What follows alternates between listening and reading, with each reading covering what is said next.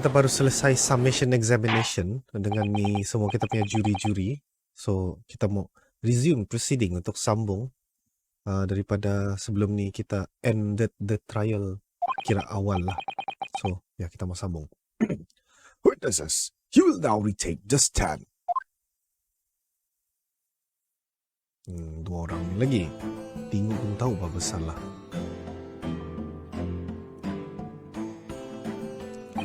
I presume you heard the defense counsel's submission examination. Oh, yeah, Governor. I did, Gov. I did. Mr. and Mr. Skulkin. God, blimey! This is going to be hard work.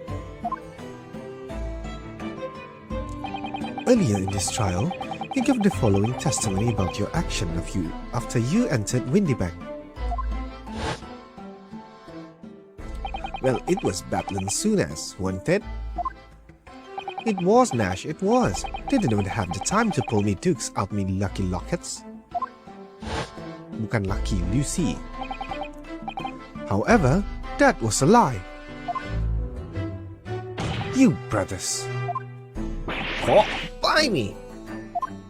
On the night in question, you rifled through the item on the victim's counter. We never nothing of the sort. Oh, how'd you figure that out? Nah, clash sudah dorang punya statement. You will now give formal testimony once again. You will tell the court precisely what happened on the night in question, and this time you will tell the truth. Each lie that passes lips. Eh ya, tak boleh buat suara dia ni.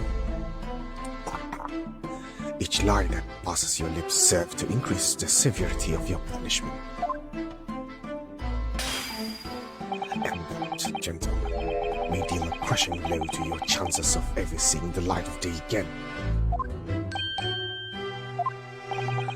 A thought worth pondering, perhaps? Say no more, girl. We in here, yeah? We'll blab, we'll squeak, we'll pitch.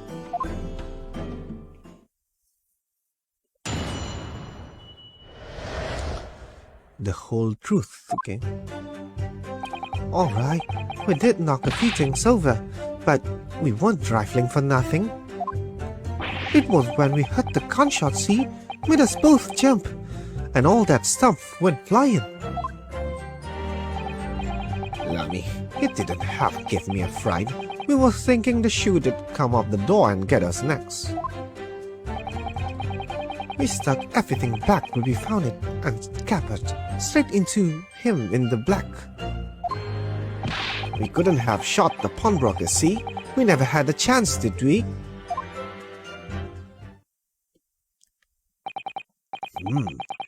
So you admit to the defense accusation? You did indeed. You did indeed ransack Mr. Windybank's countertop on the night in question. Not ransack, Governor, no. That's right, Nash. That's right. It's more like we tied it up. Yeah.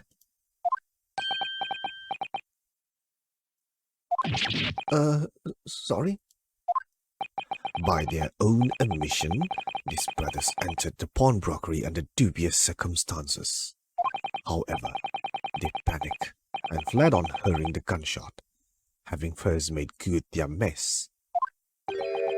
The way you said it, we hardly sound like roughs at all. We don't, Dash, we don't. Can't he make us sound a bit more cutthroat? It can't just be a coincidence that these men showed up at Windybanks that night. There's more to their testimony than meets the eye. I'm sure of it.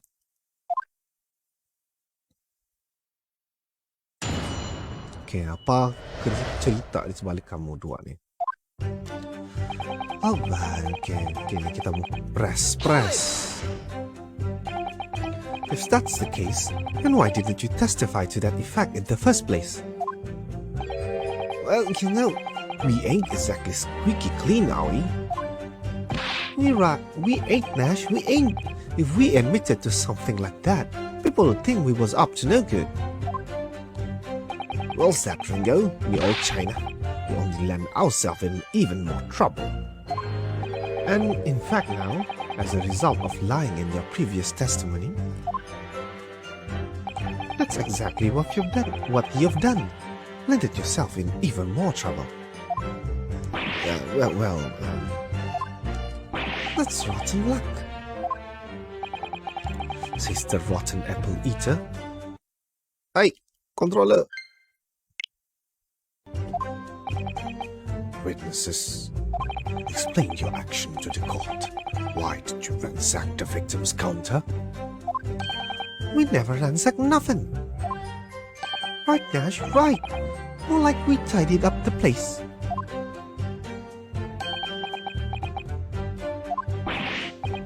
Sorry?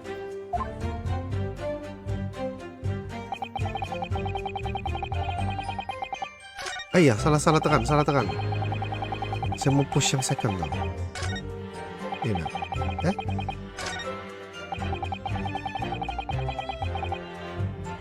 Ini kita sudah tanya. Oh, ini sudah. Kita kasih skip.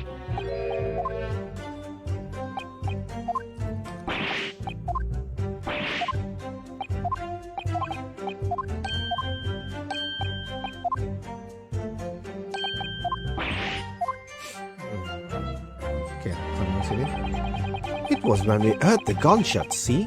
Let us both jump, and all that stuff went flying. We're flying tinggi suara kan semua. So what you're saying is,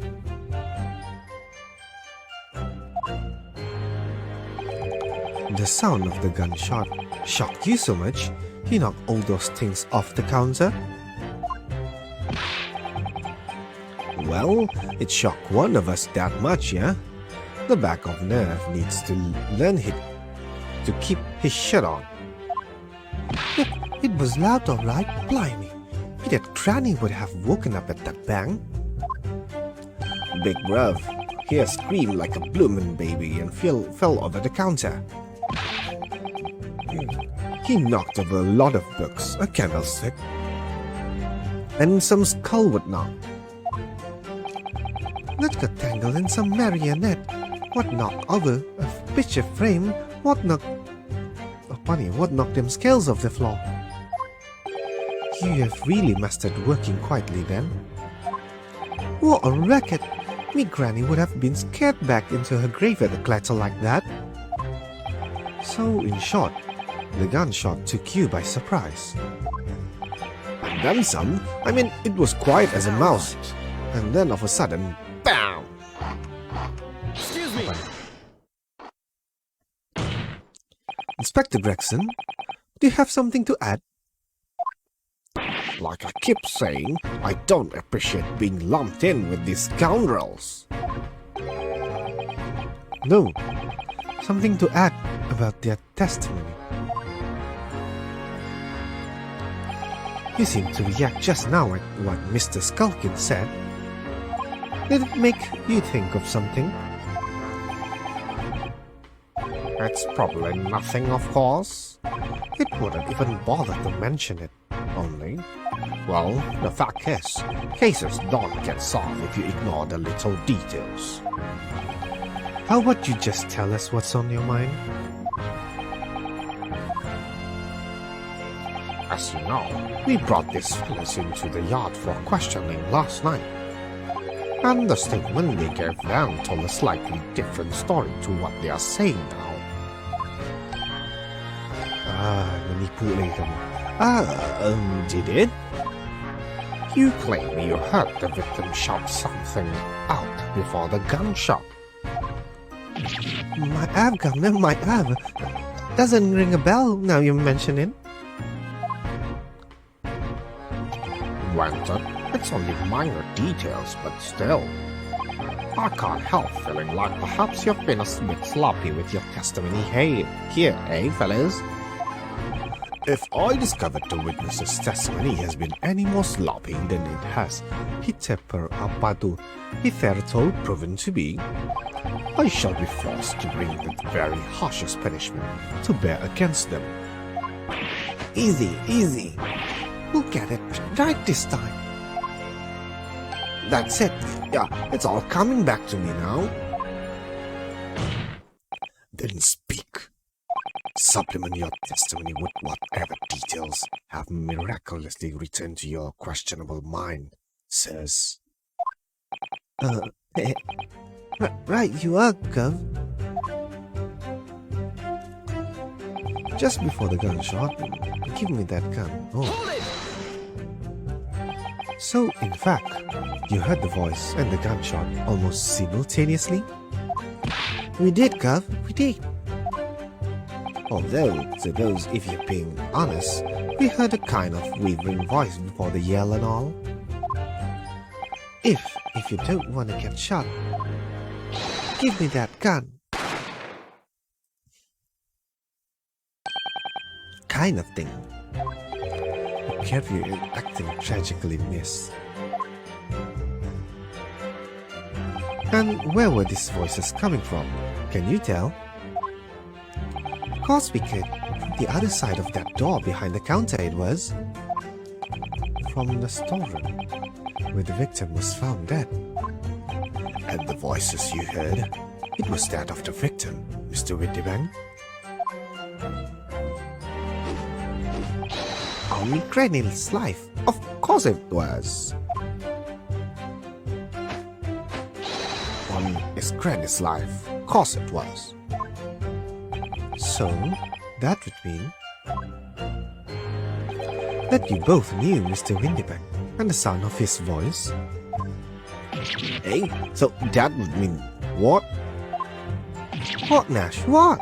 Any ideas? As counsel, indeed it would. No. We didn't know the Jesus. How am I supposed to deny it when that bloke is all that fancy clobber giving us the evil eye?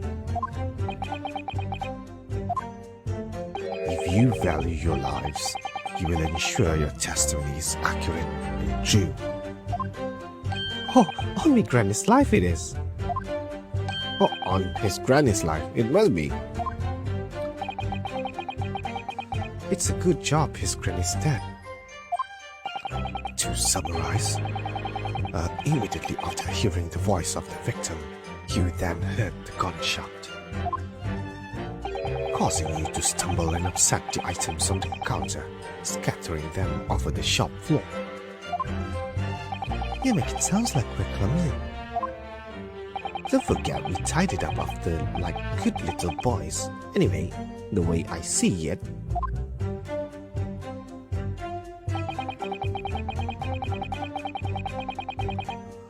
Hold it! You're saying that Mr. Windibank had a gun in his hand? Oh yeah, but that was a side game. Them two waving them guns at each other must have been pretty heated. I mean, just before he shut out, we heard that Jesus said, if you don't want to get shot. Didn't really sound like he meant it, mind. More of an empty threat, you could say. Mr. Windibank was known to keep a revolver on his shop counter at all times. People say that to protect the article in his keeping, he'd readily put a bullet in someone's head if required. Let someone being himself, of course. Good grief! Extraordinary devotion indeed, if alarmingly misguided. Well, he certainly sounded like he was ready to pull the trigger the other night. Only, the person he was gonna shoot beat him to it, cook his goose proper. Like he wished he squeezed the trigger instead of wasting time shouting, "Give me that gun!" And it was directly after those words that you heard the gunshot. It was more or less at the same time, Gov. Give me that gun! Bam! Kind of thing. Yes, career in acting very tragically miss. Then we heard the sound of someone hitting the deck. Before everything went that quiet. After that, we done a slapdash job tidying the place up.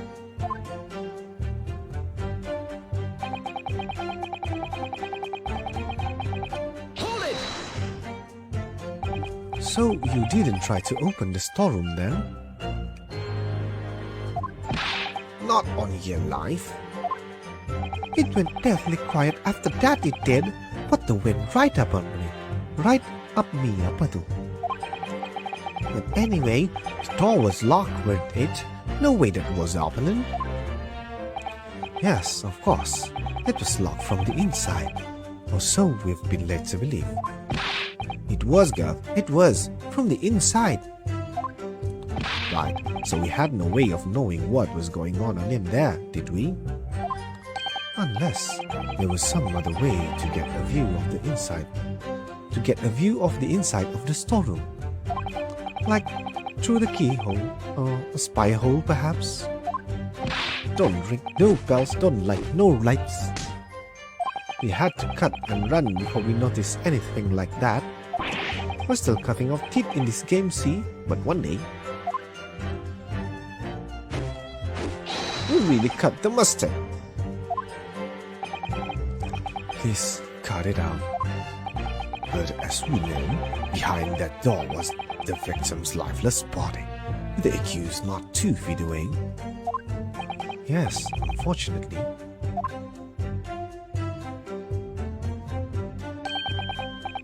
Gina was in there, unconscious, with the gun in her hand. To confirm, would it be correct to say that neither of you set foot inside the storeroom? That's right, Curve, that's right. Couldn't have it. Couldn't have, even if we wanted to.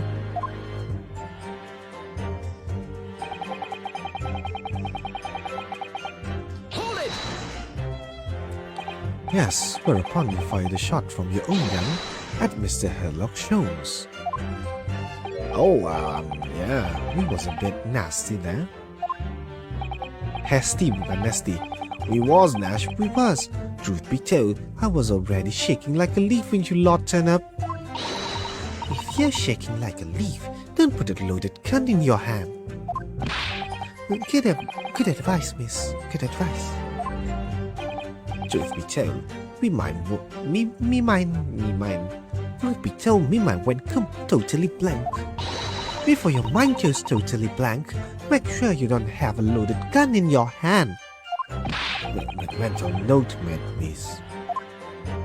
After that, we make it down the street, but apparently we look dodgy to the coppers or something. So they clapped the derbies on us like we went again. And after you have been handcuffed, the police found this revolver in your possession, correct? Well, yeah. But listen, the truth, it done it, eh? We couldn't have shot the pawnbroker, see? Hold it!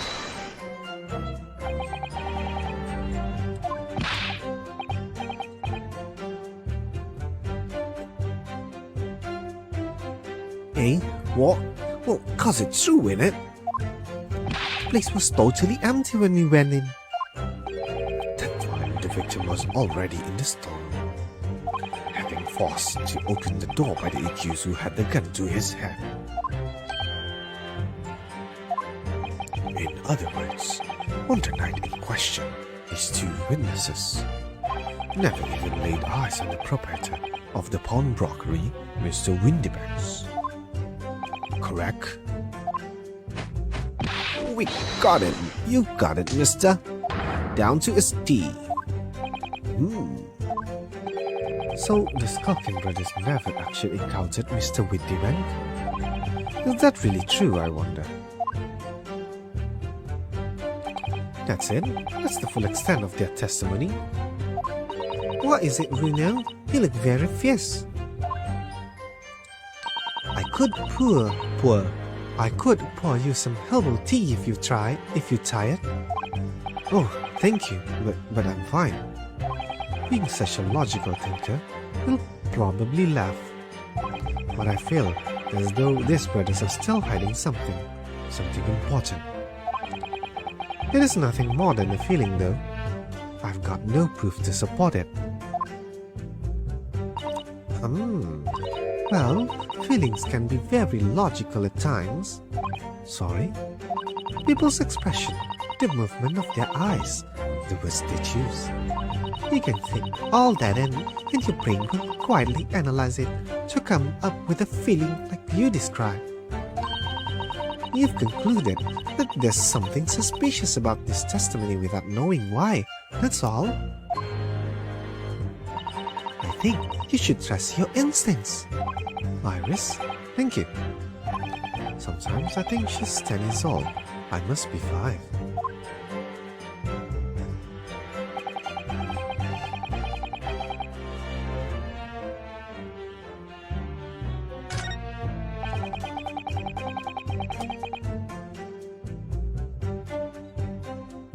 Okay.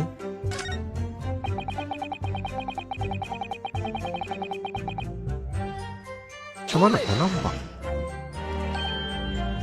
Saying no. Oh yeah.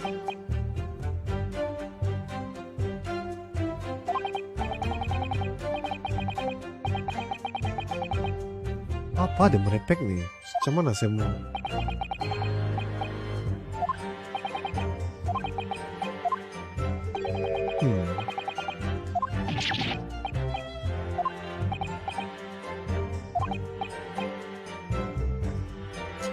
Kita mau tahu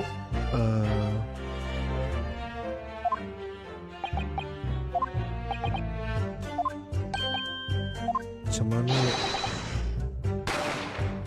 Okey, mari kita cek.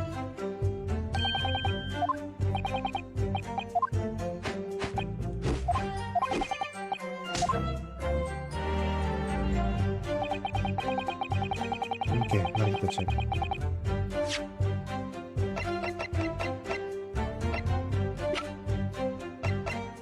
Macam mana?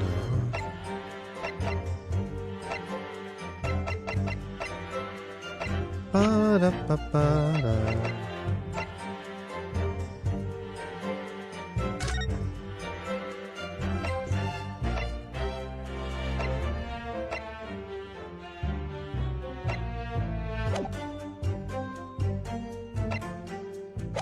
Okay.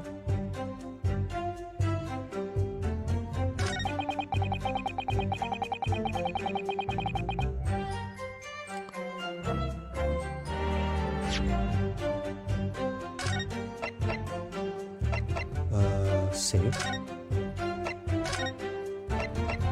Kenapa kau yang pegang?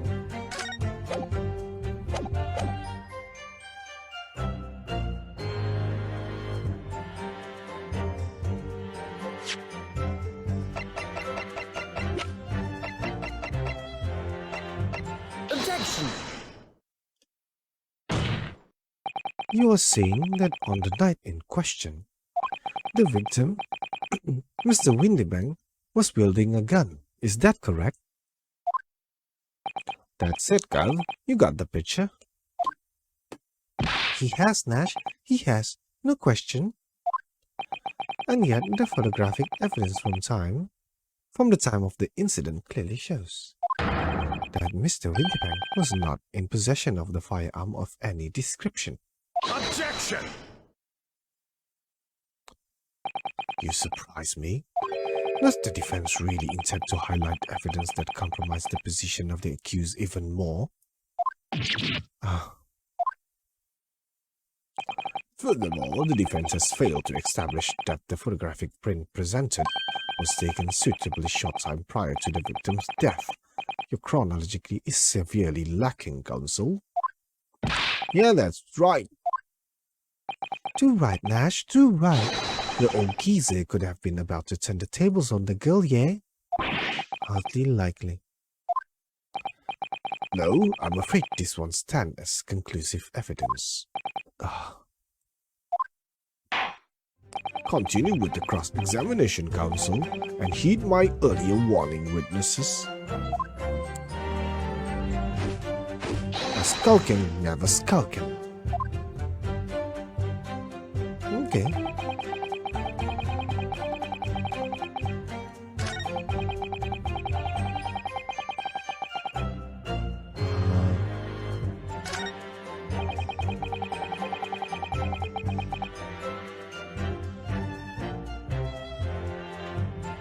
Siapa disebut nih? Hold it! Saya.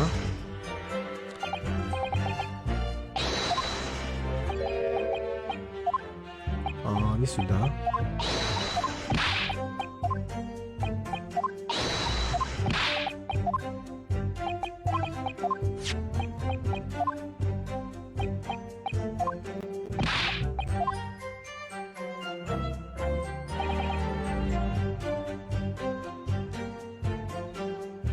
Hold it! Wah. And why should we believe that? Right? Oh, well, because it's true, in it. The place was okay.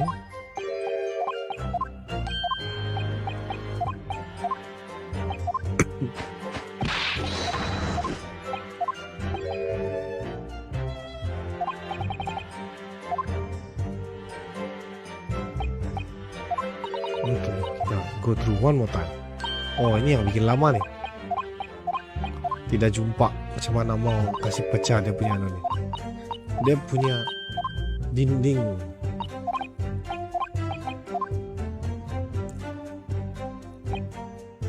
Hold it! Hold it!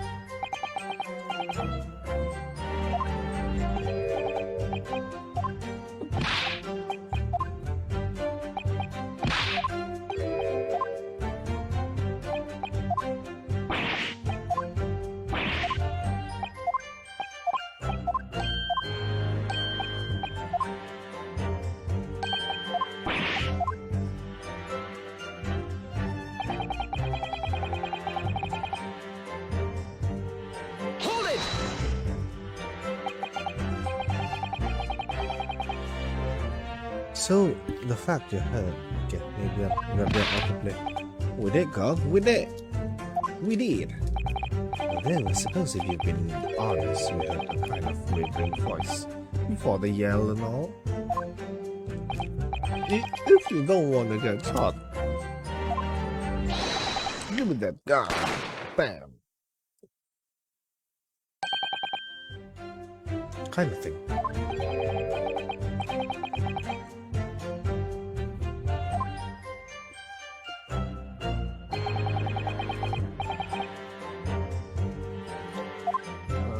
Cost method.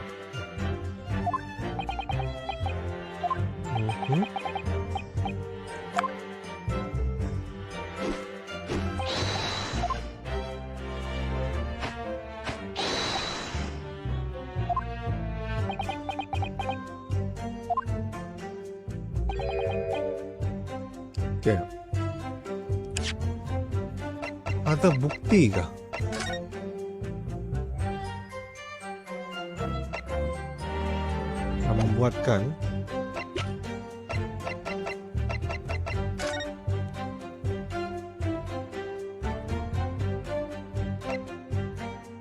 Yang membuatkan si Windy Bang kenal dia orang.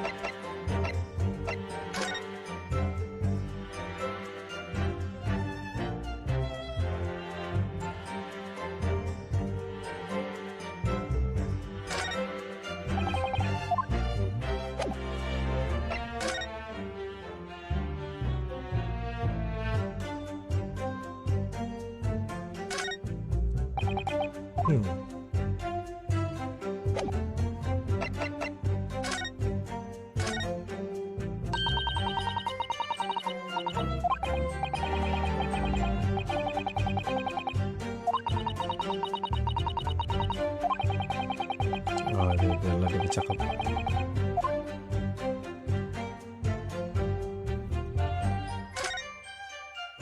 Ini sama aja.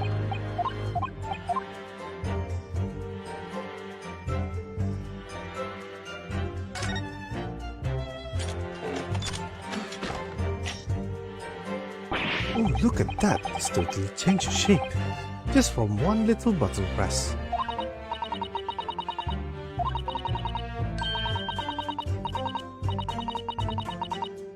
Okay.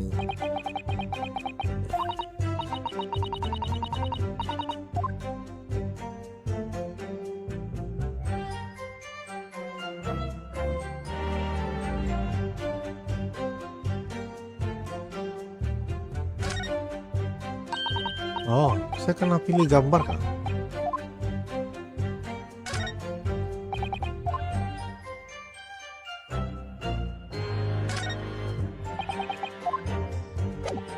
Oke.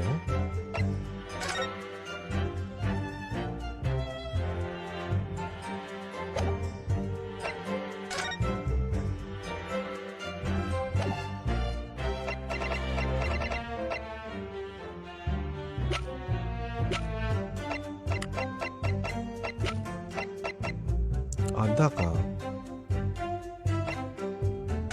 Ini omnibus. Oke, saya tidak bukti.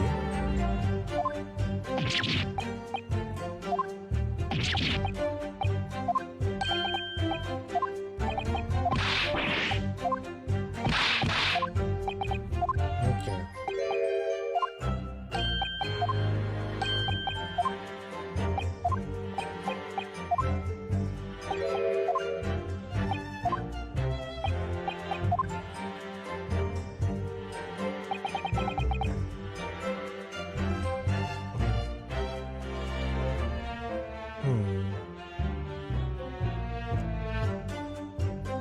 Ini kalau saya push,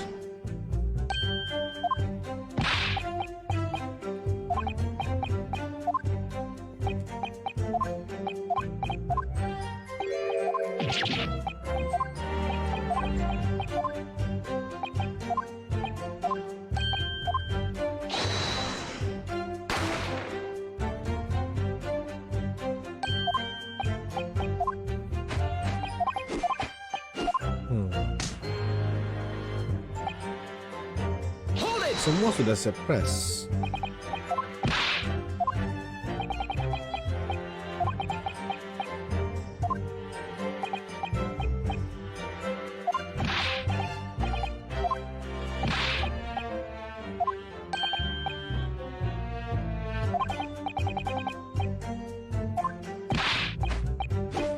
Ini saya boleh push kah?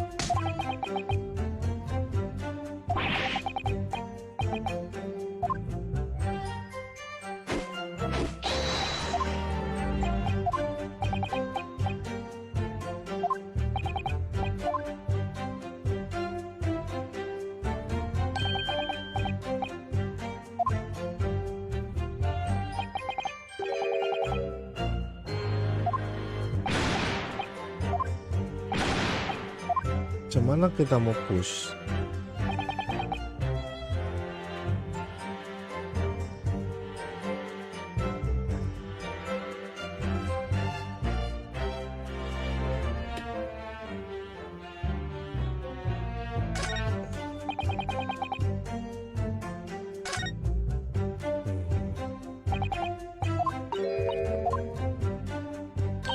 Paksalah.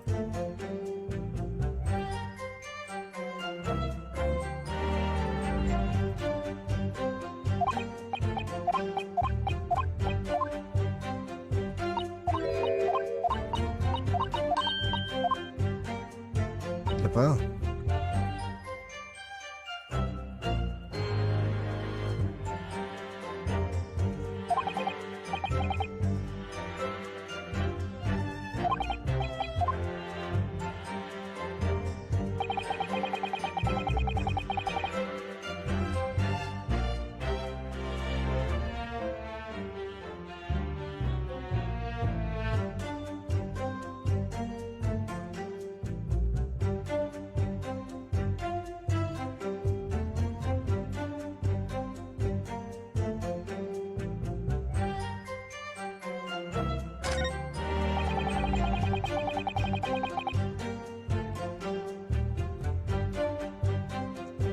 Apa?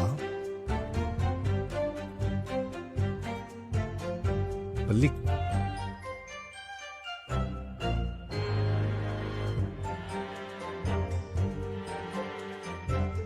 Tidak bisa apa?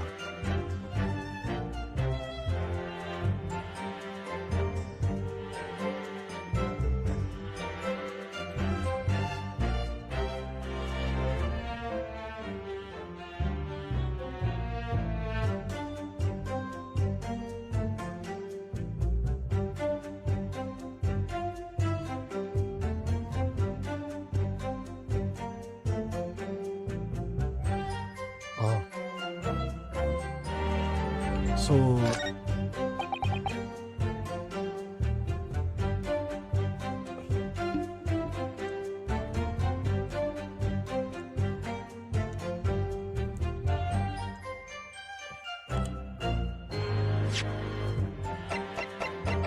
Ntar di gambar. Objection! So you're saying that on the night in question, the victim, Mr. Windibank, was wielding a gun. Is that correct? That's it, Gov. You got the picture. He has, Nash. He has. No question. And yet, photographic evidence obtained immediately after the incident clearly shows that Mr. Windibank was not holding a firearm of any description. Hey, you what? Gordon Bennett, that ain't right. Objection! There can be no question that the victim's revolver was used in the incident. I would remind the court that Mr. Windibank was found at the scene. Not only it was identified as the murder weapon, but it was found in the accused's hand.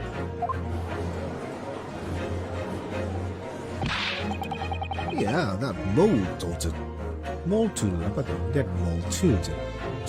used the victim's own gun to finish him off. Give me that gun. Bam. Kind of thing. Hold it! Stay exactly where you are, right there.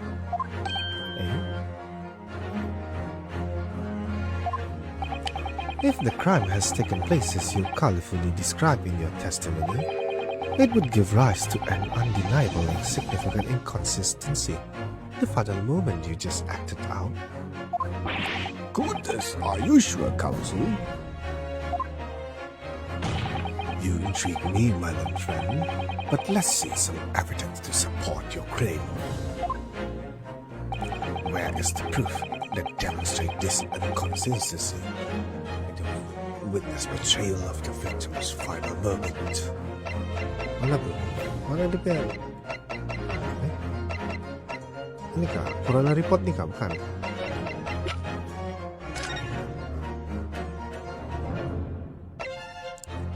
Ini ya, postmortem finding.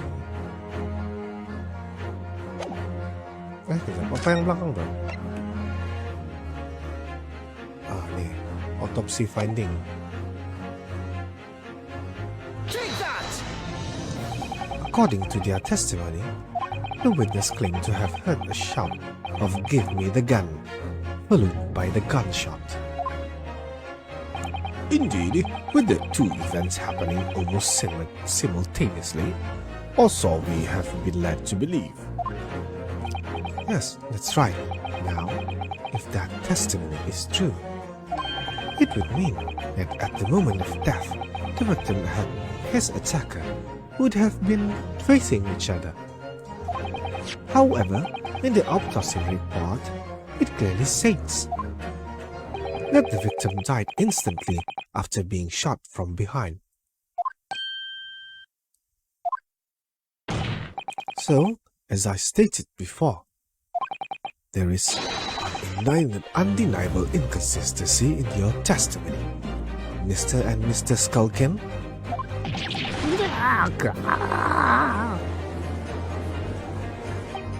But it's the God's honest truth.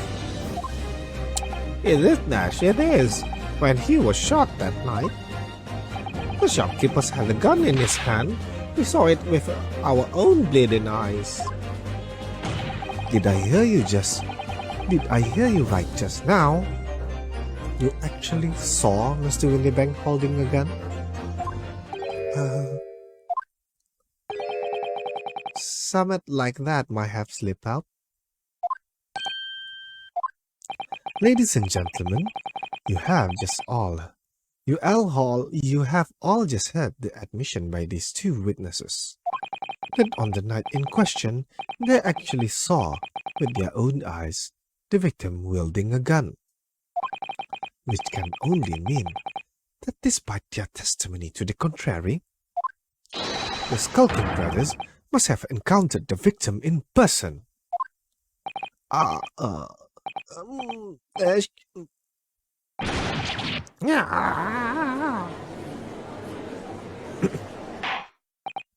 Order! Order! Witness, explain yourself at once. Well, the thing is, if we're supposed to, It would seem that my previous warning fell of deaf ears. I made it quite clear that false witness would be the death of you. Am I to understand that you replaced the untruth of your original testimony with renewed lie? I'm ever so sorry, Governor. True with, Cut it out, Daddy, cut it out. if you blab now, you know what he'll do to us. He? Who are they talking about? Let me make your position here perfectly clear. You will talk. There is no other options available for you. Well, come on. The game's up. But, he'll have our guts for cutters. In case it hasn't quite sunk in yet, no matter how hard you try to hide it, the truth will come out.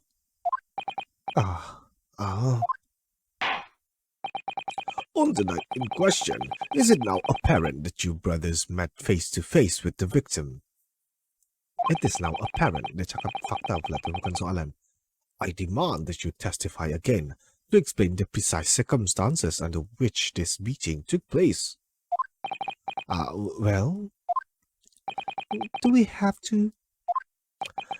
On pain of death. I suggest you make yourself fully aware that this is your very last chance to tell the truth.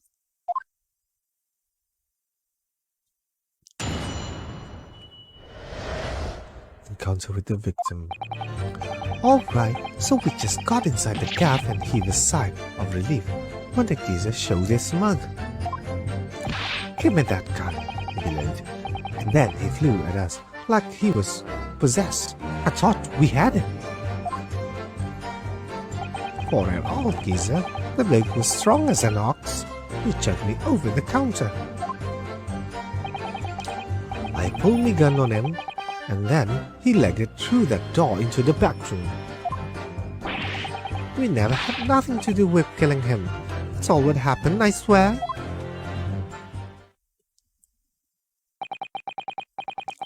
So you're telling us that moments before the victim was killed in the storeroom, you were in fact encountered him in the main part of the shop. Well, yeah. Sorry. Well, we find ourselves at an interesting juncture. This changes matters considerably. But, honest, Governor, this time, Nash, we ain't got nothing more to hide. very well, counsel for the defense, you may proceed with your cross-examination. Yes, my lord. This is it, the moment I've been waiting for.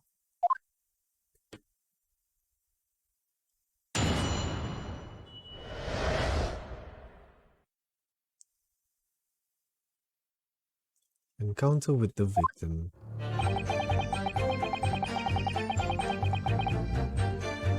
Okay. Hold it!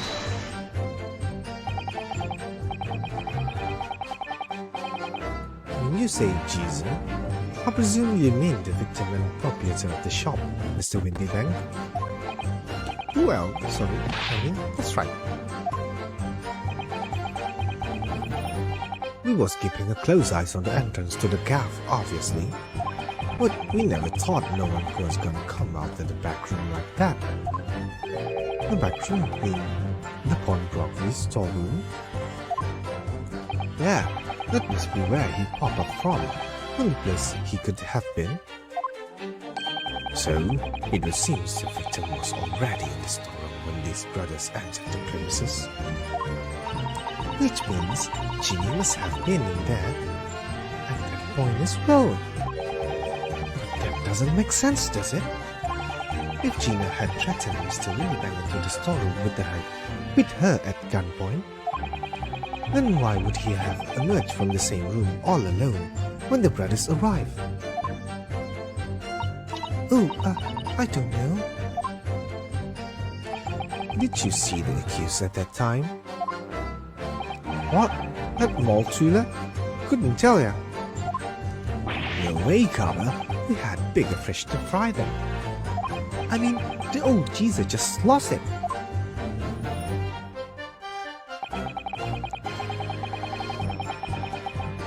Hold it! You mentioned that Mr. Windybank shouted those words in your previous testimony too. However, claim that you heard him yelling them at on the other side of the storeroom door. Did we? But the truth is, he was shouting those words to you, wasn't he? Well, yeah. Was the victim Mr. Windybank wielding a gun at the time? Was he ever? Blimey, Larry. A great ugly barrel he had, pointing straight at me Franz tipis apa tu. So what you're saying is, you definitely saw Mr. Windybank with the gun at the time. Is that right? It is, Cal. It is. Spot on. Then all of a sudden he came to us. He did. It was bedlam. I didn't know who was going for who. You were clearly all going for each other. Like Nash said, I thought we had it. I mean...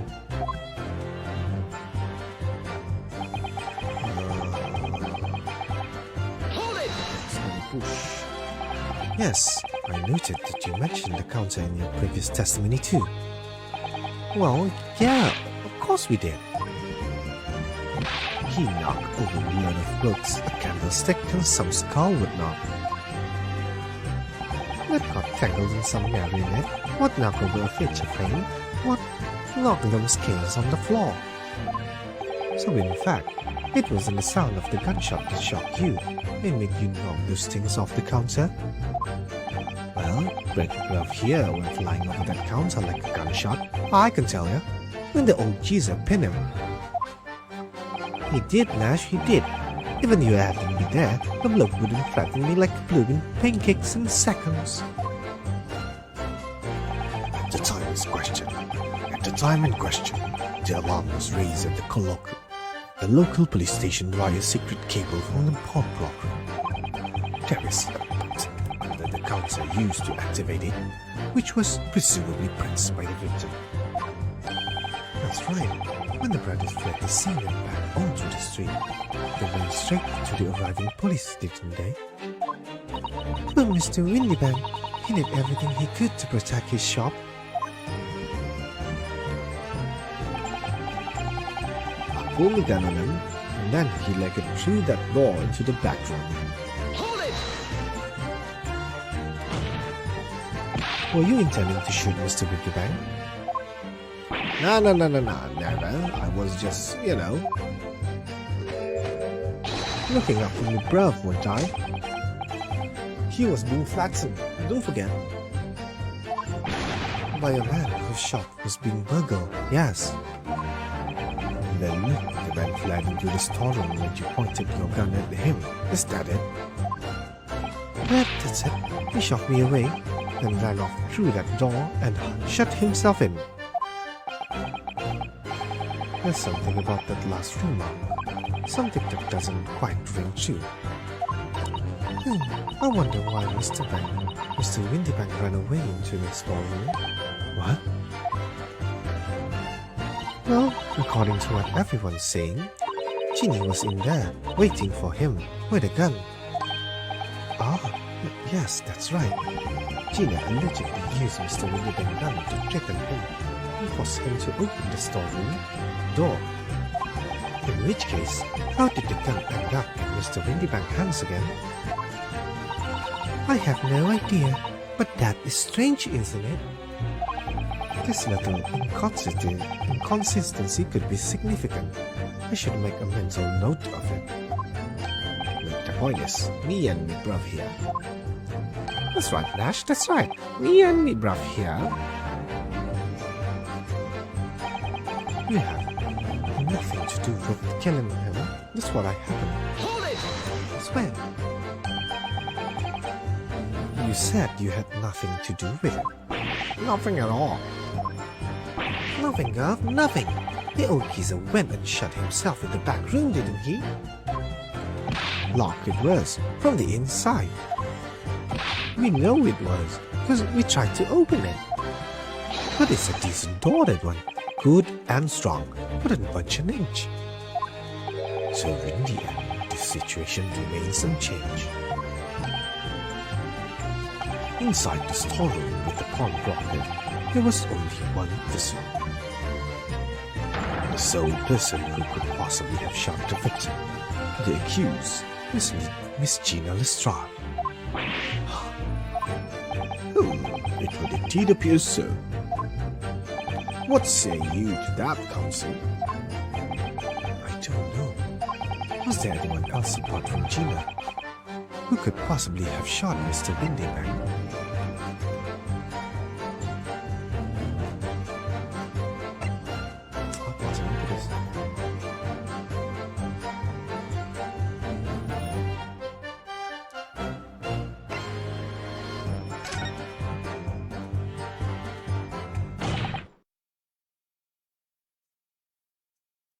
Mr. and Mr. Skulkin?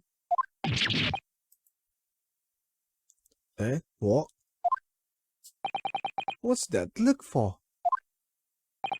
From the moment you admitted that you encountered the victim face to face that night. In the course of this trial, changed completely. Did?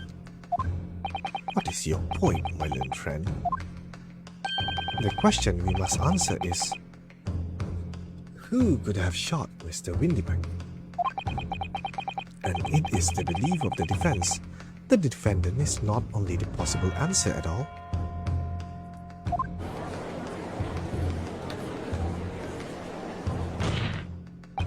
You have my attention.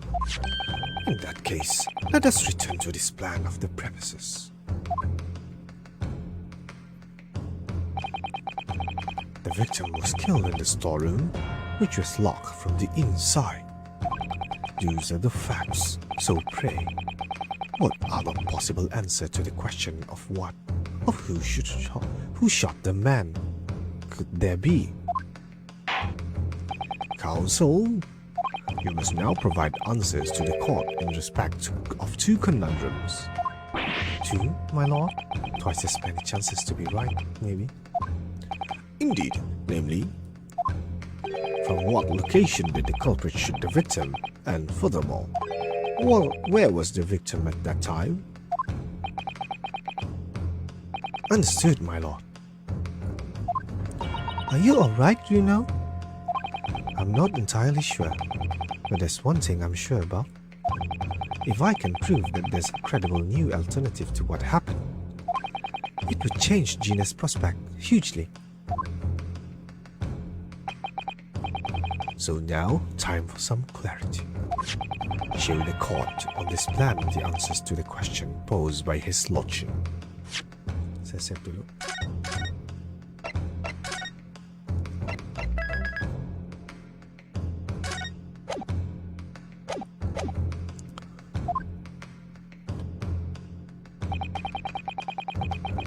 If you believe someone else could have killed the victim, indicate from where that person could have fired the gun.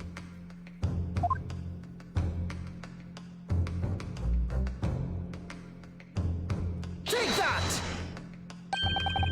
The defense believed that the culprit could have shot the victim from this location here. And in the answer to the second question, assuming the culprit fired from the location indicated, where was the victim at the time? Take that!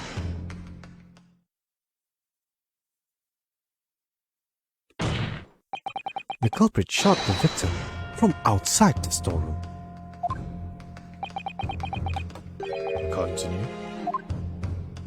Mr. Windybank died instantly from a bullet wound in his back. Aduh, sorry. Looking at the stain of blood on the storeroom floor, it doesn't appear that the body was moved after death, which tells us that he almost certainly shot while he was in the storeroom. However, the crucial point is, where was the shooter when the fatal bullet was fired? So you are adamant that the shot was fired from outside the storeroom? Well, according to the Salkin brothers' earlier testimony,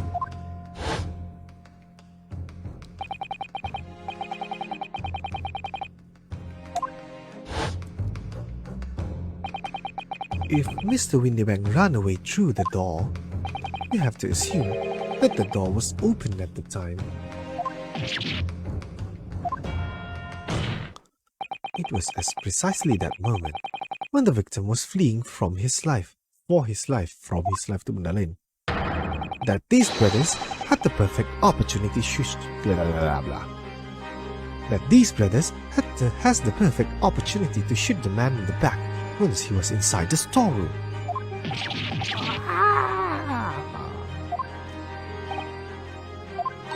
Come to think of it, do you remember what the prosecutor said at the start of the trial? Moving on the finding of Scotland Yard's coroner, his report states that the bullet entered the body On a rising diagonal trajectory. It means the victim was likely shot by someone significantly shorter in height than himself.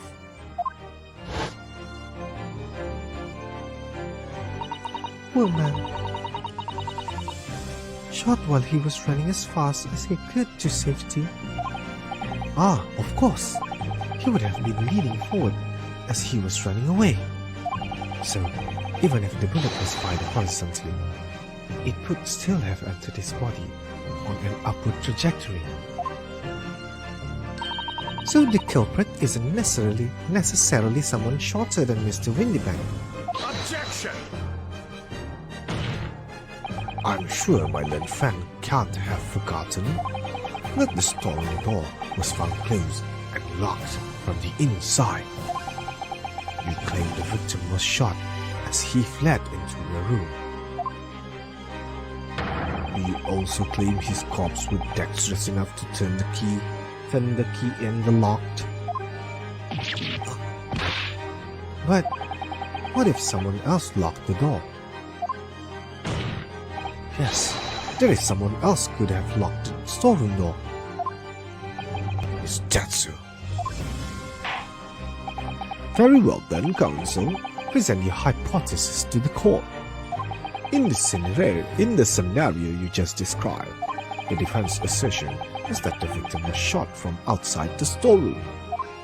In which case, who shut and locked the storeroom door from the inside? Dia kan si Gina kan.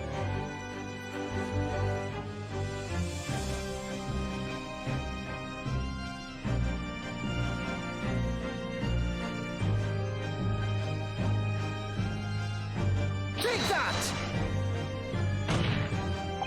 Obviously, the person who locked the door was the only other person inside the storeroom at the time. The defendant, Miss Gina Lestrade. Objection! That's absurd. You're suggesting that the accused deliberately engineered the sealed room? For what possible reason? Such action would only serve to tighten the noose around her neck.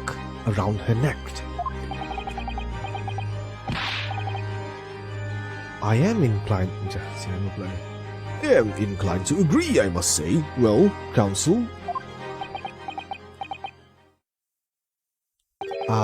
Yes, that's a tricky one, that, isn't it?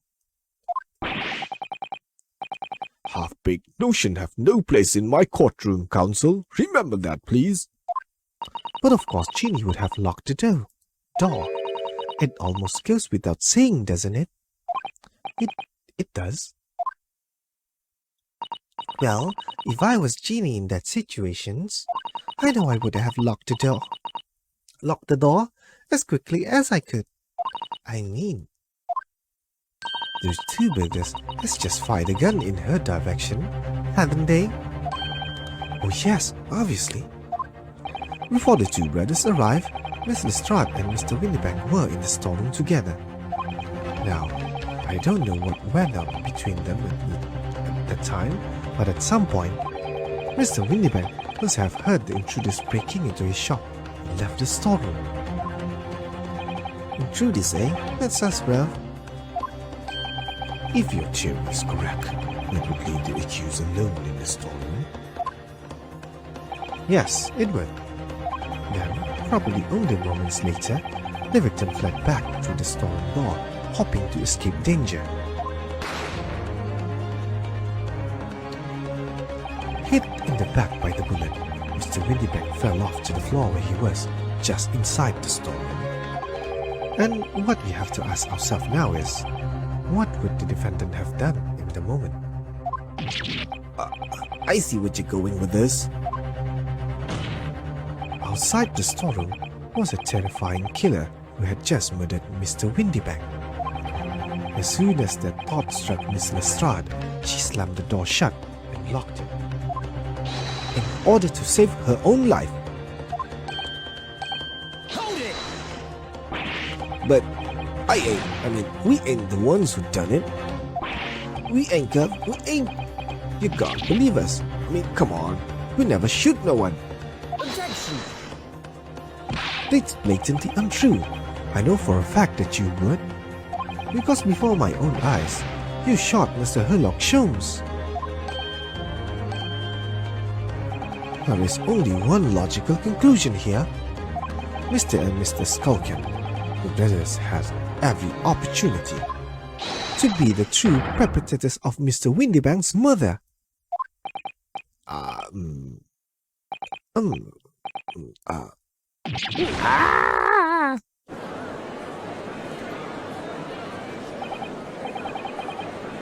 Well, you mean to say it wasn't the pickpocket who shot the pawnbroker after all?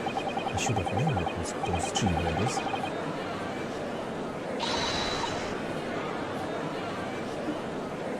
That was amazing, you know. All the members of the jury seems to be firmly on your side now. I know, first time ever, and probably the last. Well, I think you've done it. Surely they'll have to give a verdict of not.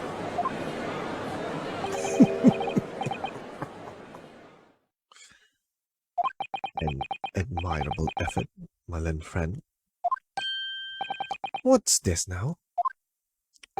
He's laughing. You find the situation amusing, Lord Fancies? I myself find the defense argument most persuasive.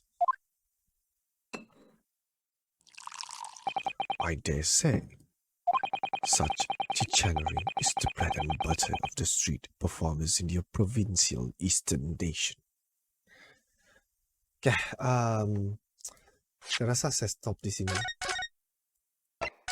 Nanti saya akan sambung lagi. Apa last time aja deh. Kita cek dulu.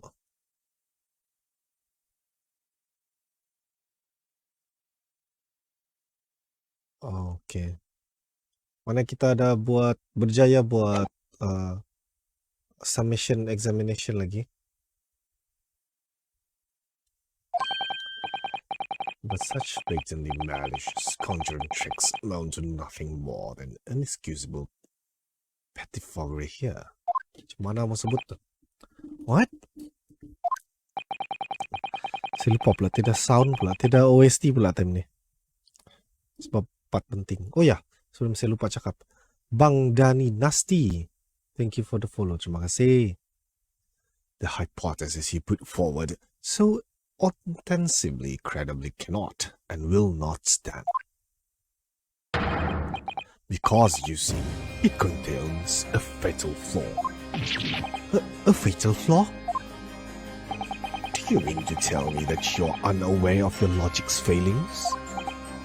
I say, Lord Van Zeeks, Might an idea to explain these Malay conjuring tricks or whatever it is to troops on the ground? The fatal flaw in my learned friend's argument is really very simple to understand. Assuming you're not too dim-witted to count bullets. By George, count bullets? Oh dear. He noticed them. Huh? What's everyone talking about? Counsel. Yes, sir. Tell the court how many bullets were found at the scene of the crime. Two bullets. Correct. The first, that which hit the victims in the back, ending his life. And the second, that which struck the detective. The evidence will Mr. Herlock Jones on his arrival at the scene. Saya nak boleh buat suara lah. Indeed. The judge presented a picture showing the damage caused by the second bullet earlier in the proceedings. Ay, controller pula.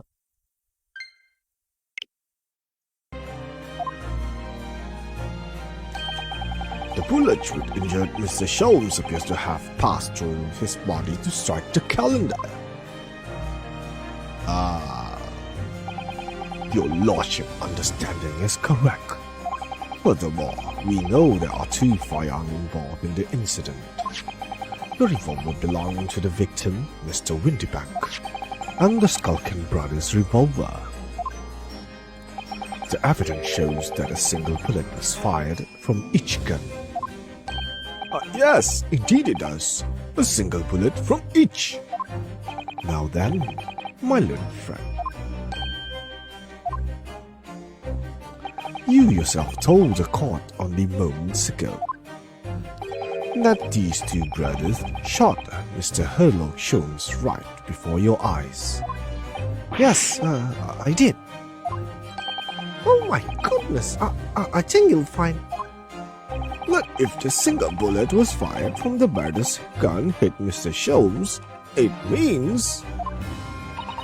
Windybank not shot by the same gun. Stop. Only one bullet. Stop. Exactly. Yes, this Nippon Street performer presented an offensively credible argument. However, it was never anything more than a diversionary trick with no hope of standing up to scrutiny.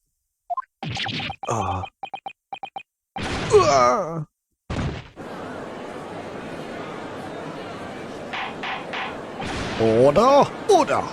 Order! Pray forgive the discourtesy of flinging the dregs of this hallowed nectar into the public gallery. Lord Van Zeeks! But this court needs to open its eyes. The accused, Miss Gina Lestrade, is no ordinary little girl. Despite her young years, she can, regrettably, no longer described as juvenile. No, the person in the dock is far from a law-abiding citizen. She has past riddled with criminal conduct. The truth is, the accused broke into the pawnbrokery on the night in question with a loathsome intent. As we can see beyond doubt in this print, which depicts her threatening the victim with the murder weapon.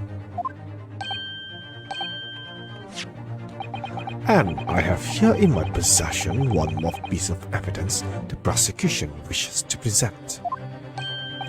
That desk.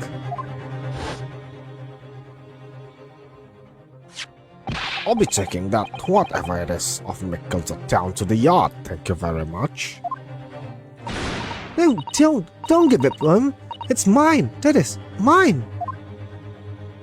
I'm sorry, miss, but anything belonging to McGilder has to be taken in as evidence now. Yes, that music box disc. McGilder's music box disc. The very day before the hateful murder of Mr. Windybank, The accused attempted to make off with this article, which clearly doesn't belong to her, and with none of the subtlety of a pickpocket, I might add, but by brutal force and brazen impudence. Good gracious! Make no mistake, any sympathy for the accused on accounts on her years is misguided and dangerous. There are no doubt to which this girl would not stop, would not stoop, if pushed, no crime she would not commit.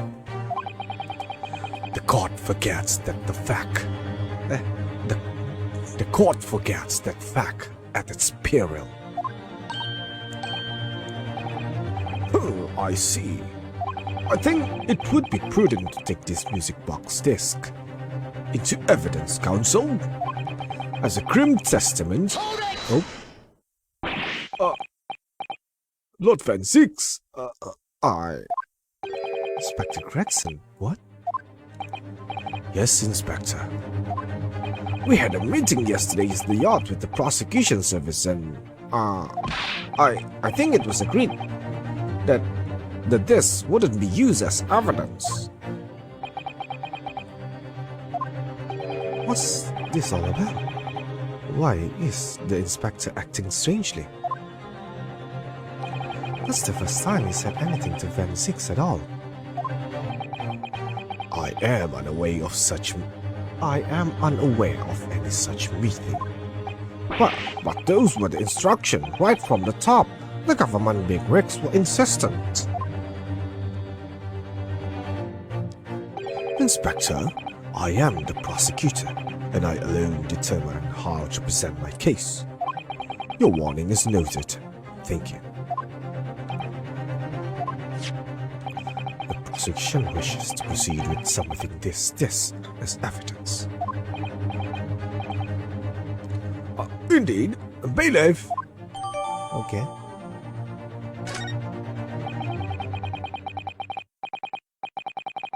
Saya mau cek dulu. Music box this, apakah warna darah engkau?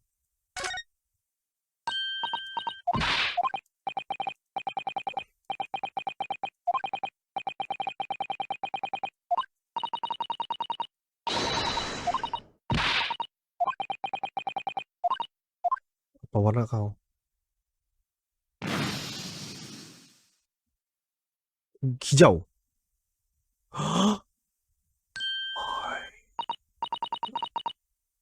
Ooh, a lovely bright shade again. Wait, that color. What is it? It's just that green. It's not the first time we've seen that color, is it? Oh ho.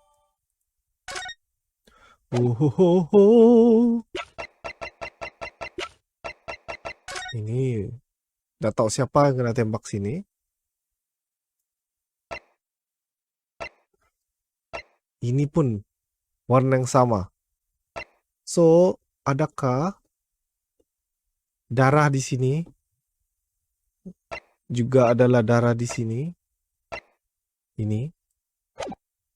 Dua kali kah saya letak tuh?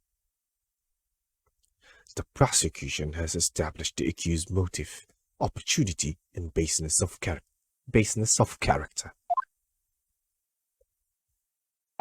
There is nothing more to add.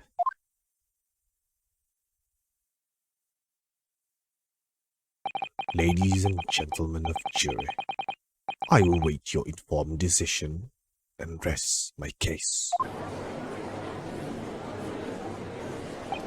I don't believe it. I had the jury on my side for once, for all of 5 minutes. Oh dear, it wasn't even for 5 minutes, Reno. My lord, wonder if I might say something at this point? Proceed, Mr. Foreman. Been stumbling about in a bit of fog up to now, if truth be told, but all of a sudden, the answer's barely obvious to me and my men. There's only one thing for it. Oh no. Very well, the court will hear from the jury. Ladies and gentlemen, you will present your leaning as to the defendant's culpability. Guilty. Guilty. Guilty. Guilty. Guilty. Guilty. Guilty. Guilty. Guilty. Guilty. Guilty. Macam mana mau buat suara dorang semua? Guilty. Oh, lagi. One more. We have a consensus among the jury, it seems. When you have eliminated the impossible, whatever remains must be the truth.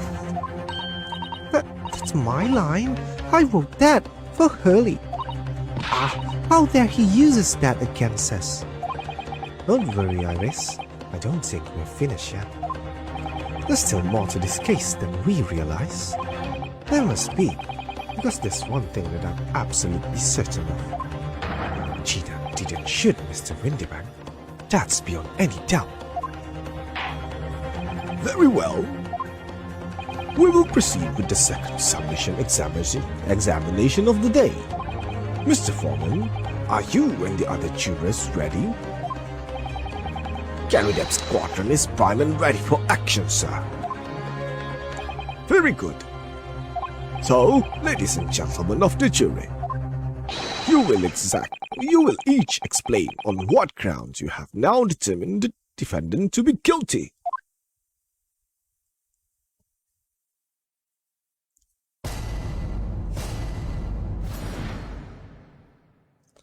Okay. Once a rogue, always a rogue. Remember it to us law-abiding citizen. Okay.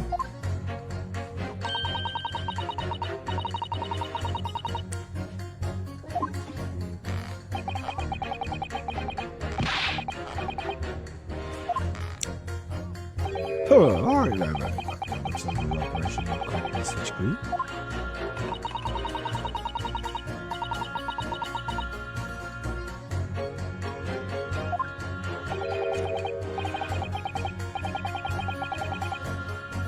Oh.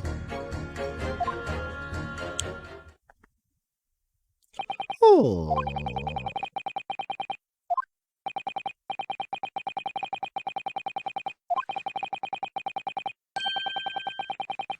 Hoodwinked? Well, no more. The whole courtroom is turning against me. It's not fair, Iris. The prosecutor's being mean. Just because Jeannie had done some things she shouldn't have done in the past, that doesn't make her a murderer. Something like that, yeah? Allow me to savor this fruity vintage while I savor the spectacle of fruitless debate on the matter. Here's to the truth coming out eventually. That's enough preamble. Counsel, proceed with the submission examination.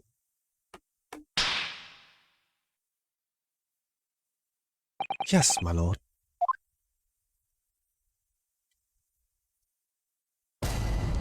Jury examination. The defense report. Hold it! Just because Mr. Lestrade.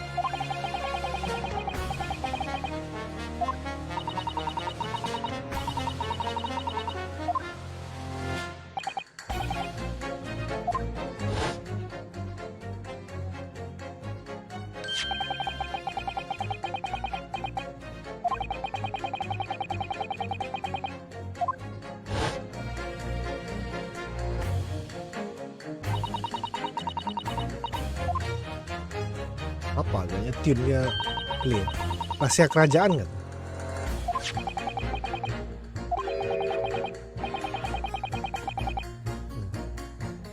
Ada lagi selain darah tuh? Ada di depan atau di belakang? Selain ngegilded 4 mungkin.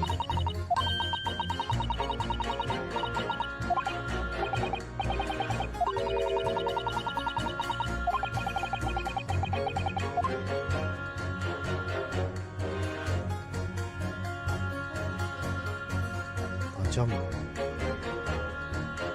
Fuck. Mana nih darah si anu lah kan?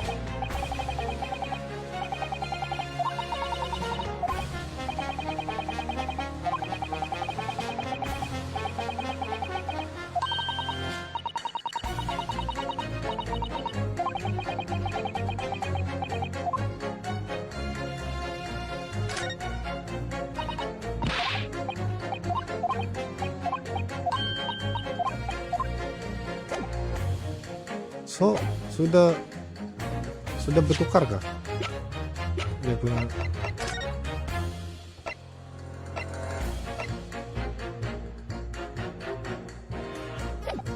Hai? Kalau kau sudah tahu warna hijau?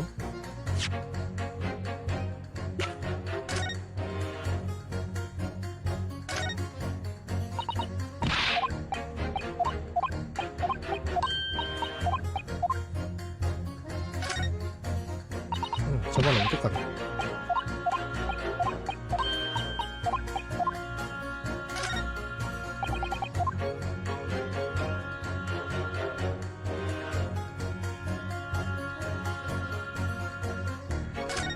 Ini siapa?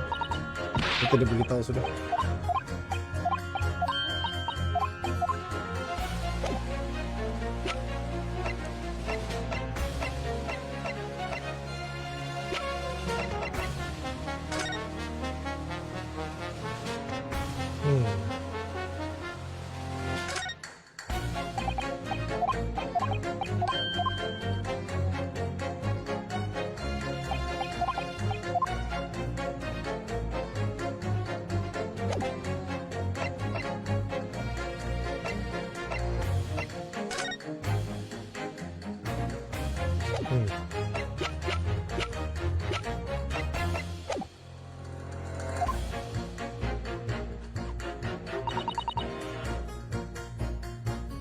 Saya teruskan menanya. What's the number? Only 2 bullets were fired, and the 2 bullets were fired by the police.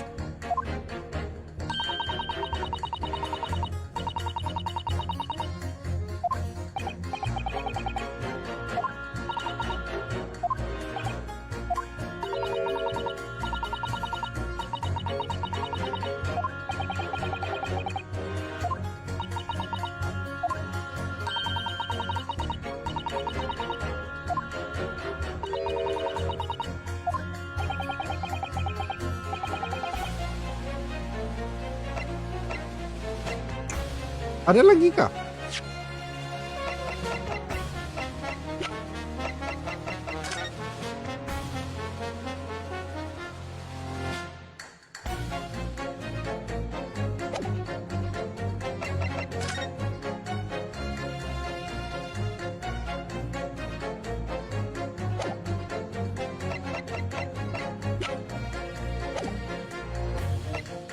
Wih, ada kan nih?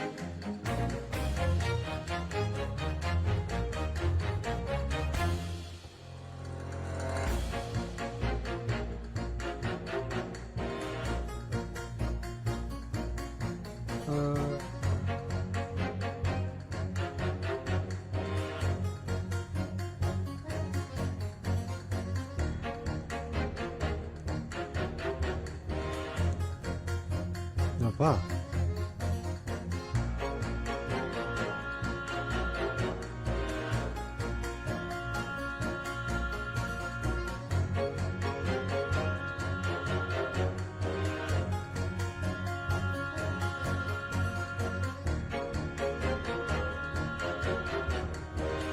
Oh.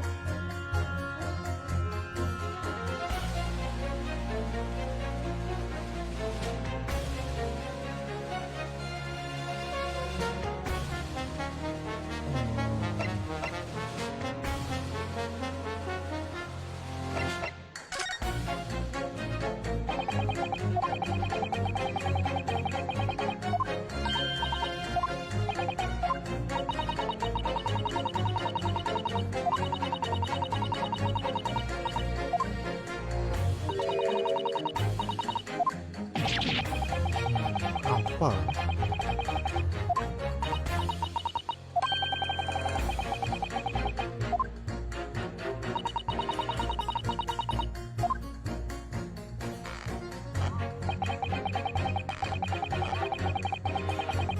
Hold it! So, Ep5. Rasanya kalau suara Naruhodo saya boleh buat macam biasa. So, if I understood correctly, you need two pictures. A left one, a left eye one, and a slightly driven right eye one. Exactly. Then you can see scene in 3 dimensions. So, if we have 2 bullets, then suppose you can't see anything useful with them. Imagine you'll find, no matter how much you squint, the truth of the situation always look the same here. The only person who have shot the victim is that the girl in the dark. How can you be so sure of that? Think about it. This girl can rather shot a great detective, didn't he? Yes, it's been mentioned once or twice. Well then, surely it's coming into focus now, isn't it? This is a waste of time. I'm not going to change the minds anytime soon. Whatever. Hold it! Would you please stop muttering about things that have nothing to do with this trial, sir? Defendant's life is on the line here. Well, the two is I could really say that there's nothing to do with this trial, to be honest. Huh? I mean, there's no question that the man was shot, but the bullet has simply vanished from his stomach. It's quite inexplicable. Inexcusable. I almost don't want to ask, what is surgery you've been muttering about all this time? You were operating on... What was the fellow's name now? Herlick? No. Herlock? No. Firelock? Herlock Sholmes, by any chance? Yes, good lord, it was Herlock Fellow! What? You're the surgeon that operated on Mr. Sholmes? That's right, using the very latest anesthesia technique, I might add. It was a fairly major op, I can tell you. This is crazy. Let me see, the fellow was brought in not long after the midnight, if I remember correctly. They said he'd been shot by some criminal or other, so I opened him up like a shot. But the funny thing is, I went over inside with a fine-tooth comb and couldn't find the bullet anywhere. So I'm afraid I had to throw up my hands and just stitch the fellow back up. I had to state the obvious, but... Yes? Surely that's because the bullet's still at the scene of the shooting. The counsel for the defense is correct, as is clearly shown in this photographic print.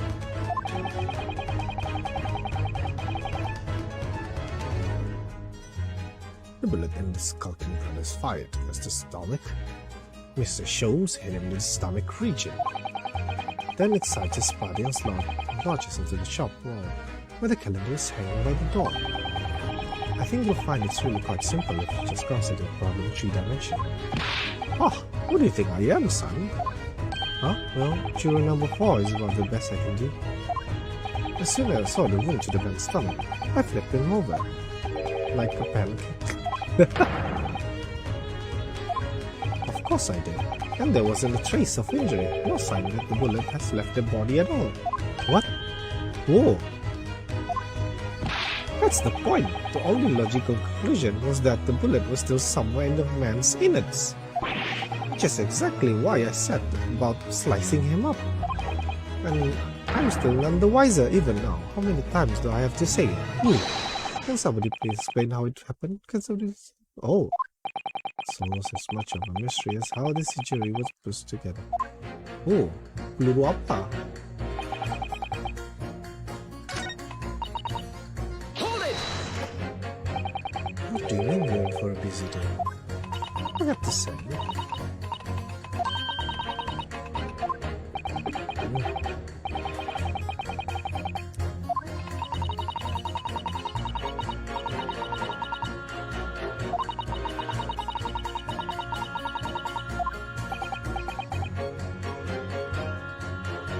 Wow.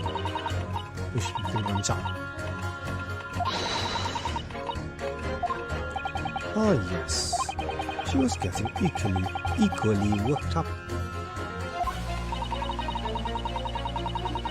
So, paling rancang.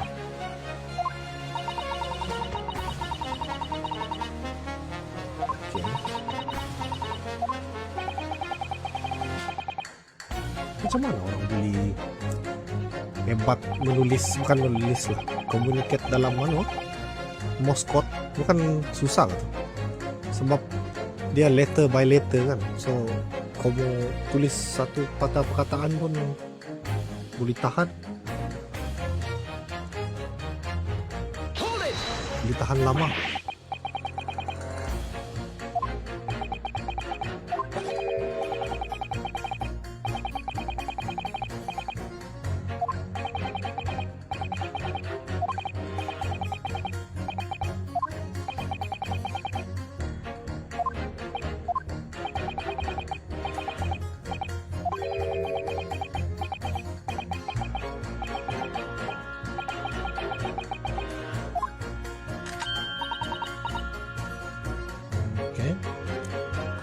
Extreme violent bloodbath, perhaps. Those extreme violent bloodbaths.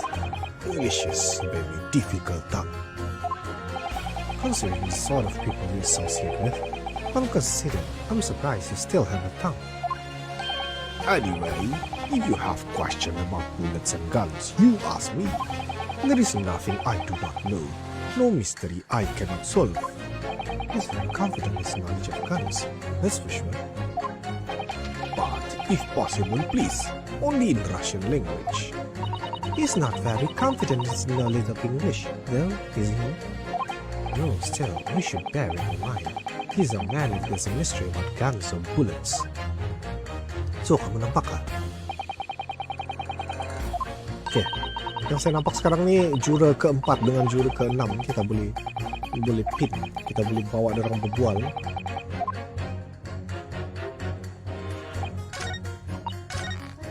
Ini. Nah, pasal dia cakap bulat, dia tanya, gimana kau bulat? Attention!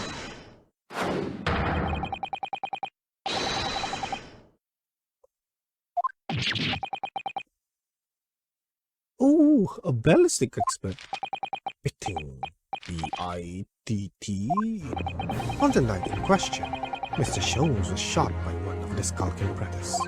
But since there was no sign of an exit wound in his back, we must assume that the bullet didn't pass through him. However, no bullet was found lodged in Mr. Sholmes' body either. Furthermore, a bullet was found lodged in the wall of the shop where Mr. Sholmes was shot. Juror number 6. Hello, my name is Villain. Nice to meet you. This apparent contradiction in the facts that is so clearly troubling juror number 4. Are you able to explain the mystery? I have seen very similar situation in Murderland. It was night. There was blizzard. I was running away along mountain road in freezing road. Golly, the snow was piling high on both sides of road. It was very narrow and dangerous. My pursuers had run hunting rifles and they were on dog sleds. Mental note, don't ask too many questions. I was shot from behind and fell down in snow. And the situation was very similar to what I hear today from doctor. They could not find bullet in my body. And no sign of, how do you say, exit wound. Then where did the bullet go? Bullet never hit me. Well, if it never hit you, what did you fall down? Bullet hit frozen wall of ice very close to my side. What? One small piece, very sharp, broke away from lump of ice and pierced my body. It made deep wound that looks just like bullet wound. Good gracious. Of course, piece of ice quickly melted inside me. That is solution to mystery of disappearing bullets. But that doesn't answer the question at all. Huh? The shooting happened in the pawnbroker shop, Not some snowy mountain road in another country. Just an idea, but we might not be looking at exactly the same scenario here. You know, where exactly was Hurley shot again? Well, according to the report, in his stomach. Sort of around this area, I think.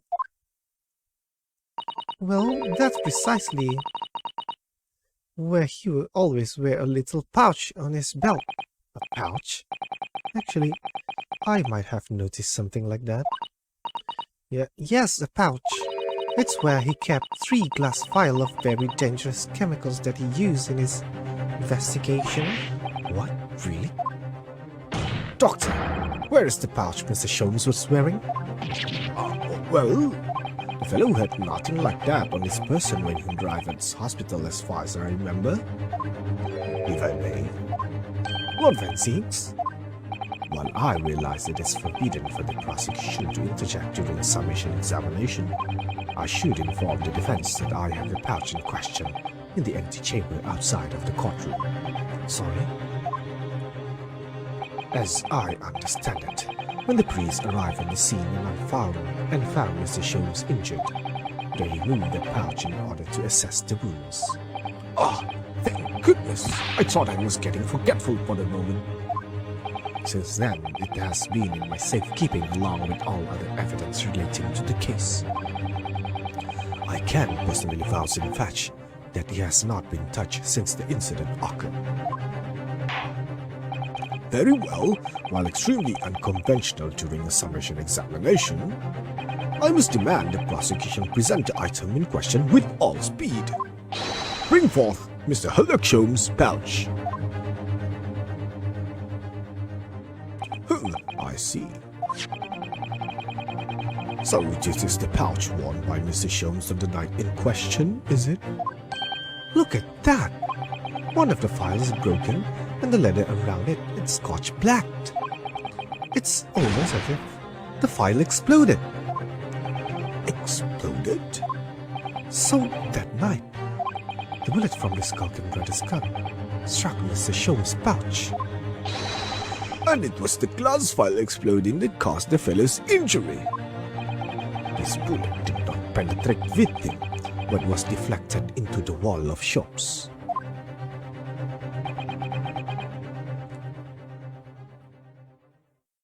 A delightfully complex aroma. Well, it would appear one mystery has been solved at least. Though it has no bearing on the truth of this case. The bungling and the burgling brothers shot the detective, and the accused shot the pawnbroker. The pertinent facts of the case remains unaltered. But at least the mystery is solved. I can sleep easy tonight. Thank you, young man.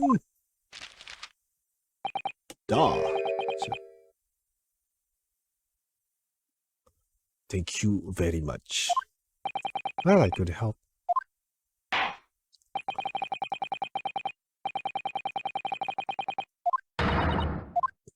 Oke. So, mari kita tengok tuh.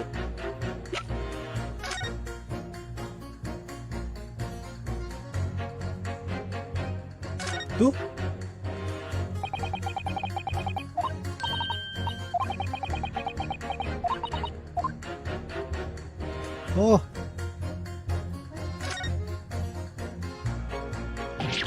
What the?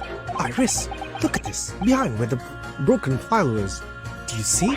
Ah, that's the Skulking Brothers bullet. What a stroke of luck that it hits his pouch. That's it.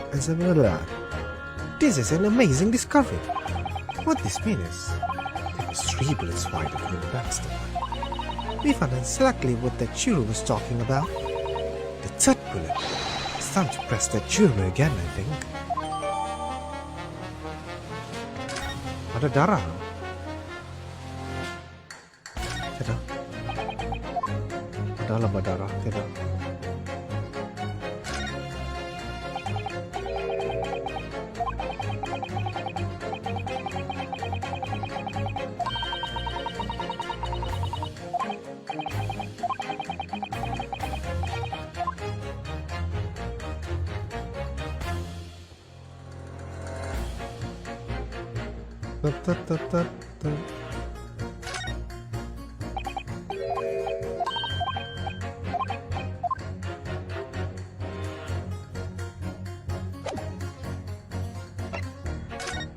Ada darah.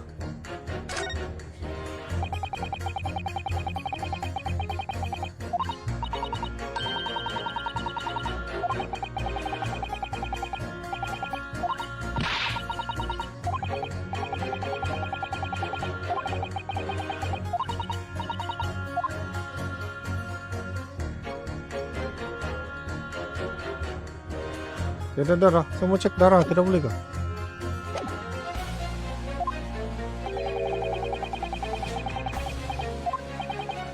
Please, Malay, a little more time. Wow, what's the need this offer? And if we can't afford to lose, we'll just skip again.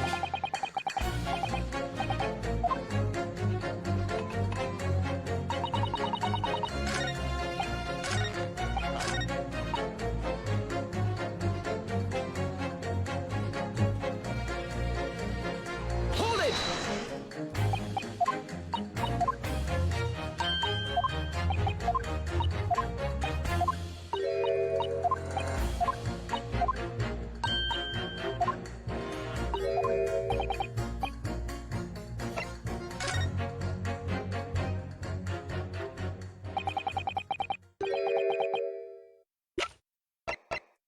Take that!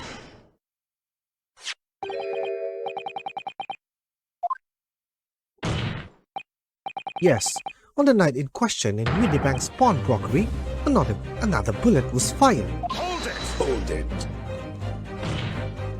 What is this new trickery you Nipponese conjurer?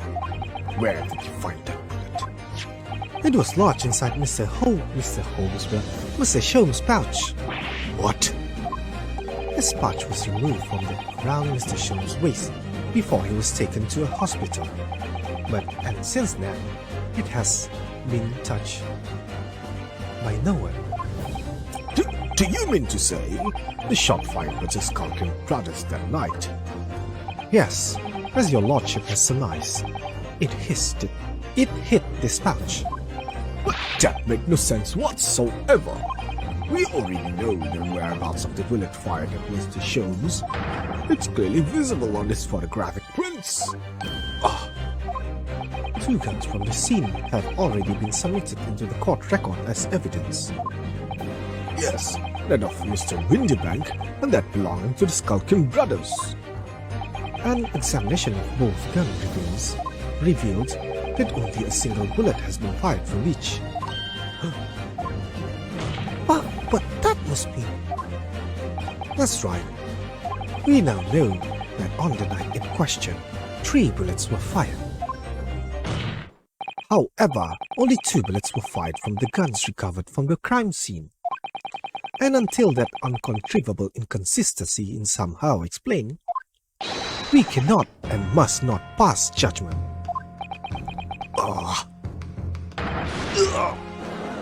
Begitu kah suara sakit? Order! While this summation examination remains incomplete, the court has been presented with new facts. Facts that would appear to shake very foundations upon which the case against the defendants had been built. as is my prerogative in this situation. Prigo apa tadi? Prerogative apa tadi? I hereby temporarily suspend this submission examination. By Jupiter! What? Bailiff, bring the witness back to the stand at once.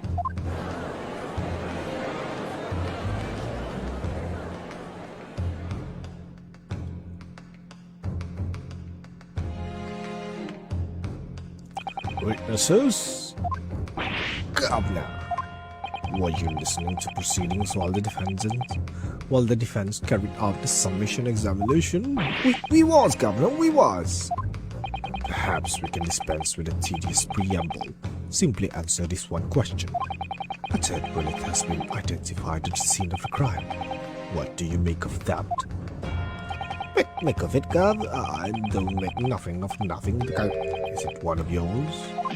God blimey, Gov, God blimey. Not a chance. In that case, did you have any accomplice? What? Never. The Skockin brothers work alone. It's just two of us. That's our trademark. How soon we forget Pusoki. Only two of the bullets were from the crime. Only two of the bullets from the crime scene originated from the firearms we have in evidence. The third bullet was fired from another gun. Where is it? Let me. Doesn't he a head scratcher? Counsel for the defense? Yes? I should like to hear your thoughts regarding this new developments. The third bullet and the mysterious missing firearm from whence it came. Thinking back over all those testimony we heard and all the evidence we'd seen, I think I'm starting to form a picture of what really happened that night. My lord.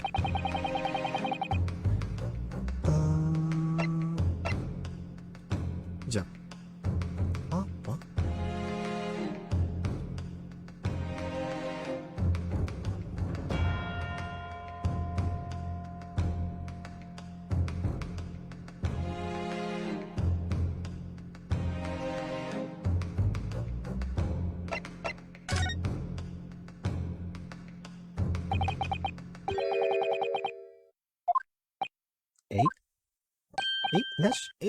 That's right.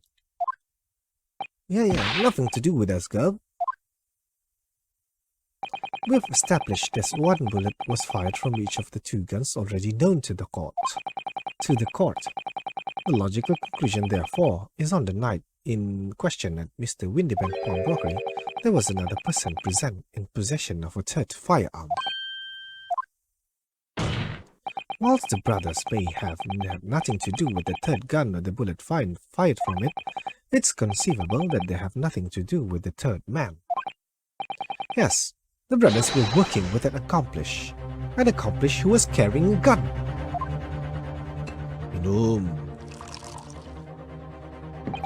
An accomplice, you say? Yes, well. These protracted proceedings have already forced us to endure two submission examinations. Yet, in all that time, there have been not a moment of a third man, if this apparently wraith-like being exists. The court must be shown hard evidence. Without it, this fantasy will be crushed. The prosecution demands answer on two counts. Firstly, proof, evidence that this accomplice was ever at the scene of the crime. And secondly, the identity of this spurious character. The Skulkins are lying, I know that. But how can I ascertain the identity of the person they're hiding? Well, counsel, I'm supposed to prove the existence of this accomplice and reveal the person's identity even. In response to prosecution demands, my lord, the defense is ready to present answers. Kita boleh bagi darah tu kan?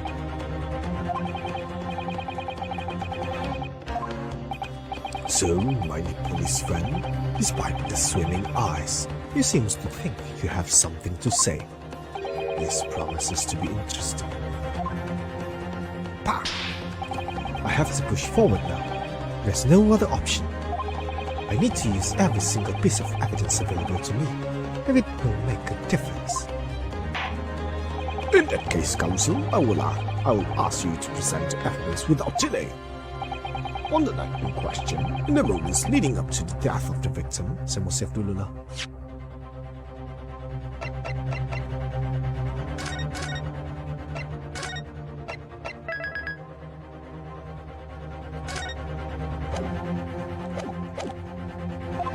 what proof you have there was a third intruder present at the scene?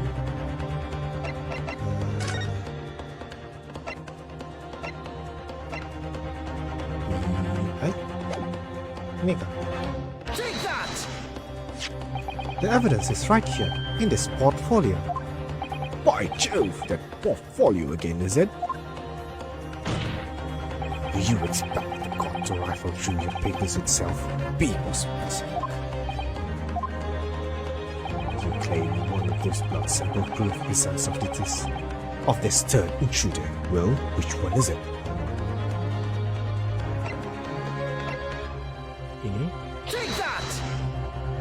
What am I looking at here? There appears to be some green paints of such like around the third, around the bullet hole in the middle of the calendar. That's a blood stain, my lord. A blood stain? Green blood? Curious, even fully. Is the court to understand that the intruder was some unhuman creature? It's something developed by Mr. Hemlock Sholmes. Quite a great detective. The invention stop not yet appeared in story stop. It's this you see. It doesn't have a name yet though. The fogger sprays a chemical that reacts with a different element in people's blood to change its color. Different elements of people's blood? Yes, everyone's blood is slightly different, you see, because it's made of different elements. So, by seeing what color it changes to, you can tell in a flash whose blood it is.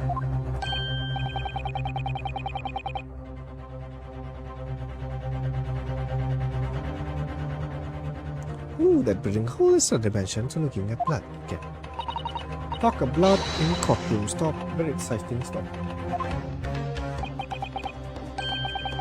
As an example, this one shows the blood of the victim, Mr. Windybank. Ah, a striking blue.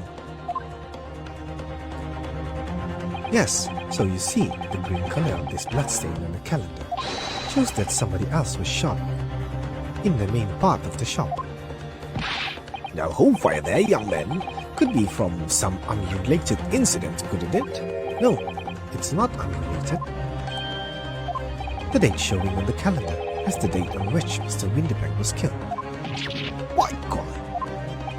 Therefore, we can assume that whoever was shot on the same day. Then whose blood is it? Well, the Skulkin brothers in the stand don't appear to be suffering from any gunshot injuries. Which means it must be the blood of somebody else. The third intruder, in fact. Objection! Whose identity the court's still waiting to hear. You can't delay this any longer, my learned friend. Who's this elegant third intruder? Ini kah? Take that! The man's name is Agatha Benedict. Eckert Benedict? Who on earth are you talking about, Counsel? He paid a visit to Mr. Windybank's pawnbrokery in the afternoon before the incident took place. When the accused attempted to deceive the pawnbroker into releasing this article into her possession. That's right. The man's identified by the defense, Mr. Agatha Benedict, then attempted to take the article from the defendant by force.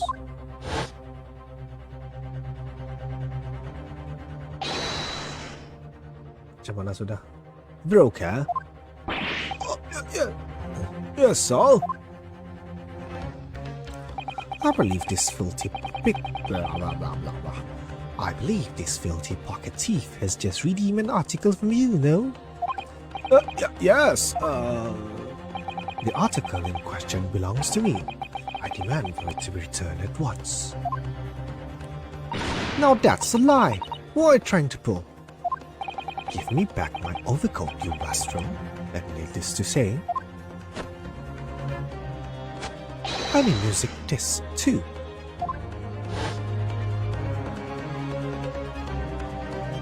Inspector Gregson was there at the time and can attest to what happened.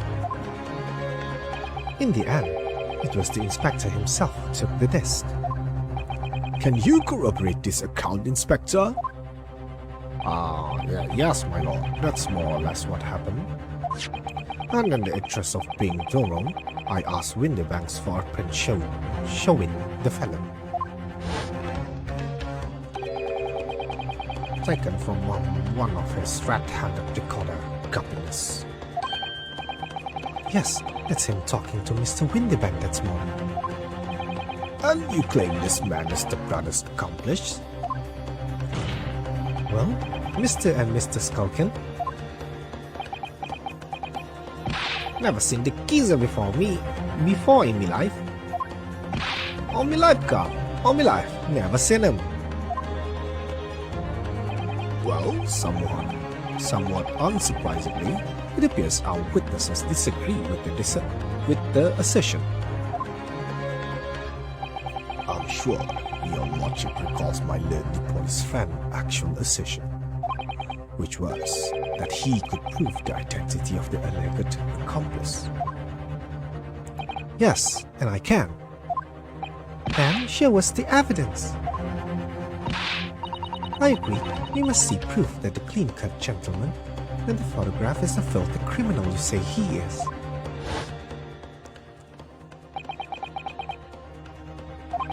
This is the last piece of evidence. I've had a feeling that something has been missing in this trial from the very start. But now, I'm going to drag it kicking and screaming into the courtroom. Are you ready to present your answer to the court then, counsel? Yes, my lord. The defense will present the evidence now. Proof that the man pictured in this photographic print was in fact the person struck by the third bullet. Apa yang seperti?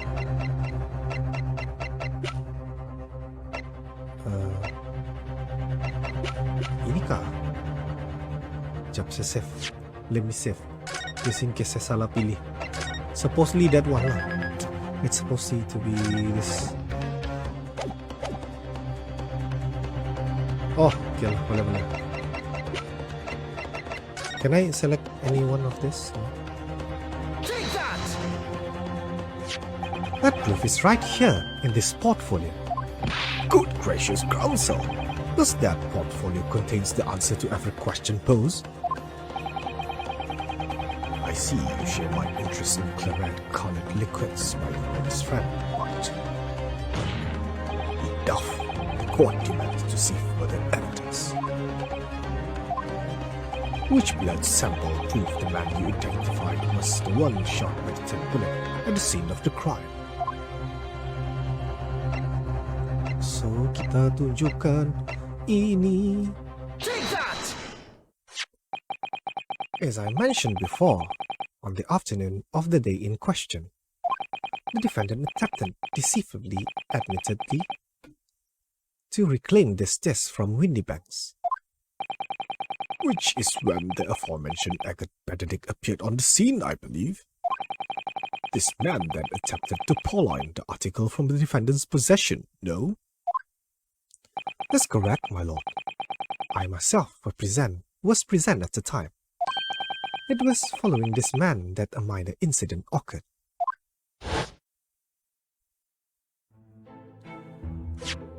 Oh, but of course, sir. Here's the disc for you.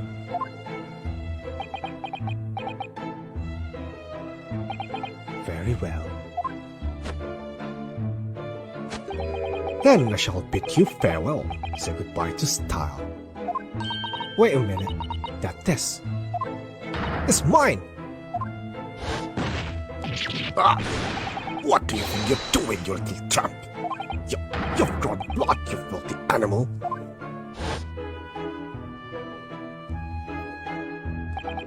Being a music box disc, it has countless small but sharp metal protrusion over its surface. Thus, protrusion caused Mr. Benedict's fingers to bleed, and the resulting smear of blood was still visible on the disc now. Goodness, a blood stain, is it? My assistant and I has just analyzed the bloodstain here in this very courtroom. Using my trusty fork again. Yes, and we added the results to this portfolio. I say, It's green. It's exactly the same color. Okay. The evidence is conclusive. The man calling himself Mr. Eckert Benedict, who was in Windybanks earlier in that day, is the accomplice who was present at the scene of the crime at the same night. so there was someone else. Look at these two brothers now. They're sweating buckets. Boy, who are you talking about? It's boiling in here. My lord, is it the opinion of the defense that Mr. Eckert Benedict Should be summoned to the courtroom to testify. It would certainly seem that we can ill afford to ignore the gentleman's apparent presence. Objection! This has gone on long. This has gone on long enough now. This flagrant ignorance of the mechanics of law. Hello, Sholmes, you say? Yes, I've heard the name. The protagonist in a series of short stories for the vulgar classes. A god of detection of some sort. And now he employed chemical substances devised by this fantastical persona in the highest court in the land. Do you expect us to take you seriously? The symbols made by this plaything we are not fit to be called evidence. So the bloodstain turned a shade of green. What of it? Here's to you successfully proving that no other blood in the world would turn the same color. Well, Bah! And pray do not even think of suggesting that we should take Mr. Sholmes' word for it. ay, mana kaki ko? Naik ke atas.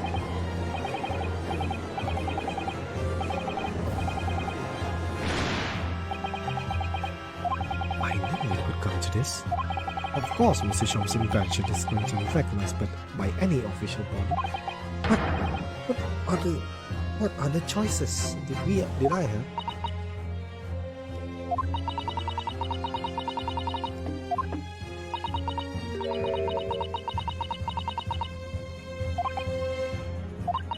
In other words, the examination isn't over yet, is it? Good grief! What did you say, young girl? And in the examination, the decision as to whether or not the trial continues is in the hands of the 6 jurors, isn't it? So, the way I see it, it doesn't matter what certain other people think of Hurley's invention. At least, not for now.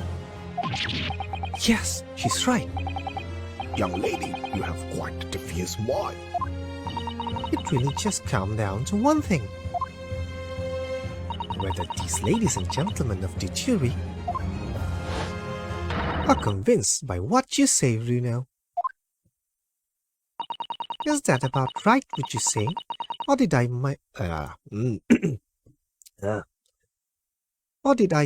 or did I misunderstand something? Unbelievable. Mr. Sholmes' partner is a force to be reckoned with. Iris Wilson, sharpshooter. After that shrewd precise of the situation from an entirely unexpected source, it must be acknowledged that the previous summation examination has yet to reach its conclusion. This is absurd. Ladies and gentlemen of the jury, the court now looks to you for your final leanings in this matter. As proud citizens of Her Majesty Britain, I'm sure you will come to fair and just conclusions. So then, state your final decisions in turn, please. Not guilty. Not guilty. Not guilty. Guilty. Guilty. Not guilty. Yeay, 4-3.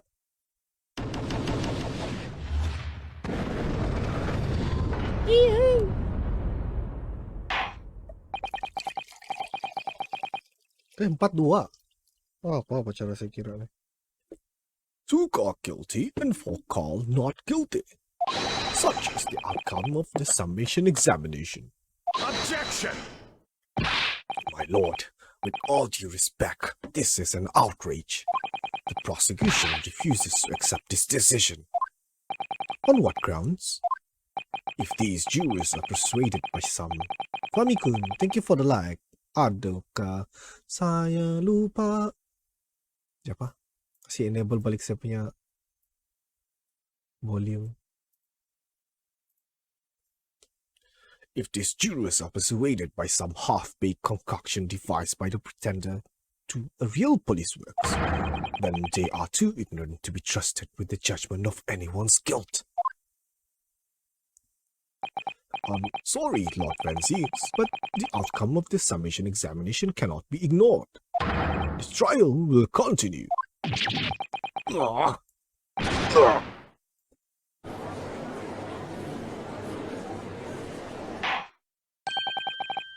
Nevertheless, we find ourselves in a rather awkward situation. The defense has very reasonably requested the subpoena of a new witness. But sadly, I fear that will be impossible. What? The name the gentleman gave for himself, Benedict, is quite clearly false. I don't believe it. Just when I managed to prove the man was there that night. Could I say something? Siapa ni? Who was that, please? Who spoke? It was me, my lord. Oh, juror number 5. What have you to say, madam? If possible. Inspector? Hey, me, ma'am. I wonder if you might show the photographic print to me again. The one in which the gentleman is shown. Right, yes. This one, you mean? Of Mr. Benedict?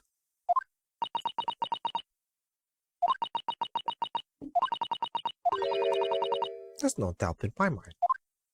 Juror number 5. You don't mean to say you know this man? Yes, I know him. What? No, good gracious! Order! Order! Juror number 5. How on earth? I am communications officer. Stop. As we can clearly see, the gentleman in this photograph is... Stop. Also a communications officer. Stop. He works in my office. Stop. A very talented operator in fact. Stop. He should be in the communication station now. Stop. Tapping away on the telegraph. Stop. Okay. This doesn't seem right somehow. I can't put my finger on why, but it doesn't feel right. I suppose we all imagined the accomplice would be some sort of hardened criminal. It's a bit unexpected to find out that he has a respectable job by day, whatever he gets up to at night. Yes, I suppose that's it. I suppose that's why I felt something was wrong. If the gentleman is at London's communication station, we should be able to subpoena him within the hour. The hour, bukan the hour, the hour. Lord Francis, if you please. Yes, my lord. Make the necessary arrangements with all haste. As your lordship bids. The court will recess. The court will recess for 1 hour. When the new witnesses arrive, we shall reconvene to hear the gentleman's testimony.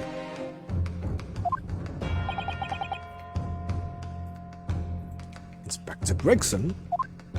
Yes. Sekejap, hari ni hari Selasa kan? Hari ni hari Selasa. Jam 11 nanti ada tu kah? Terserah kah? Terserah.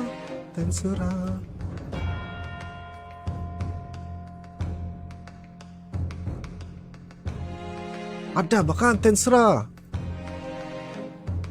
Mana? Okay. Jadi dalam 15 minit lah. So lepas ni ada peluang save, saya akan save sebab jam 11 kita mau tengok slime. Yes, my lord. What you like? I should like to hear from you specifically about the events at the pawnbrokery on the day in question. Come to my chambers during the recess. Yes, sir, my lord. Very well, court is adjourned until 1:40 p.m.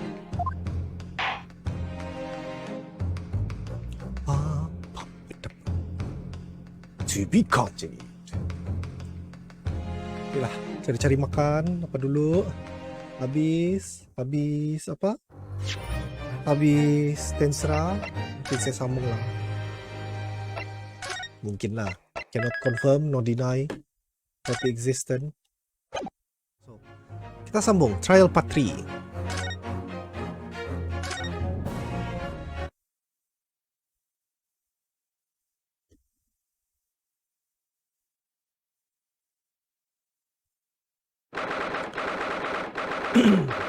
Suara 17th of April, 12:41 p.m.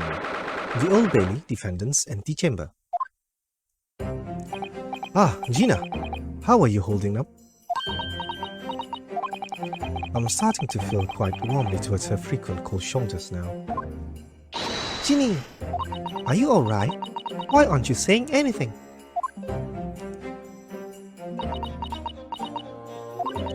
What's the point, eh?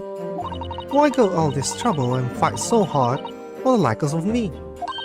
What? Well, you saw it, the picture. What picture? You mean this? The photograph taken by Hurley's red-handed recorder? Well, I didn't think it would have captured a scene like that, that's for sure. Like that guy, like this, dia cakap tadi. It's hopeless. Anyone who see that gonna think I did it, ain't they? Well, I won't pretend it wasn't a big of a shock when the prosecution first presented it to the court. Surely you gotta have your doubt about me now. You can't stand I'm still.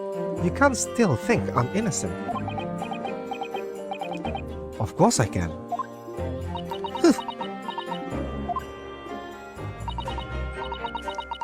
Ginny, why don't you talk to us? Tell us what really happened that night. Eh? Bruno's cleverly managed to piece together a lot of new information, but still, we'd really like to hear it from you. Alright then. It was after we had dinner together at your place, right, Iris? Then we all had a chat up in your office, didn't we? Yes, I remember. Okay, apa yang jadi? After that, I just couldn't get to sleep. So I slipped out and went down the street to the 221 to Windybank's place. I had to know. If Iris' story was there or not, the Hound of the Baskervilles. I don't know what if it's about or nothing. But if you ask me, there's something in it that Sholmes don't like. Something what he don't want people reading. So that's why he'd like to Iris about sticking it with Windybanks for safekeeping. At least, that's what I thought at the time. So you broke into Windybanks? I just had to know if it was there or not. I mean, I had no idea that all of that was going to kick off, did I? struck the lock and snuck inside. It was dark as you like in there. So I gave the oil lamp on the counter a bit of wick. And that's when... What do you think you're doing? Ugh! I nearly died, I did. The next thing I knew...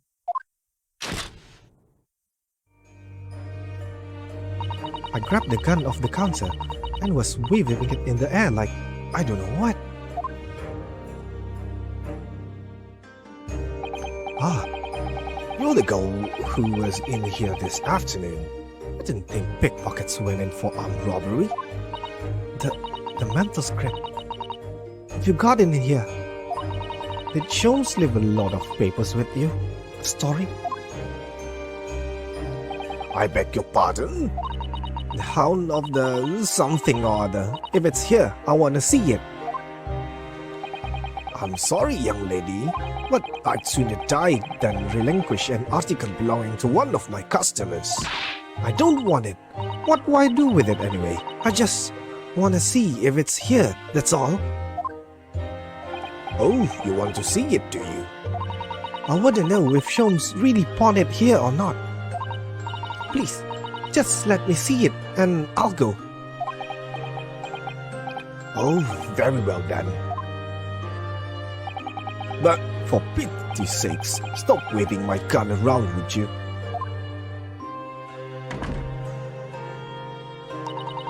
So then the old cove unlocked the storeroom door and we both went inside. And it was there alright, the mantle script. Sholmes wasn't lying after all. You did all that just to check for me, Ginny. Anyway, then there was a bit of a hiccup. A bit of a kick-up. Out in the man bit of the shop. The skulking brothers arriving on the scene, yes. What was that noise? Someone's breaking in. Dear me, is there some burglars convention here tonight that I don't know about? I think I forgot to shut the door behind me, sorry. I'd better go and take care of it. Could I possibly have my gun back? Oh, well, I'll come with you and... Now don't be foolish, young girl. You must stay right here. Don't leave this room under any circumstances. And with that, he took the gun out of my hands and walked back out into the shop. I hung back in the storeroom like he said, straining my ears in the dark to hear what was going on. It sounds like they got into a big of a scrap. I started to think I should help him, see? So I was just about to go out the storeroom myself when... What? I heard a couple of guns go off. 2, I think. Almost at the same time. And then there he was, right at me feet, lying face down on the floor. I was right next to the storeroom door, so I slammed it shut and locked it quick as you like. Because you thought whoever had shot Mr. Windybank might come for you. Yeah, so I went to grab the old cuff's gun. I figured I'd put up a fight at least. But when I got a better look at him, I knew.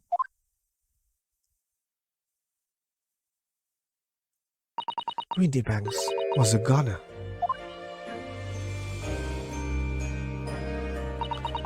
I felt funny in me head all of a sudden, kind of dizzy.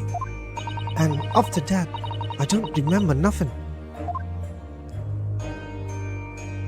That must be when you pass out, Gina. If I hadn't done what I'd done, the old cove might still be alive. Did you tell the police everything you just told us? Of course I did, but they didn't believe a word of it, did they? All they said was, if I kept telling lies, it'd make things even worse for me.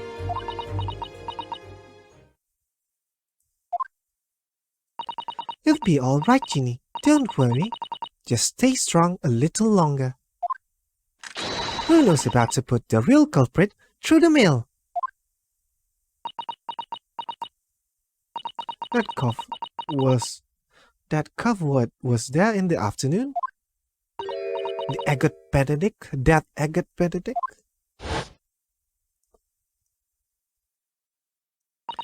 I still remember how he looked at me, like I was nothing.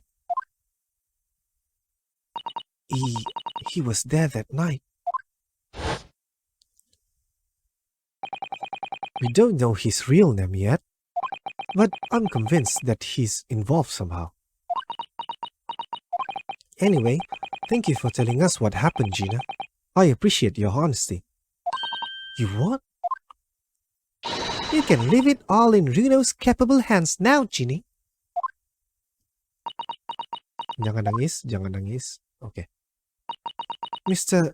Naruodo. Yes? How come you trust me? I don't get it. I mean, have you forgotten what happened here before? Come on, it was only 2 months ago. Me and McGilded, we told you a whole pack of lies.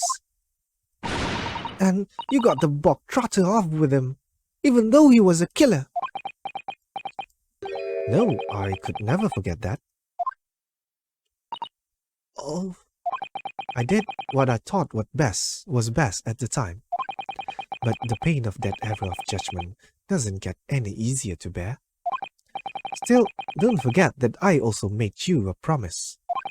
I told you that I'd be on your side to the bitter end, no matter what. But what if I'm lying? You could be working to get another killer off the hook for all you know. I was once in your position, Gina. I was the accused in a trial. You were? Before I left Japan, I was accused of murder. And strange as it might sound, the circumstances of the crime were pretty damning. I was sure that no one would believe it wasn't me who'd done it. Oh, Bruno. But there was one person who stood up for me, who believed in me, and was prepared to defend me. My best friend. Oh. Rinosuke, no one believes in you more. Rinosuke, no one believes in you more than I do. Leave this to me. All you need is to do is put your faith in me, and I'll do the rest. I was so happy. Right. But even then, somewhere inside me, I couldn't help thinking, surely he doesn't really believe in me. Not completely. But I was wrong.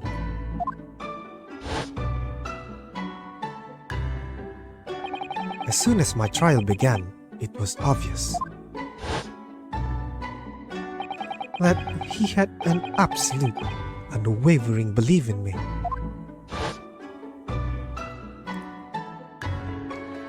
And in turn, I developed an absolute, unwavering belief in him.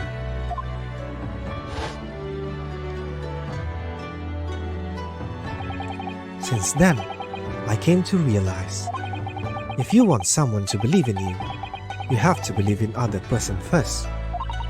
What are you saying? I promise you, Gina, that no matter what happened, I'll keep believing in you.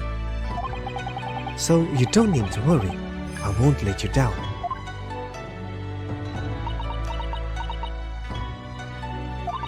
Even though I'm a diver and a no good liar? You're not like McGilded. I know that. Hey? That's right. You're our friend, Ginny. Iris. We know you better than you think. And we've come to the conclusion that you're someone we can trust. Yes. That's really all we need to know. Exactly.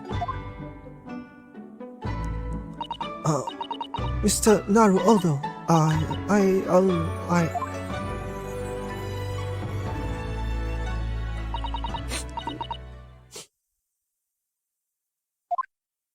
Defendant Gina Lestrade and her legal representative. Court proceedings are about to resume. Please head into the courtroom immediately. Yes, of course. Thank you.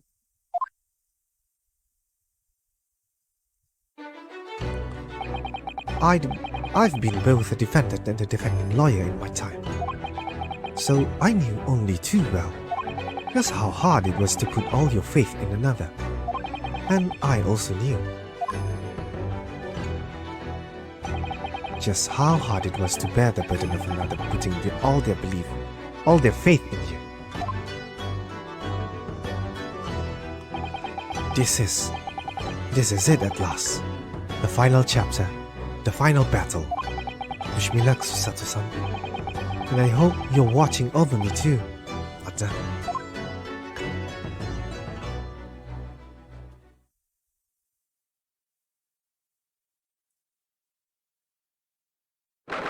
"17th of April, 1:41 p.m. The Old Bailey Courtroom." Yay, kita sambung lagi. I hereby call this court to order as we resume the trial of Miss Gina Lestrade. Lord Van Zins, have you successfully subpoenaed the witness? The subpoena was delivered to the communications station where the man works immediately, my lord. However, the heavy rain has delayed the arrival of his carriage, it would seems. I see. Then let us turn our attention to Inspector Gregson Precise of the case heard by the court this morning. The glaring omission of the third bullet in your report is a serious blunder, Inspector.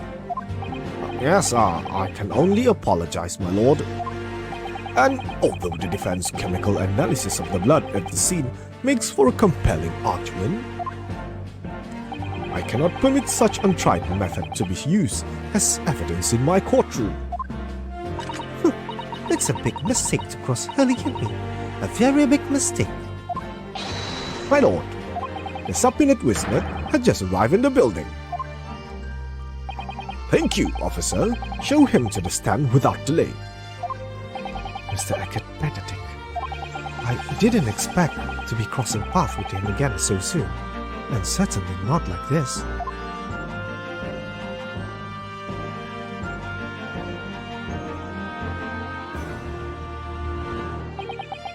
Thank you for complying with the court's subpoena at such short notice, sir.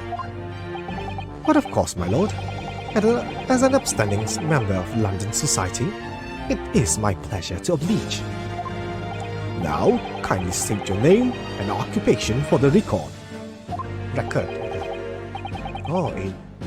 Ashley Creighton, Communications Officer. Mr. Creighton and I both work at London Central Communication Station. Now, perhaps somebody would kindly explain what all this is about. You were apprised of the situation by the court officer on your way here, I presume? Yes, I was. Something to do with the murder that took place at the pawnbrokers on Baker Street. And some nonsense about me having been there on the night in question. That is the accusation indeed. This really is beyond a joke, you know. Very well, without further delay, the court will hear your testimony now, Mr. Graydon. You will respond to the accusation made against you under oath. Gladly, my lord. Gladly.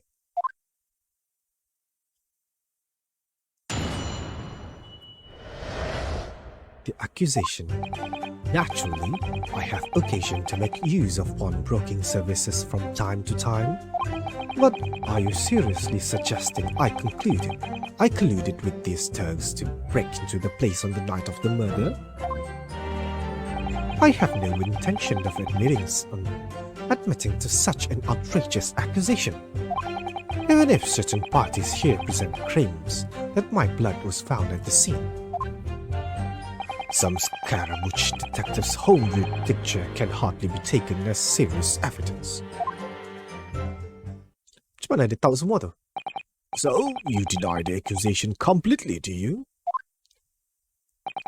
I must say, I am dismayed. For the highest court in the land to be swayed by this self-professed detective's toys. It was the will of the jury, and our great British justice system demands that the jury's will is upheld. Then it would seem we have misfortune of a most inept assembly of jurors today.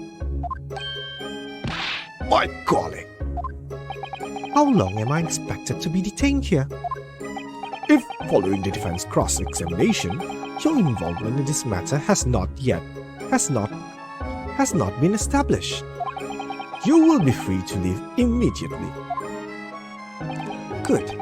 Then I shall be away in time for afternoon tea. Some small consolation at least. Let us not hold Mr. Graydon any longer than necessary, counsel. Proceed with the cross-examination. So we meet again, Mr. Eggert Benedict. Or is it Mr. Graydon? My apologies, you are? Ryunosuke Naruhodo, defense lawyer. You have met. If you say so, Ashley Graydon. Enchante. So,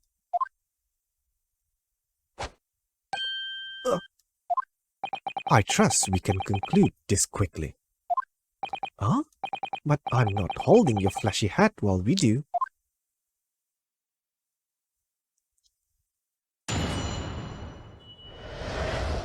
The accusation.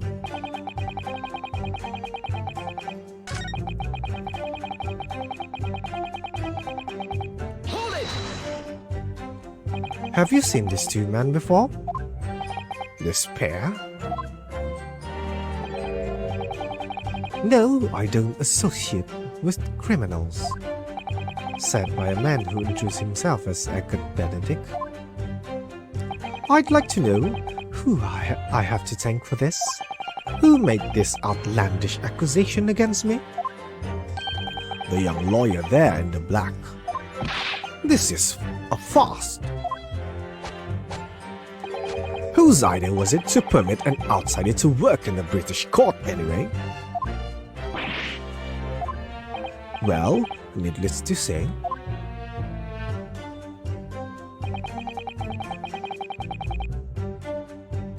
Hold it! where were you at around 1 in the morning on the night in question, sir? That is past the hour at which I would normally retire. Certainly. I was not in the company of these rapscallions. You're able to prove that? Objection!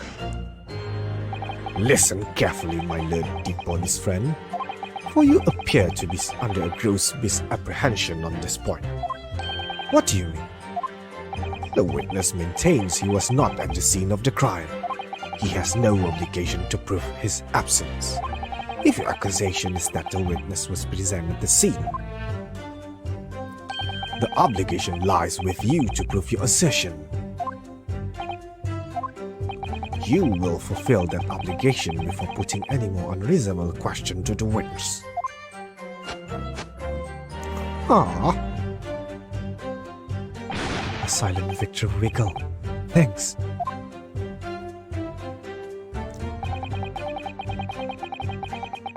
Hold it! Blood was found at the scene of the crime. There's no question of that. Mr. Sholmes' chemical analysis has positively identified the substance as such. But I am not the only human to have blood running through my veins, am I? How can you be so sure that the blood is mine? It would equally be the blood of one of those two miscreants. Every individual's blood had a slightly different composition, it seems. Mr. Sholmes' chemicals is able to differentiate. Spare me the science lesson. Who is this Sholmes character anyway? Oh, I assume all Londoners will know the name. He's a renowned detective. So even you are unable to bring yourself to say great detective. A great detective, you say? Are we in the realm of fairy tales, are we? Excuse me. Do you have something to say about that, Mr. Skulkin?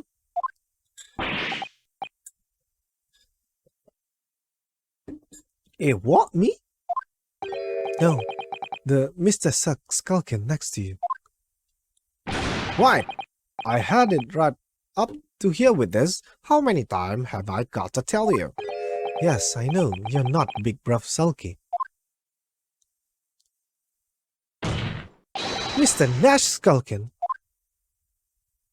Hey, Blimey, Governor, you what? Is it not the case that when Mr. Graydon just spoke, a thought went through your mind? Or would you care to share that thought with the court? Hey, me thought? I don't have none of them. It must be him. You what? Mr. Nash Skulkin, answer the question, please. What went through your mind when Mr. Graydon just spoke? Nothing. Honest, Gov, nothing. I was just thinking, if he waved his arm around like that much more, it'll open the wound again, that's all. What wound? Where he took the bullets, of course. It was only 2 days ago. It ain't gonna be healed up yet. Oh, gila ko ni. So I was, I was worrying for him and... Oh! Hell's bells! Mr. Graydon, did you hear that? What? Your comrade is worried about you, it seems. On account of your injured arm. My lord. Yes, Mr. Graydon. I have no idea what these two wretches are talking about. Certainly, I shouldn't be expected to answer anything in relation to their mindless insinuations. We know that someone other than the victim was hit by a bullet at the scene of the crime 2 nights ago. And from the height of the bullet hole in the wall, that person was likely hit in the upper arm, or thereabouts. Perhaps you'd allow a court officer to examine your arm, sir. That the left arm that you are currently clasping with your right hand, as if in pain. No, I refuse. You have shown no evidence whatsoever that links me to these common thieves. Accordingly, I am not obliged to permit such invasion of my privacy. As I've already said, I'm completely uninvolved in all this. I'd never had anything to do with the pawnbrokery where this fellow was killed whatsoever. I'd taken offense at that insinuation that I was in any way involved. You claim to have nothing whatsoever to do with Mr. Windybank's pawnbrokery? My lord, the defense would like that last statement to be added to Mr. Graydon's formal testimony. Very well, counsel. Continue with your testimony, Mr. Graydon. Adrian! Thank you for the like. Macam mana? Kau bukan sudah beli anu kah? Metroid. Sudah beli, sudah main? Saya tidak ingat lah bila tarik keluar dia. Kah bulan depan?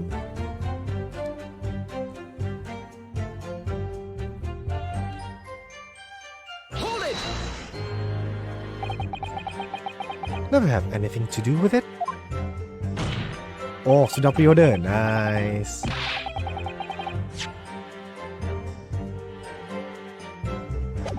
You forget that I was there, Mr. Graydon. Oh, bulan 10 kah keluar. I see. On the very afternoon of the incident. Obviously, I am not complete stranger to the pawnbrokers. I'm currently on the lookout for an armchair to finish my study. Objection! No, you were there to redeem an article. I have no idea what you're talking about. Oi! Excuse me. Do you have something to add, Inspector? Yang kau pre-order version macam mana, bosku? Yang biasa-biasa saya tahu. Ada special siap amiibo ke apa? Di mana kau pre-order? Semenanjung kah Sabah? Hey, come again, sunshine. Saya kasih keluar chat lah sementara menunggu ni. Supaya bila dalam archive boleh faham apa yang berlaku. Digital pre-order. So dapat ekstra barang-barang lah. Apa yang dapat ekstra kalau digital pre-order? You were there too, in fact, when you, Inspector, that afternoon.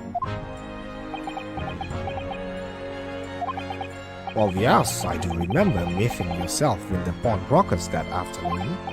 You, your young Japanese assistant, and the accused were all present, as I recall. And at that time, this witness, Mr. Graydon, was trying to acquire a particular article. Well now, I'm afraid I don't remember too clearly. What? But you must. I'm not going to lie and pretend I remember something that I don't. What's going on here? Rexy showed us a picture before, didn't he? You know, from the cameras that Hurley installed in Windybanks. Yes, of course. Indeed, and the gentleman pictured bears a striking resemblance to the witness, I must say. Exactly, which proves that Mr. Graydon was in the shop on the afternoon in question. At no point have I denied that fact. I merely entered the shop to peruse the articles on sale and have a word with the broker. Nothing more.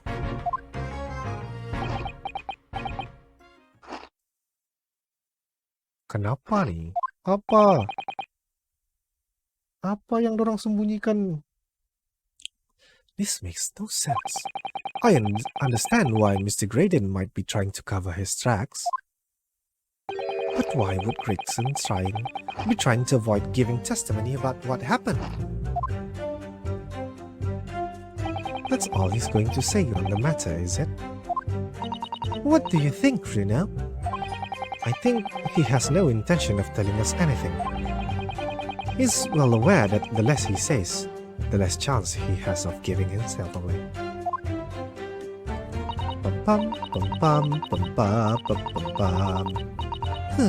The complete opposite of Hurley then. He seems to think that the more he says, the better. Well, at least I managed to prize a little more information from the witness's lips.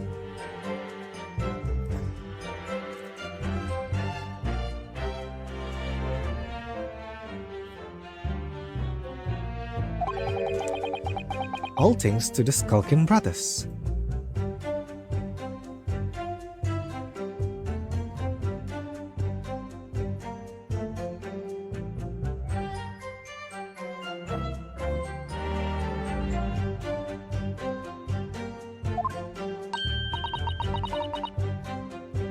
Yes, they were the key to it after all.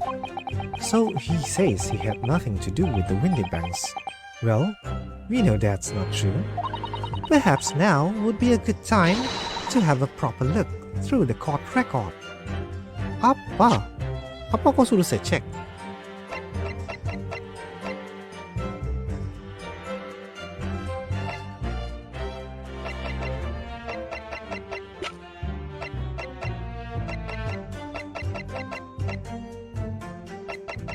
Pam pam pam pam pam pam pam pam. Ini kah? Good idea. You never know what tiny scrap of information could become a valuable weapon.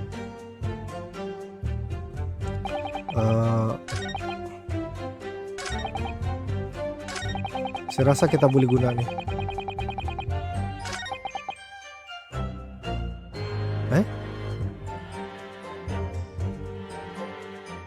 Hold it! Ini kita biar. Objection!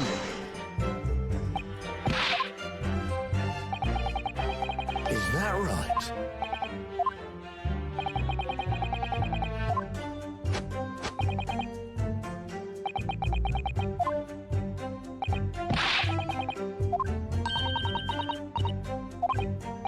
What do you...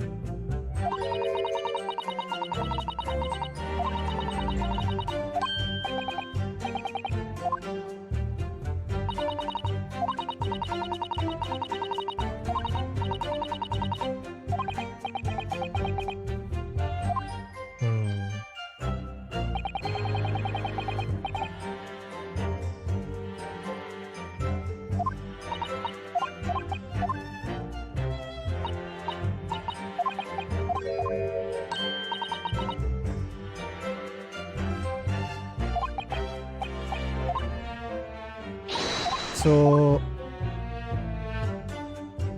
saya boleh try guna tuh disk di sini.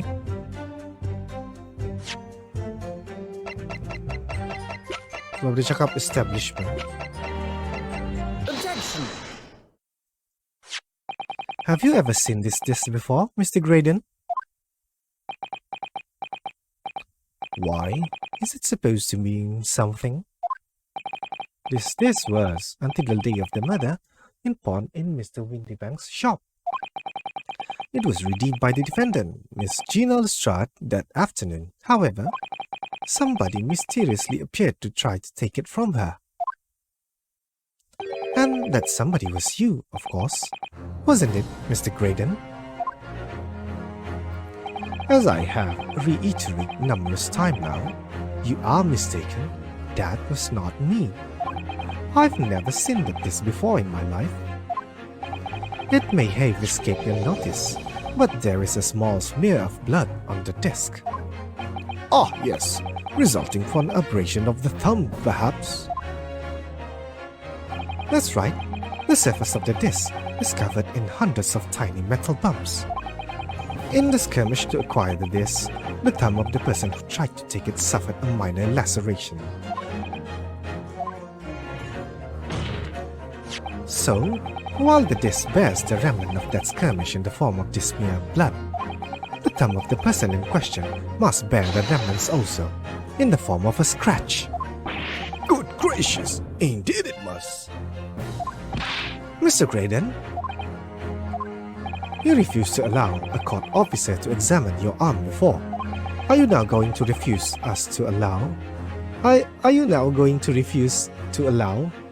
Going to refuse to allow us? Apalah dia punya bahasa ni. To allow us to examine your thumb?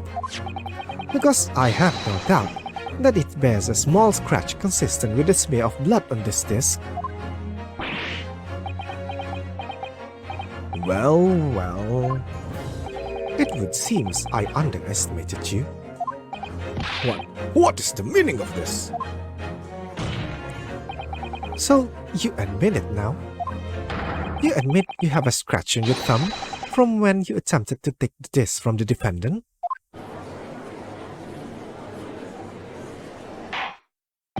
Order! Well, Mr. Graydon. It would appear there has been something of a misunderstanding here. I did not attempt to take the disc, as you put it. No, quite the reverse. What are you trying to say? It's really quite simple, you see. The disc was mine from the outset. Is there some crime in taking an item that you own out of pawn? What? It would seem, Mr. Graydon, that in this piece of evidence, my learned friend has established a link between yourself and the incident. Accordingly, you will tell the court everything you know about this disc now. As you wish. though I'm quite sure it has nothing whatsoever to do with the pawnbroker's murder.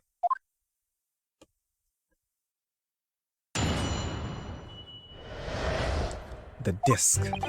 There's a note on the disc saying phone McGilded, but the items belong to me.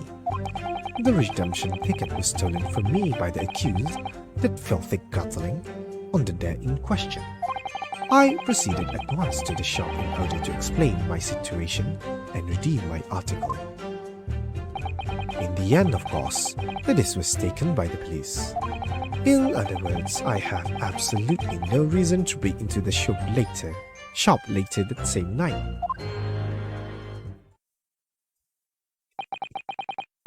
Did I hear you correctly, sir? McGilded, you say? The famous London philanthropist? Who perished in this very courtroom 2 months ago after being acquitted of a distinctly massive murder? Yes, my lord, the one and the same. Good lord, Mr. Creighton, are you saying that Mr. McGilded and yourself were acquitted? Yes, that's correct.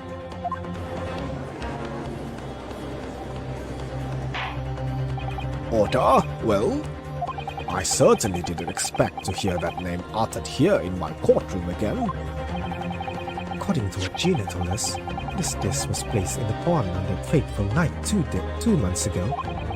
McGilded himself gave instruction to deposit it at Windybanks. It's funny that Mr. Creighton here is claiming that this belonged to him then, isn't it? In all likelihood, he's lying. So he appeared that afternoon at Windybanks in order to get his hand on McGilded disc for some reason. Counsel, you will commence your cross-examination, please.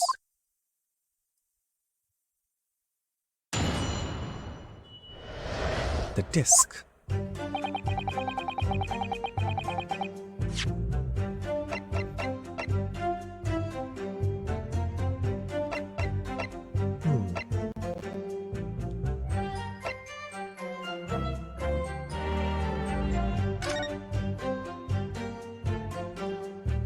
Apa lagi yang ada di sini?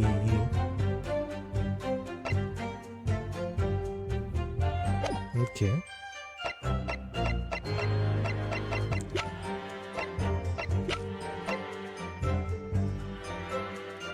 Ba-da-ba-da-da.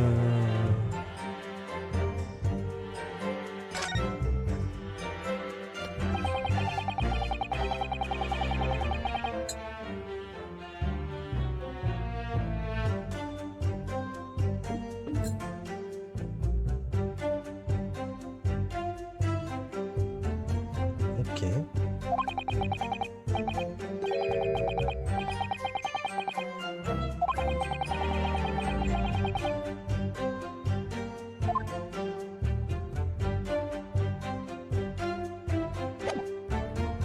Kenapa ada dua?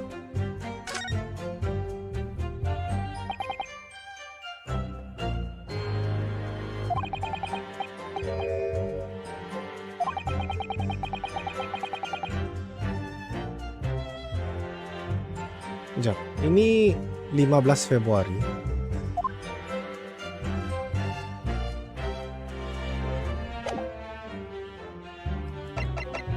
Ini 13 Februari. Satu lagi 15 Februari. So kalau ikut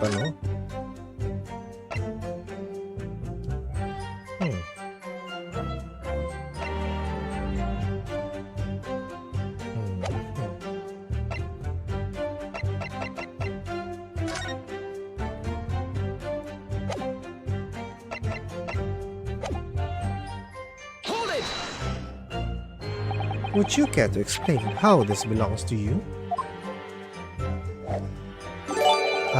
Awang Iqbal, thank you for the like dan share. Terima kasih.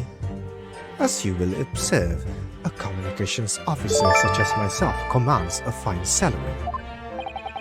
You are certainly exquisitely dressed, sir. So you see, I have little need to make use of the services provided by the pawnbrokery trade. However, I did once find myself in difficulties having misplaced my purse whilst on an errand, which is why I pawned my fine black overcoat to the broker in question. You claim that was your overcoat? Obviously. And in my haste, I clean forgot that the music box disc was in its pocket. And yet, there is a note on that read from McGilden. I am a collector of rare and unusual music box discs. I first met Mr. McGilden at the Gentleman's Club in the city, and was interested to discover that he shared my pension. Pension apa tu? Pension in that area. So, that is in question. It is a pre-production sample. I promised to let Mr. McGilden hear it. But then you forgot that it was in the pocket of the overcoat you were forced to pawn. Yes, exactly. Gina didn't mention any of that in her testimony 2 months ago, did she? No, because McGilden has threatened to keep her mouth shut. Which means that if we dig too deeply here, it's going to expose Gina's perjury. Oh dear, this is complicated, isn't it? Let's leave it alone for the time being.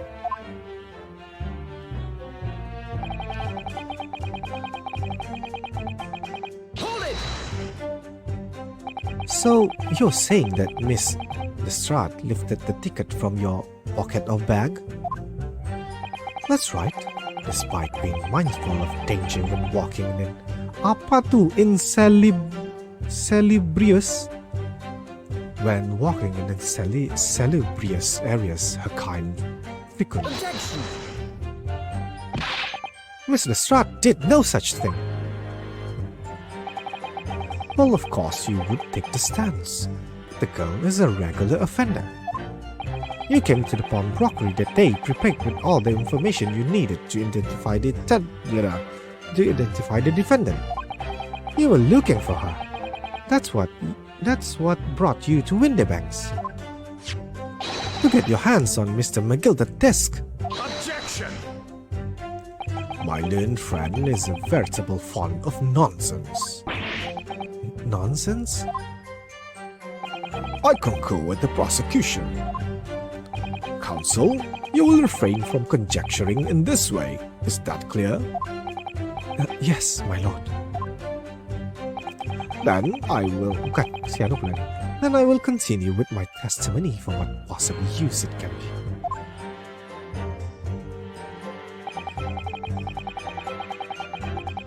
Hold it! Had you ever been to Windybanks before? Only once. For the purpose of pawning something. But like many, I enjoy browsing in such establishment. So when you notice that the pickpocket has taken your ticket, you chase after her, is that correct? Yes, that's right. I didn't notice it at first. Of course, such is the art of the pickpurse. But when I did, I headed to the pawnbrokery at once, in order to reclaim my coat before the thief could. I was merely trying to recover what was rightfully mine in the first place. He can say what he likes because he knows we have no evidence to contradict him on this.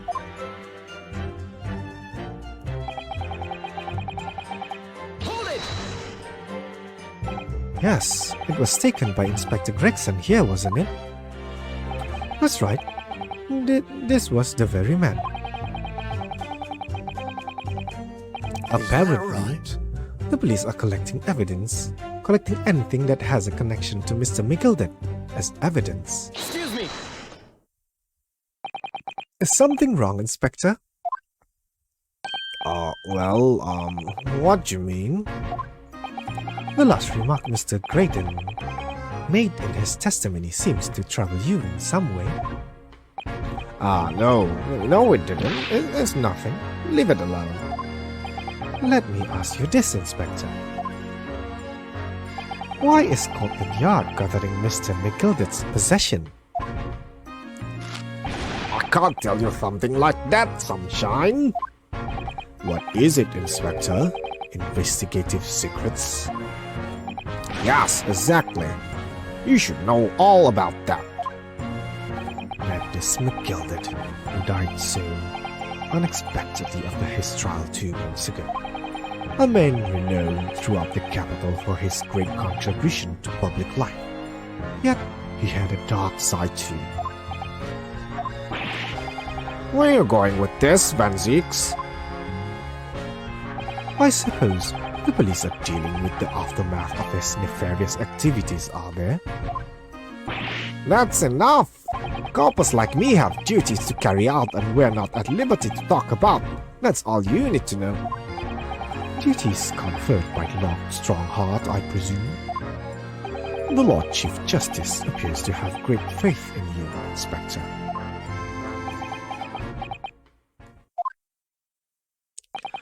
The bottom line is, if you want to get more out of me, you're gonna need Lord Strongheart's paw prints press. First.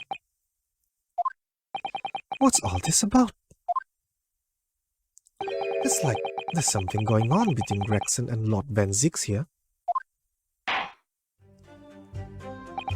Well, it would appear that the Inspector has revealed all he is at liberty to reveal.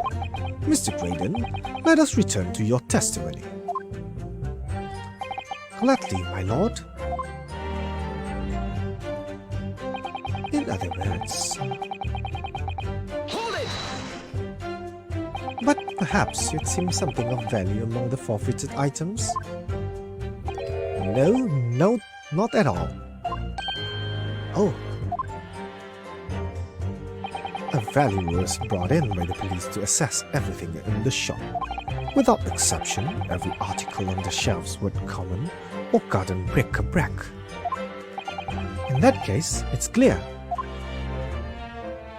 that you broke into the shop later that day in order to recover Mr. McGilder's desk. Have you not been listening, man? Even if I had wanted to recover the desk, you may recall that it has been seized by the police that afternoon. It was no more in the shop that night than as I keep saying, I simply had no reason to break in. So there was nothing of Mr. McGilder left in the shop that night, nothing this man might have been after. I wonder if that's really true. Bruno, if you have some evidence, then let him have it. I'm dying to see if that irritatingly assured expression of his crumbled.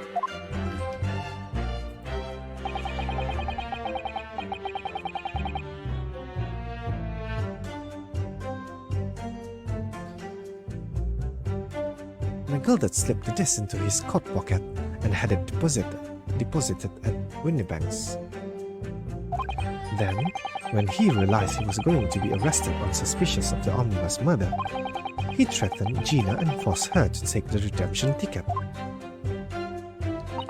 There's no doubt about that. That witness is lying through his pearly white teeth.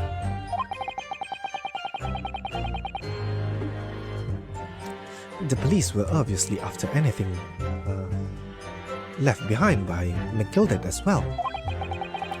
That's why Inspector Gregson ended up taking the desk into custody that day.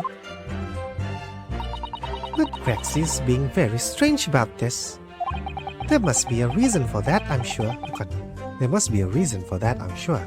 I just don't know what it is. For now, I need to focus on exposing the fact that Mr. Graydon is lying in his testament.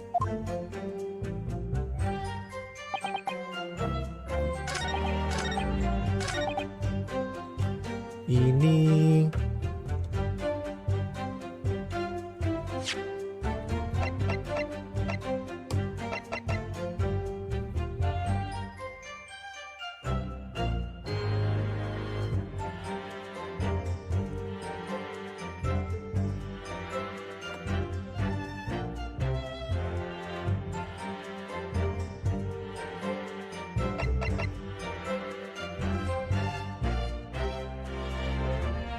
apa?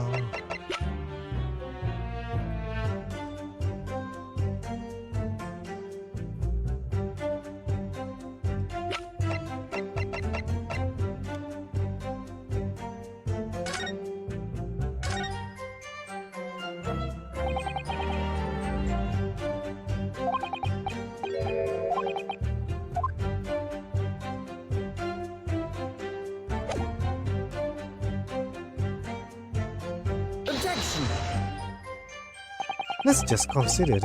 Oh.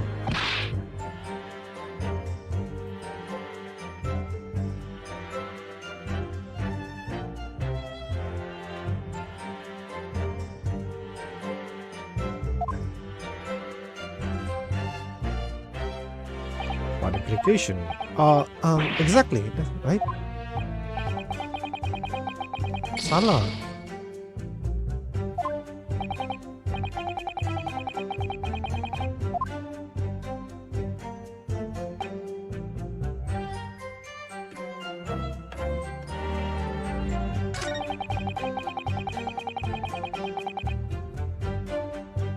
Oh. Ini kah? Sini kah? Objection! The disc was deposited at Windybank's on Magnus McGilder's instruction. You knew that, and you went there with the intention of obtaining it for yourself. Objection!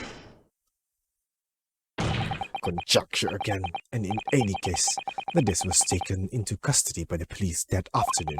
The witness had no reason to visit the pawnbrokery again that night. Objection! Sorry, my learned friend, but that's not true. What? Mr. McGilder has another article in pawn at Windybanks, as this second pawnbroker tickets proves. Ah, There were two articles belonging to Mr. McGilder in Windybank's pawnbrokery, and the reason you broke into the shop that night was to recover the second one, together with your two accomplices, the Skulkin brothers. oh, this is the second ticket, is it? What had the man deposited? The article description reads, "One small box." Oh, wait, a fake description, it seems to be. Are you suggesting that I broke into the pawnbrokery with these clowns in order to steal some trinket box? I believe there are adequate grounds to suspect that you did. This is absurd. Why on earth would I do such a thing? Once the article has been forfeited, I could simply walk into the shop and purchase it. There would be absolutely no need for me to resort to theft. That's a good point. Indeed, the witness makes a solid argument.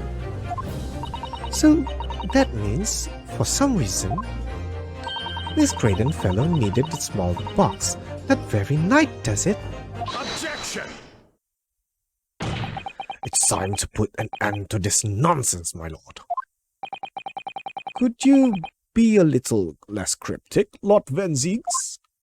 I do hate to ruin my learned friend's argument, but the truth is quite uncontrovertible. On the night in question, no small box was taken from Windybank's pawnbrokery. And rest assured, the prosecution can prove it. what? Good gracious! Inspector, show the photographic prints to the court, if you please. Yes, sir. What prints? These prints were taken from one of the detective's security camera. Ah, Haley's red-handed recorders again. As previously explained using this plan of the shop layout, the victim establishment was furnished with automatic camera in two locations. One was set to capture the counter where Mr. Windybanks received his customer, and the other was set to capture the shelf on which articles were placed for sale once forfeited. According to the information on this ticket, McGilder's small box had been forfeited already, 2 days before the incident at 9 p.m. on 30th of April to be precise, which means it would have been on the shelves of forfeited items in the shop front. Now, what I have here is a print taken by one of the cameras about 2 hours before the incident. That's at 11 p.m. on 15th of April.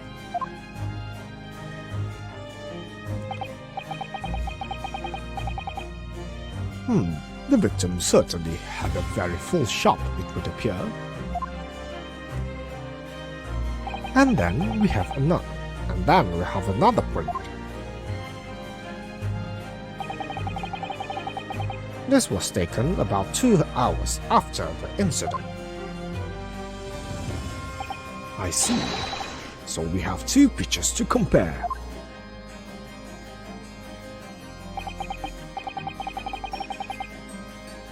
Kasih juling dulu kepala. Kepala pula. Kasih juling mata.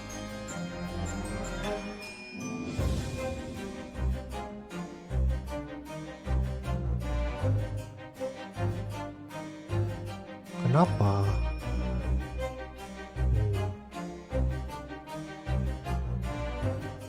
Itu saya nampak yang kotak warna biru tuh timbul lah.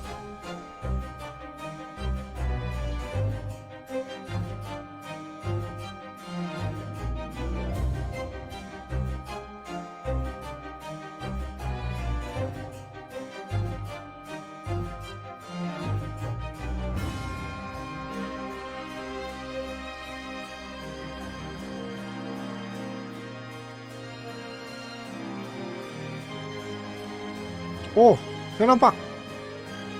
Ada benda tak alih. Sana di sebelah kanan. Ada something yang bergerak. Sebelah bawah Tinker. Itu ada bergerak sedikit.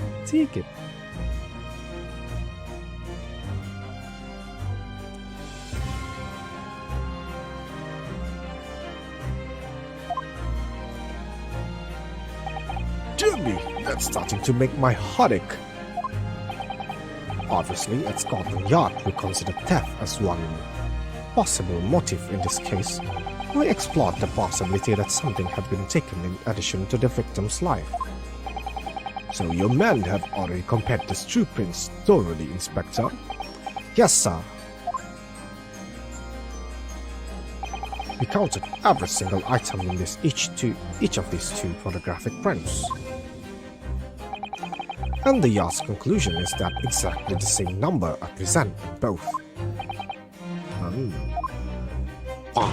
In other words, nothing was taken from the pawnbrokery on the night in question. And Fanny's session is nothing more than a hopeful fantasy. I don't believe it. I could have shown that he'd stolen a gilded pawnbox. I might have been able to break him down at last. You know what, Trina? I've been thinking. I wonder if these 2 photographs really are exactly the same. What? So, counsel, in the light of the evidence put forward by the prosecution, what is your position? It seems that, in fact, on the night in question, nothing was stolen from the victim's establishment. Do you accept the prosecution's assertion? I don't know. Could there be some hidden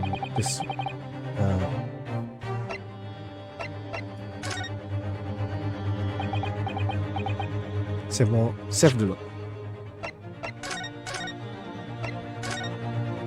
Kita save.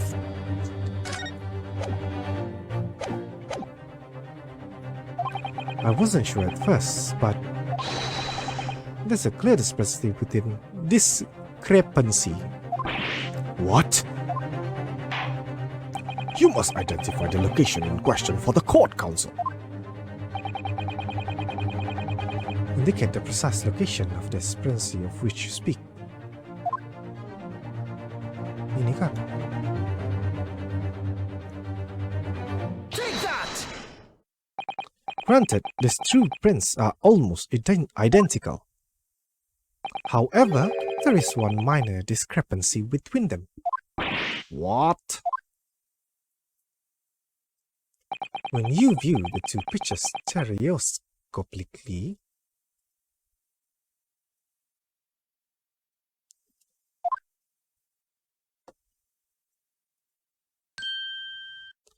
a single area stands out as being different. The location of this small box. Let me wait. Unbelievable.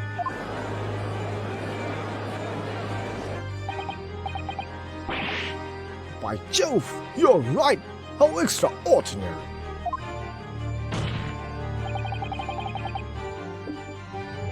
What this tells us is very simple. Mr. Mickel's small box was indeed not stolen from Windybanks on the night in question. However, there can be no doubt that somebody picked up this particular box and then returned it to its place on the shelves. Are you suggesting that the small box originally deposited by Mr. McGilded is in fact? Yes, the very same small box I just identified in those photographic prints. Objection! Mindless guesswork. What if it was? So a box was moved on the shelves, nothing was stolen, which means quite simply that nothing has changed. That may be true. Right, the box wasn't stolen then, but doesn't the fact that it was moved like that change things? It changes everything.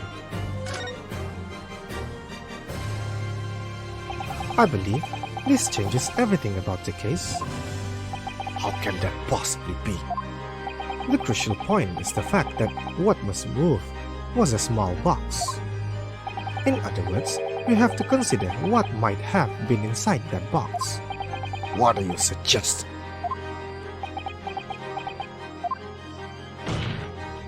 I'm suggesting that we need to examine that box as soon as possible. A vital piece of evidence is sitting on the shelves at Windybanks as we speak. Objection!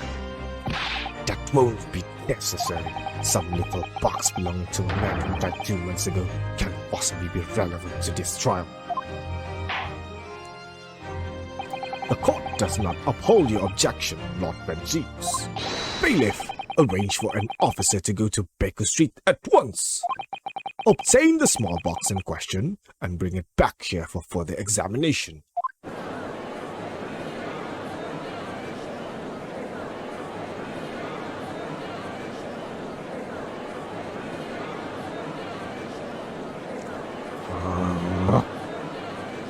You damn nippies.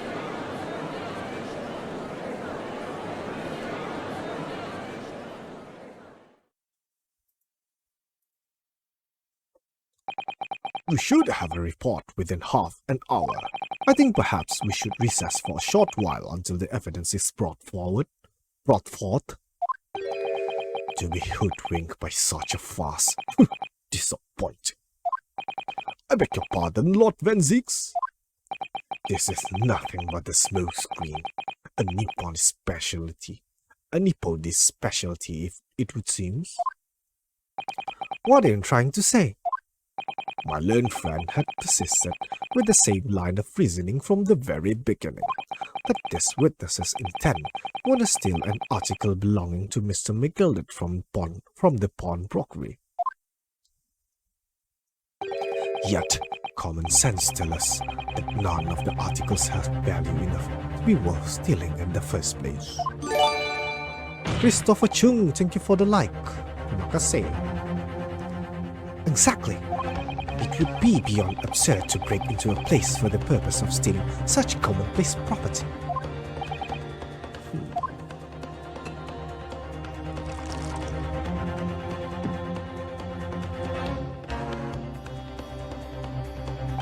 If your lordships recalls, Mr. McGilded perished 2 months ago, immediately after the conclusion of his trial. A trial in which he was found not guilty. A trial in which it was established he was the upstanding member of society, his reputation implied in fact. So I propose a toast to my learned friend, his most insightful defense. The articles this upstanding member of society pawned were entirely ordinary. A black overcoat that just happened to have a music box disc in one of its pockets and a small box. I assure you, It wouldn't accept even if the man tried to make a gift of such things to me. You know, that doesn't make rather a lot of sense. It's not that it was gold or jewels, is it? Thank goodness knows. Blah blah blah. Something lajunya. The prosecution arguments is undeniably compelling. It is incumbent of the defense now to bolster its argument. To explain what possible significance this commonplace article spawned by this fine citizen could have. Well, counsel, is your argument in fact demonstrable? Are you able to show proof that the disc or the box are in any tangible way related to this case? Well, adakah kita perlu mendedahkan Gina? What's the matter, Rita? We know that they're related, don't we? They are both vital pieces of evidence. Yes, of course. You and I both know that. We know McGilder's true character, and we know why the disc is significant, even if we don't know why. But if we explain all that to the court at this point, we'll have to acknowledge that McGilder's acquittal 2 months ago was a mistake. That defense argument was flawed, based on false information. Oh no! And that would mean admitting that Gina committed perjury. But Ginny, could it be that Van Six knows? Is that why he's doing this now? Because he anticipated everything? But maybe this could be a great opportunity for us. Sorry, what do you mean, Iris? Well, what is it that you always say, Bruno? Sooner or later, the truth comes out every time. Alright. The exact significance of the things that Matilda deposited with Mr. Windybank is something that only Gina can explain to the court. But if I put her on the stand to testify about that, it could critically damage our chances of winning this case. What's the right thing to do here? My lord, the defense would like to make a proposal. Oh, what proposal, counsel? While the court awaits the arrival of Mr. Migledet's small box, I would like to call the defendant, Miss Gina Lestrade, to the witness stand. The defendant? To what end? It's to do with the various articles deposited at Windybanks by Mr. Migledet, my lord. Miss Lestrade has information relating to them. I believe it would be beneficial for the court to hear what she has to say. It will prove the significance of the article in question once and for all. Well, things are becoming interesting.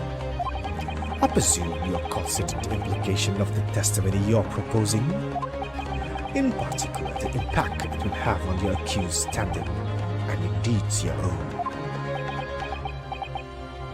I have. Lord Van Ziegs, would you care to explain that last remark? The prosecution accepts the defense proposal.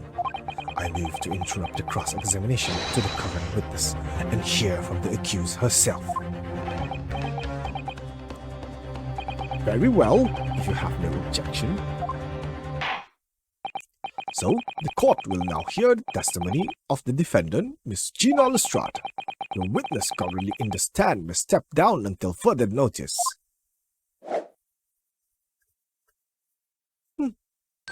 Then I shall bid you good day. Wait. You, sir, shall remain in the stand while Miss Lestrade testifies. As you wish. All right then, Gina, it's time. I know this will be hard, but please, put your faith in me here. Good luck, Bruno.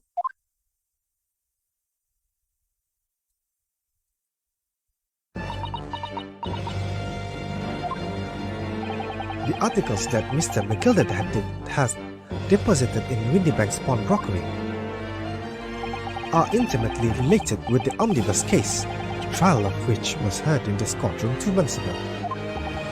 Yes, and I remember this young lady being brought before me in that trial as well. That's right, my lord. Her testimony helped to establish the innocence of the defendant, Mr. McGilded.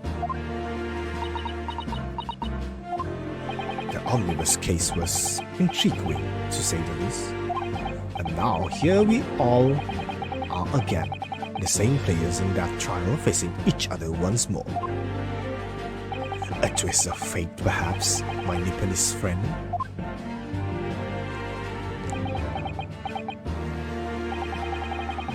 Allow me to recap the events of 2 months ago. An old brickmaker was stabbed to death in an omnibus running along London's winter streets. Apart from the victim, there was only one other person in the carriage, Mr. McGilded. Naturally, he was the prime suspect for the murder. But as the trial progressed, another possibility emerged. That the murder in fact took place above the defendant's head on the roof deck, with the body then being dropped throughout the skylight into the carriage below. It was Miss Lestrade whose testimony brought that possibility to light. At the time of the incident, Miss Lestrade was concealed under the seat in the carriage, hoping to pick the pockets of unsuspecting passengers. Then, immediately after the trial, having been acquitted of the murder, Mr. McGilded died in this very courtroom in the most extraordinary of circumstances. A mystery that remains unsolved even now, 2 months on. As indeed does the omnibus murder itself. Be that as it may, I recall neither the death nor the small box being mentioned in the course of those proceedings. Miss Lestrade, would you tell the court now, please? What really happened in the omnibus 2 months ago?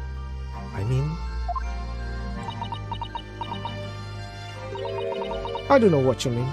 I really said all I know. And what about everything you told us yesterday from inside your prison cell? Please, Miss Lestrade, this is extremely important. What?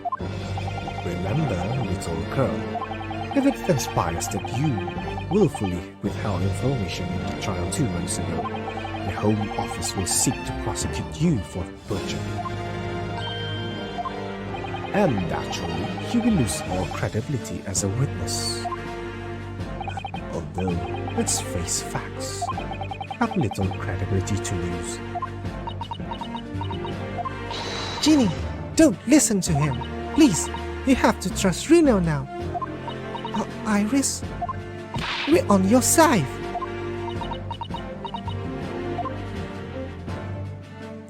Oh, all right then. I thought it's the right choice, Gina. well, if it seems that my learned friend is hell-bent on bringing the entire courtroom down about his ears, so be it. I must confess that I'm struggling to understand what on earth is happening here. However, it would appear that Mr. McGilded pawned articles in that extraordinary case of the omnibus harbor secrets of which we have been hitherto unaware. So, Miss Lestrade, you will now give your testimony before the court about the events of 2 months ago. You will reveal the truth, a commodity sorely lacking in your original testament.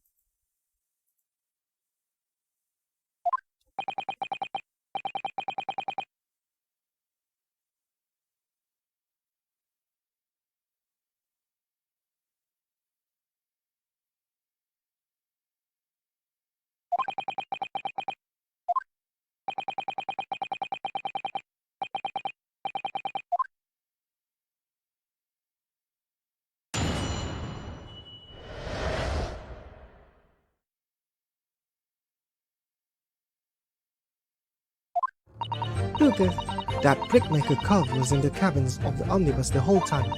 When the Irishman dragged me out from under the seat, I saw the disc on the floor.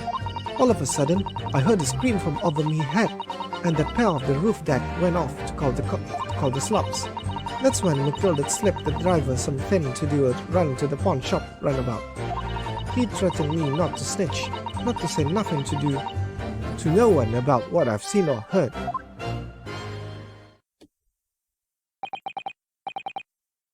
Good grief, this is outrageous. What you just told the court bears almost no resemblance to your testimony 2 months ago. As you say, my lord. Then there's every chance I may have adjudicated in error of McGilder trial. Sounds very much to me as if the man deliberately deceived this court in an effort to cover up the most wicked of schemes. Without doubt, your lordship is correct.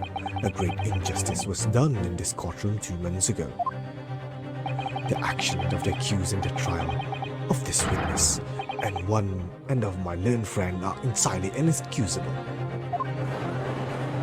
I don't believe it. The whole trial was a farce. It was all lies.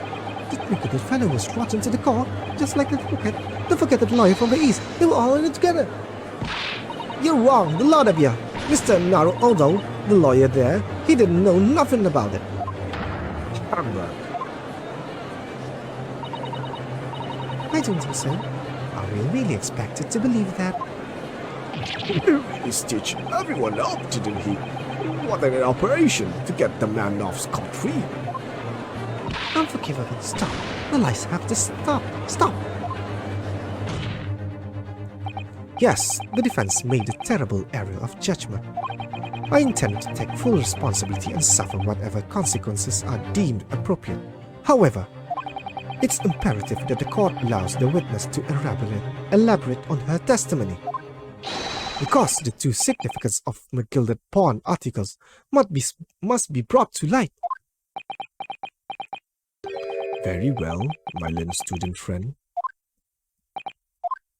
Given the depth of calamity you just plunged yourself into, this may well very worth hearing. Words fail me. The situation is utterly deplorable. Mr. Naruhodo. Yes, my lord. I will decide upon your fate following the conclusion of this trial. Of course, my lord. Blimey, Mr. Naruhodo. Now, counsel, proceed with the cross-examination.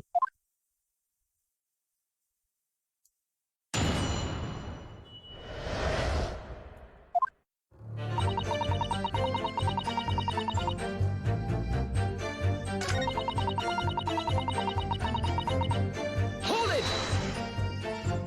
What's the disc you saw? This? Yeah, I reckon it probably was. It was right next to the cove lying on the floor. Could this have belonged to the victim, perhaps? I don't know, but McGilder picked it up very smartish. And then he set the cove with the knife in his belly up on the seats. What did he say to you at the time? He told me not to say a word about what I seen or heard to no one, but about the disc and all. I was dead scared. The way he looked at me, I thought if I didn't go along with it, I'd get stuck with that knife too. Then he started asking me a lot of questions, like what my name was and where I live and that. He asked me about being a diver too. But after a while, what had happened in the carriage was noticed. Yeah, that's right. First there was a kind of rapping noise.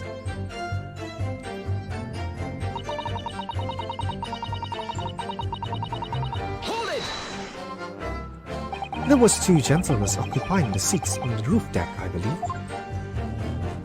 That's right. They must look down through the skylight and notice the cove with the knife in its guts. When they screamed, the driver pulled up the horses and McGilder got me out of sight. Out of sight? Where? Back under the seats where I started off. Once the carriage came to an halt, the two cups from the roof ran off to fetch the slabs.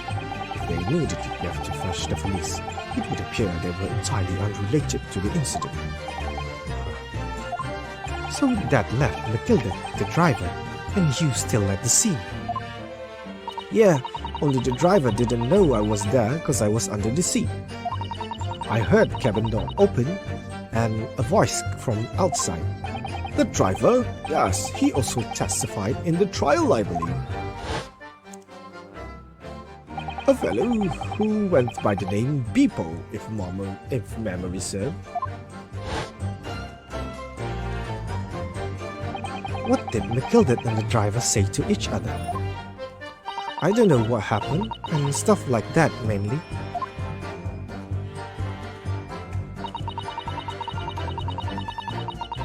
Hold it!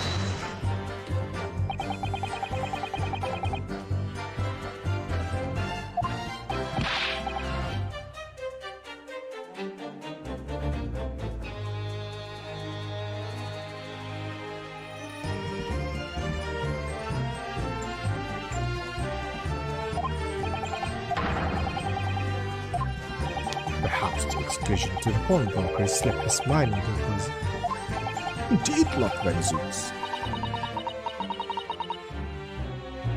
apa nih?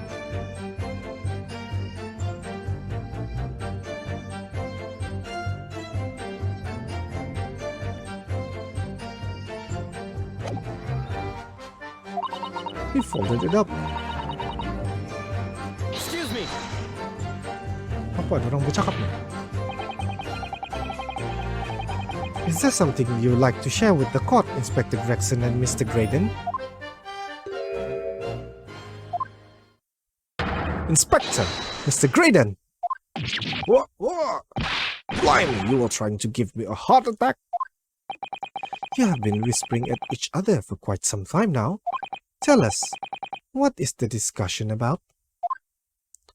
Discussion? With this fella? All the other ones, Sunshine. You think I've got anything to talk about with a shady chance like this? And I have nothing to say to this uncouth detective upper. He deprived me of that test that was rightfully mine. But they've clearly been talking the entire time I've been cross-examining Gina. It's as if they have been negotiating.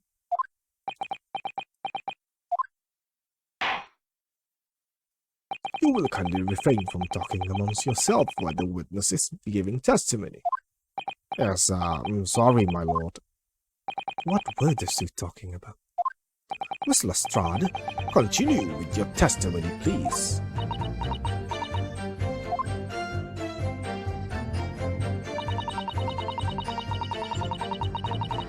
Hold it!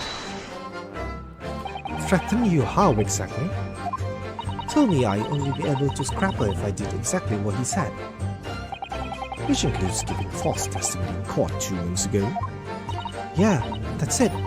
And there was one other thing he said. Which was? He told me I'd have to hang on to the ticket in the pawn shop and make sure not to lose it. The ticket? Well, I never. Said that if he didn't show up to get the ticket of me before 2 months passed, I had to go to the pawn shop and pay the money to keep it in luck to stop it being forfeited. He left me with some brass to pay for it. But really, why on earth would Mr. McGilvin have done such a thing? Depositing his overcoat with the pawnbroker before the arrival of the police, it makes no sense at all. Though it seems to be only one logical explanation, my lord. What Mickled had to drive a deposit at Quinnipiac was something he didn't want the police to see. Something very important that he needed to hide at all costs. Anyway, after that, he let me go, so I legged it before the coppers showed him. Well, then, Gina, it can't have been easy to tell the truth like that. Gina's really put her faith in you, Runa. Yes, and to take her. she'll have to face a charge of perjury once the trial is over. So I'll need to use the time we have now to get as much information.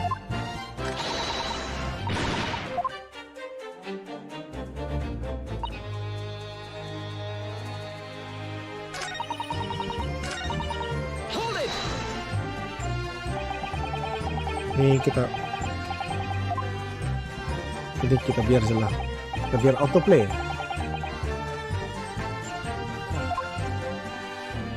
Yeah, that's right. It's pitch black under there, so you can't see nothing at all. Now, in your testimony 2 months ago, I feel certain that you claimed Mr. McGilded was the sole passenger, did you not? False testimony, my lord.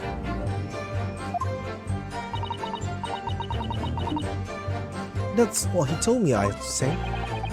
But it's important that you tell us the truth now. Were Mr. McGilded and the victim acquaintances? I don't know. But I did hear them talking a lot. What were they talking about? Well, I couldn't hear too well, but if I had to say, I think it was about money of something. They keep talking about buying and not buying.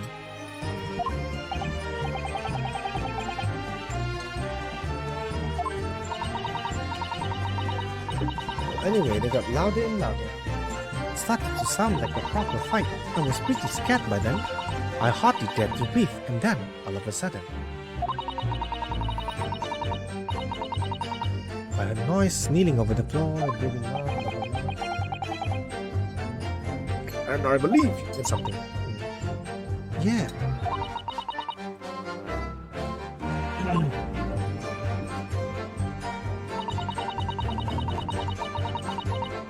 Ini sudah.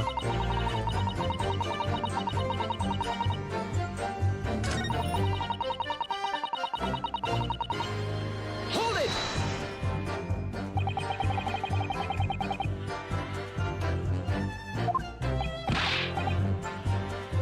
Just a moment, counsel. Do you mean to tell me the driver gave false testimony in the trial as well?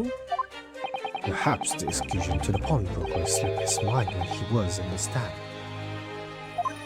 Indeed, Lord Vengeance. McGilded took off his coat and gave it to the driver. He folded it up, all carefully like, before handing it over. And when I saw him do that, I remember thinking, that coat and what's on it has gotta be worth a few bob. Yes, Gina was sure that this must be worth more than Mr. Windybank was suggesting, wasn't she?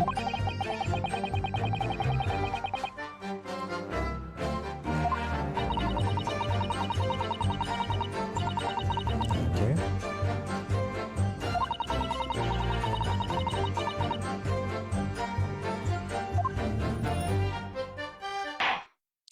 Thank you, Miss Lestrade. Thank you, counsel. I've heard enough. I believe we now have a reasonable understanding of what actually transpires from the omnibus. It would appear that now 2 months ago, A negotiation was taking place on the omnibus. A negotiation concerning this disc. However, matters did not run smoothly.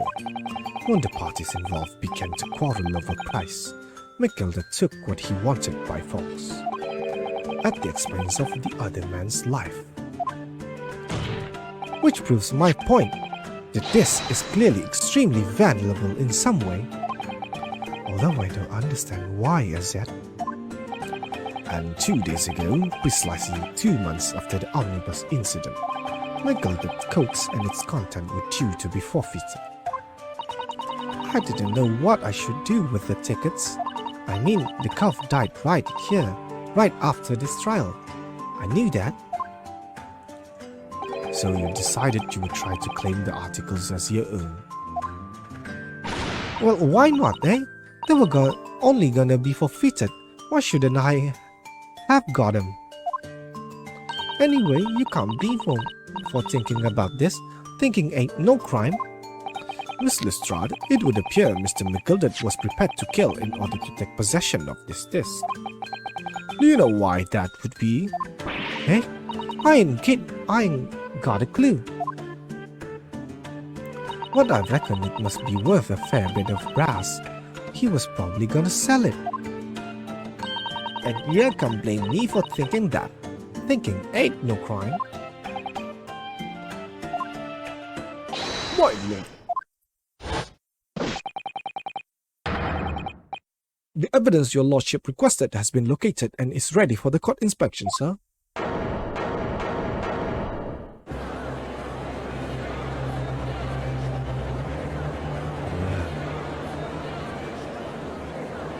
The mysterious little box deposited by McGilded 2 months ago.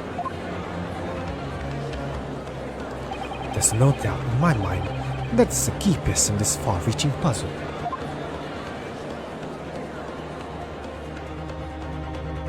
To be continued.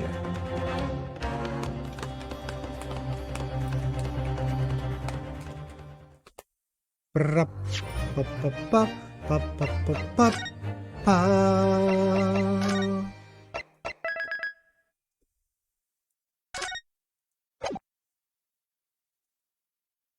Oke, kita sudah jumpa nih kotak dan saya berhenti nih game sebelum ini dialog, bukanlah sebelum start nih. So kita sambung balik di sinilah. So, this is the article in question, is it? The small box deposited with the pawnbroker by Mr. McGilded 2 months ago. And on the night of Mr. Windybank's murder, the only item on the shelves that were touched by whoever broke into the shop. Quick, quick! Let's open it and see what's inside. Apa itu? Mesin. Gracious! This is no ordinary box, it seems. Wow. Although in truth, I have an inkling that might be the case. It would appear that the box houses a miniature music box movement. Miniature music box movement. Oh, Graydon. Panik kau? Then, is it too much to expect? I think it would be reasonable to assume that it is a device for the playback of this disc, my lord.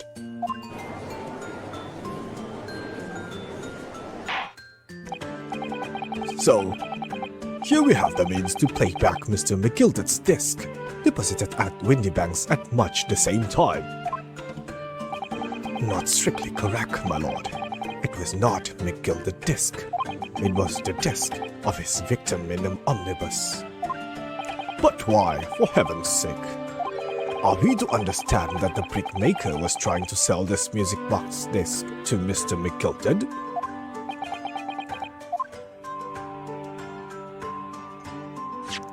I believe the answer will become clear if we listen to music on the disc, my lord. Yes, very well. Let the court now listen to this curious disc at last. Hold it! Wait, my lord! Good grief! What is the meaning of this, Inspector? The music box and the disc are they are unrelated to the case. No need to spoil the somber atmosphere in the courtroom with some silly bit of music. Objection! This disc may very well have motivated the culprit in this case to commit murder. Clearly, there's every chance that it's fundamentally important to understanding what happened. The prosecution has no objection. But no, that piece of evidence is please. Clearly Scotland Yard has some vested interest here. But it is policy of this prosecutor to leave no avenues unexplored. And you, Inspector, have no jurisdiction here to prevent that from happening. No further delays, please. Play the disc. Apa yang kita bakal dengar? Kecil saya pula disc tuh.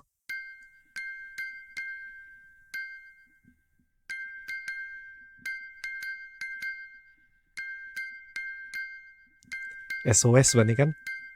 Moskot.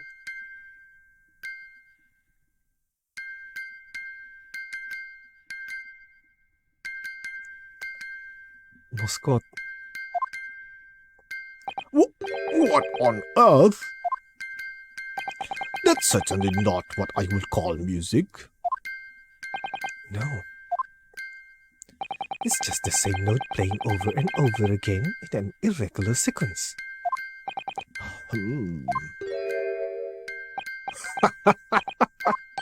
Mr. Graydon, this really is priceless.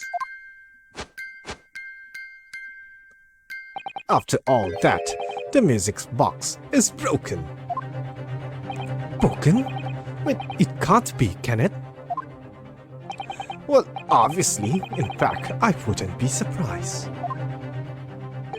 If the office sent to fetch it didn't drop it on the way back to the courtroom. Well, with much regret, I feel the court might accept that this music box offers little in the way of clues. Are you ready to move on, counsel? Come on. Yes, all right. It does sound as though it's completely broken, but is it? Could this music emanating from the music box possibly be a new clue? It could be a clue. I believe that it could be relevant, my lord. Good lord, but how can it be? It's an abomination. Abomination, counsel. Mere noise. I fail to see how it can have any meaning whatsoever. It does sound strange, I agree. But there's one thing bothering me. While Graydon stands there chortling victoriously, the inspector beside him has a rather telling. Yep, sendawa. The inspector beside him has a rather telling expression on his face. It's as if Gregson recognizes the sound, as if he's familiar with it somehow. And that's making him appear extremely on edge. If that's the stance on the defense, my Nipponese friend, answer me this. Oh!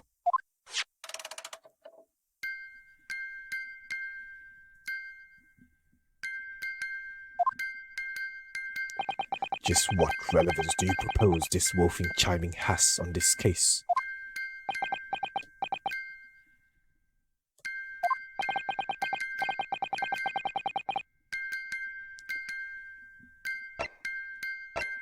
It's the defense belief that the sound emanating from this music box is... Nathaniel Trevor, thank you for the like. Thanks. Just because this is a music box, it doesn't necessarily mean the sounds we are hearing are music.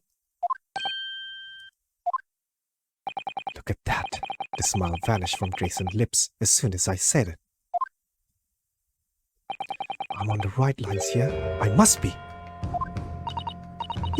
Making deduction based on how people react to what you say. You're acting just like Hurley, Bruno. Objection! The sounds we're hearing aren't necessarily music. Well, now that you've told us what they are not, I'm sure the court would like to hear what they are. Do enlighten us, my Nipponese friend. Well, Surely you have an idea in mind? Because if not, it will be the death of your ill-formed argument. exactly. The music box is clearly broken. Refusing to accept that fact is pure foolishness. They've got me. I don't know what the answer is yet. Reno? I've just examined the music box very thoroughly. Boleh cek kah? Mana boleh cek?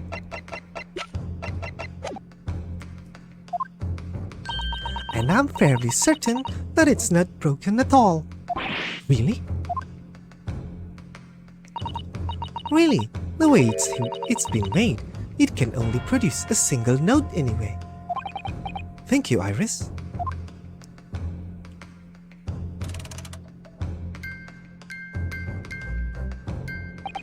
Alright. Well, if the music box isn't broken, it must mean that the sounds it's producing have some significance that isn't musical.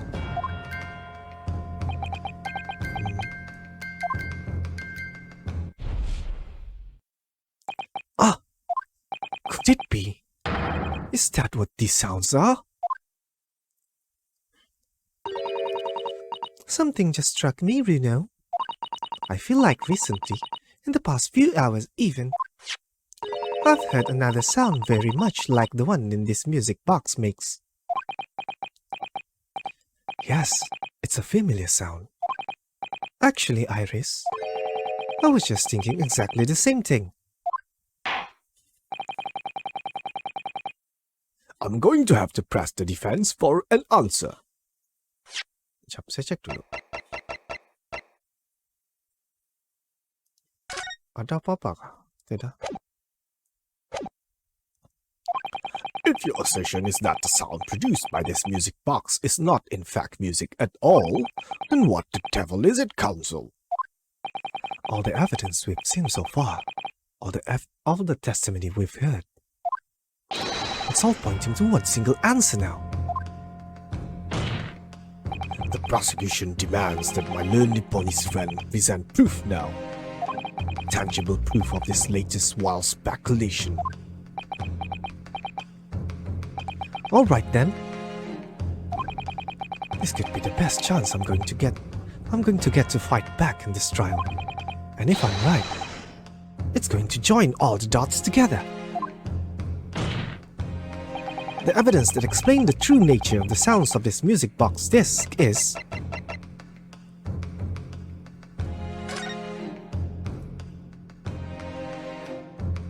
Ini kah? Take that! Today's paper, Counsel. The headline is Pawnbroker perishes in Pepper's blunder. Blunder. Hardly supportive of your cause. No, my lord. I was hoping you'd look a little further down the page. Further down, Ministry Mo, classified secrets may have been leaked overseas from Ministry of Justice. Yes, this is very serious matter, being investigated at the highest level, I understand. I have heard that international transmission along supposed secure line are somehow being intercepted and leaked to various other countries.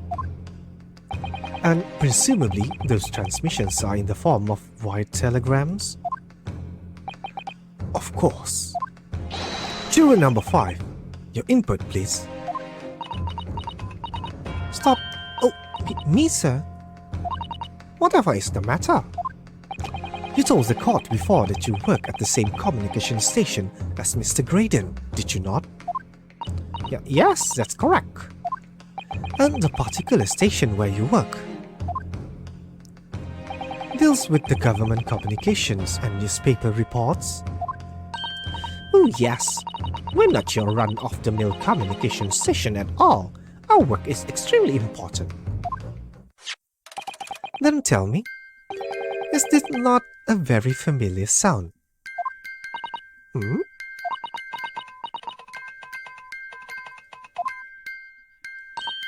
You don't mean to say, is it? That's right, madam. It bears more than a passing resemblance to the sound made by your telegraph machine as you tap it. I believe it's called Morse code. But I don't believe it. Now correct me if I'm wrong, but when it comes to leaking telegrams from government departments, there could be nobody perfectly placed than a highly skilled communication officer. Are you suggesting that the music box disc contains stolen government secret in Morse code? Morse code. Morse. Order! Order! Please, everyone, order! But this is high treason, Council, deserving of a capital punishment. Too much new vocabulary. What is this treason?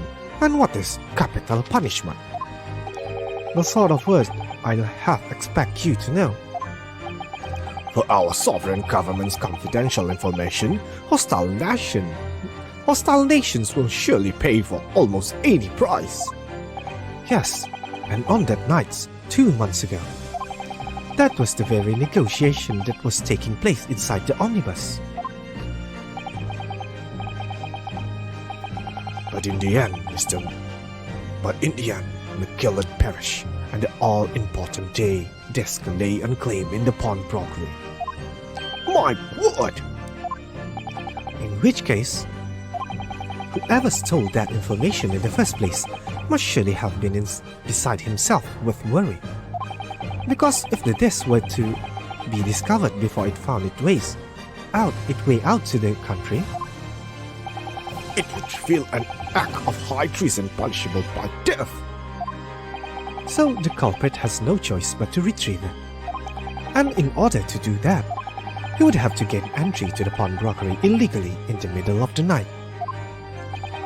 Because the article left behind by Mr. McGillard would incriminate him too much if it got into the wrong hands.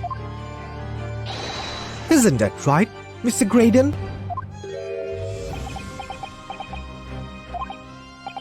You think I've been selling government secrets? Well, preposterous. Absolutely preposterous. So, in response to the defense accusation, you claim complete innocence, do you? Well, of course I do. Because I have to stand here in silence while that pretentious foreign lawyer has been prattling away. Objection! Then by all means, counter the charges, sir. The prosecution demands the witness testifies in response to the accusation brought by the defense. Delighted, I'm sure. The witness is reminded that the crime under scrutiny in this trial is the murder of the pawnbroker, Mr. Windybank. That being the most flagitious offence for which the law of this land sanctions a capital punishment. But the heinous act of high treason is no less serious a crime. I urge you to bear that in mind as you testify, Mr. Graydon. So then, let us proceed. You may...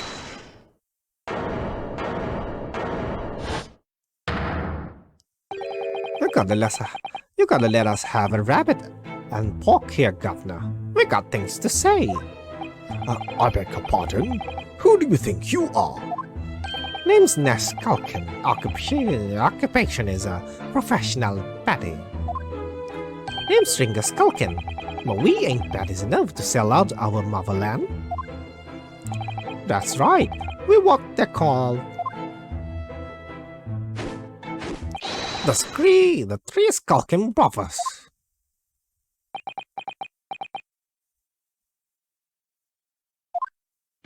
Bad timing, fellas. Very bad timing.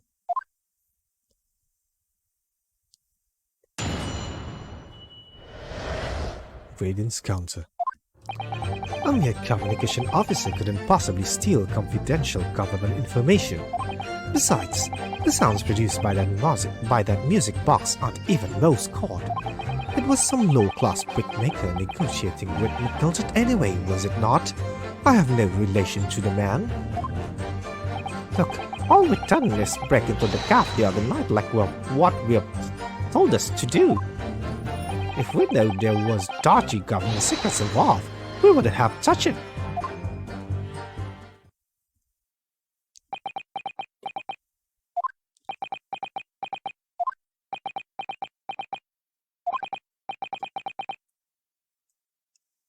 Mr. and Mr. Skulkin? One mist'll do, Governor. What's up? Do I take that you now admit to the crime?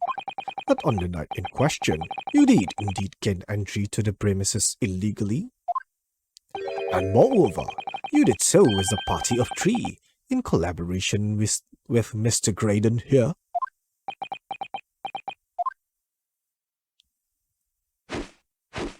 We did, Guff, we did! Quieten down, please. What say you to that, Mr. Graydon? I have no idea what these two ruffians are referring to. You little rotter, getting us mixed in all this monkey business. You never said nothing about governance secrets. It was supposed to be a straight-up job. And what about the geezer whose shop it was, eh? Poor old bloke didn't have to die, did he? Nice to know who your friends are. Whatever these men say, I deny the accusations. Indeed. Well, I certainly wasn't expecting this little music box to become so significant in the proceedings. However, as it has, I will admit it to the court record as evidence. The small music box. Okay, mari kita cek.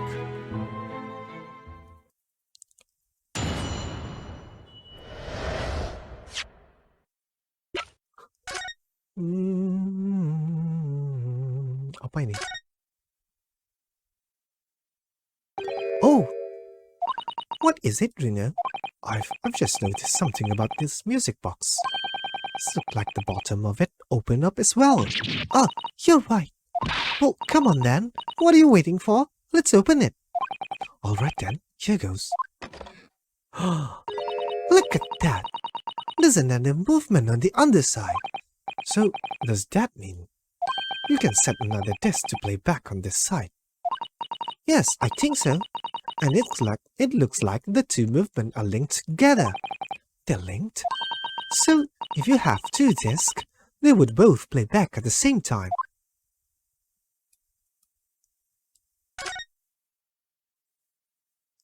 See how the four gilded disc sits in the music box domain deposited at Windybanks. It couldn't be a more perfect fit. So there's no question then, the disc was designed to be played in this music box. Yet despite that, the sound it produces are neither musical, nor do they appear to have any meaning. It just doesn't make any sense. I wonder, if perhaps there's more to this music box than meets the eye. Maybe we haven't discovered all its secrets yet.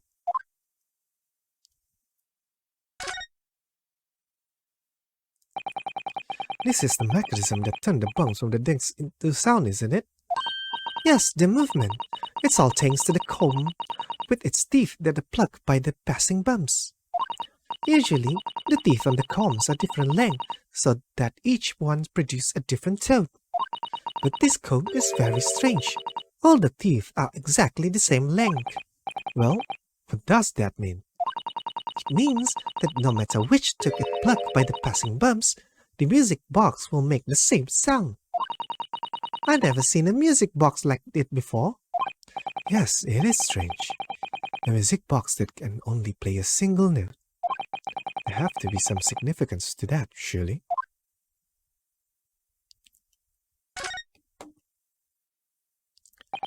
Who'd have thought there will be a second movement to the underside of the box? And this movement is like the other one. The comb teeth are all the same length. So this movement also produces a single note, like the other one? Yes, it must do. Except that the length of the teeth on the two combs isn't the same. So the single tone produced by this movement will be different to the single tone we've already heard. What? Basically, each movement can only produce a single note. But the notes they produce are different. A music box that can only play two tones.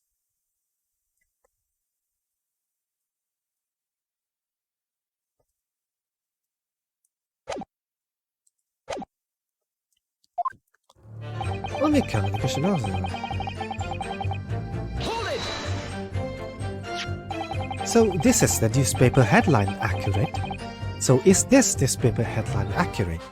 Government communications are being intercepted?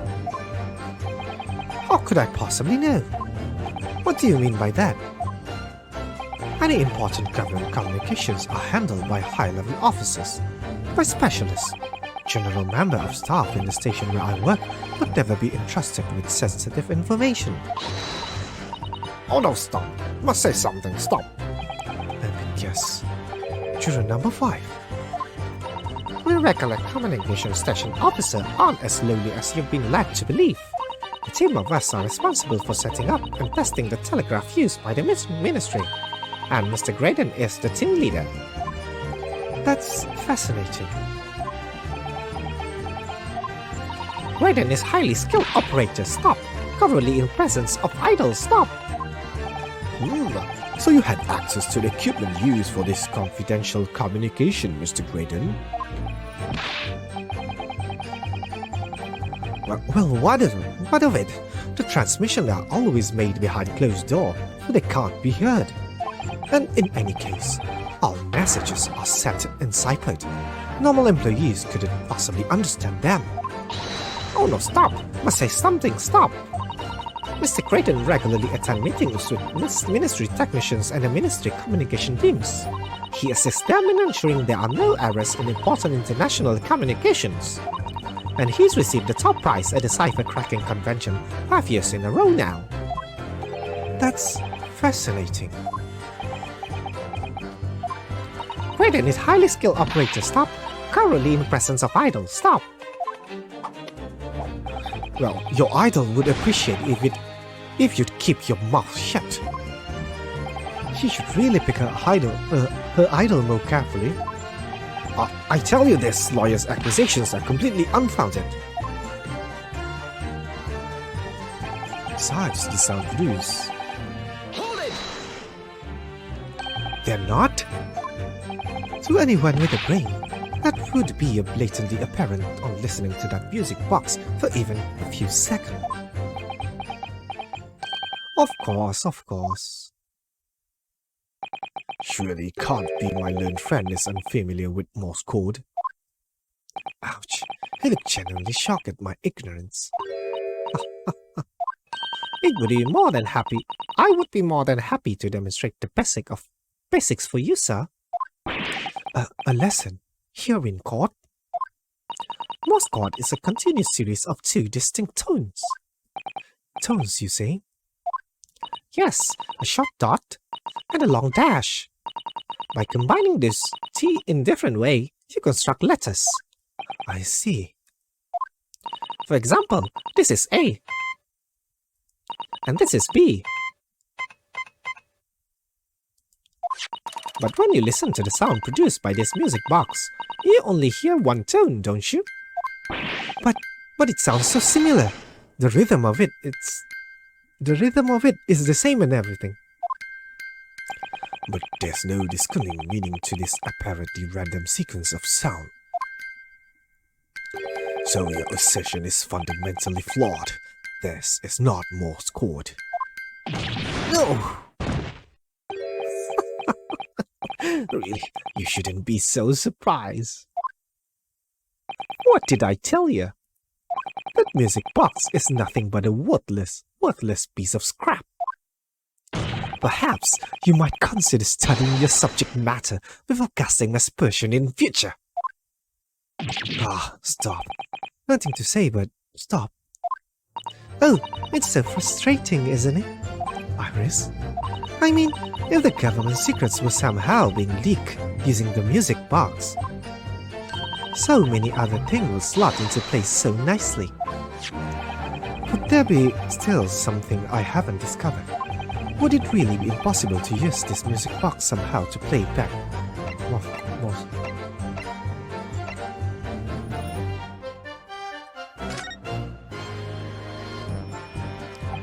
There's still every possibility that this music box was instrumental in the leaking of government secrets. That's the belief of the defense, at least. Objection! Does it please you in some way, my Nipponese friend, to repeat the same line of argument ad infinitum? It's already been established that to read Morse code, 2 tones are required, dots and dashes. Yes, I'm well aware of that. And what? Well, Well, it would appear the defense has a hypothesis to put forward. You had better present your idea at once, counsel. How do you propose that this music box, which appears to produce only a single tone, could have been used to cipher secret messages into Morse code?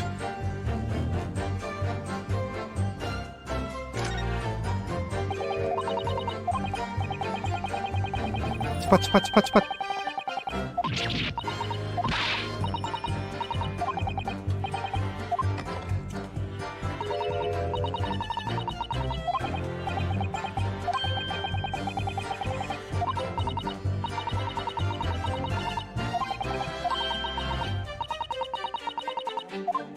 Saya mau nak beli save kah?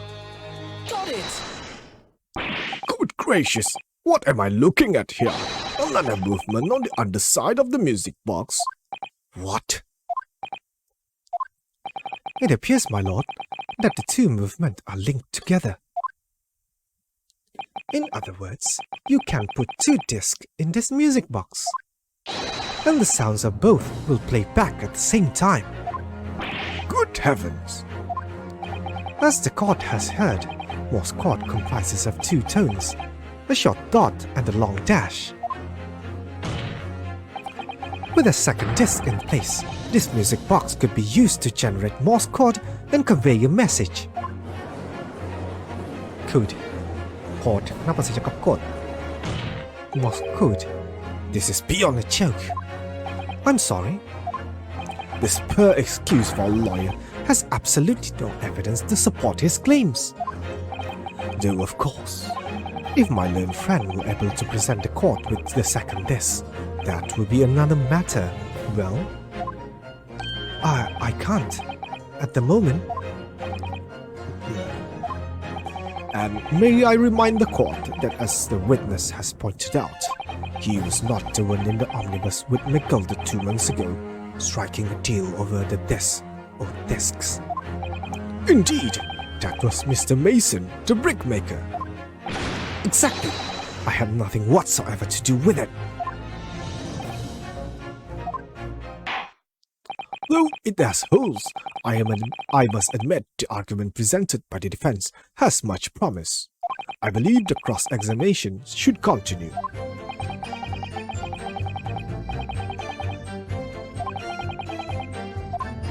Oh dear, it looks like you need to give your argument more strength, you know. You will reiterate your testimony if you please, Mr. Graydon. If I must, though I maintain exactly what I did at the start. Exactly at the start of this pointless cross-examination. It was some low class. Hold it! So 2 months ago in that omnibus, McGilda killed the brickmaker and stole the disc. Mr. Mason was a single man with almost nothing to his name. It seems he lived in an artisan quarter some years ago, but people there remember little about him. That doesn't make much sense though, does it? How would a humble brickmaker come to acquire secret government information? How indeed? There must have been somebody else involved behind the scenes in all of this. Somebody who acquired the disc and gave it to Mr. Mason in order to take it to the meeting with McGilda and negotiate a deal. Jimmy, You may have it. You may have it for me, sir, but I assure you, I have far more class than that. An old brickmaker for an artisan quarter, and is well-to-do communications officer.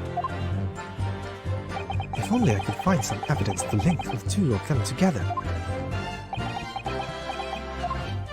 if you have nothing more to add on that note, let us return to the witness testimony.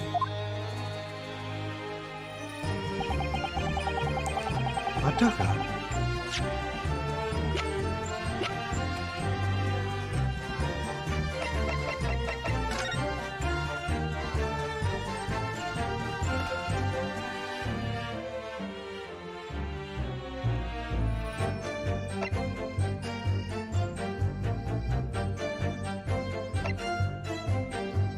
Mason Middleton, huh?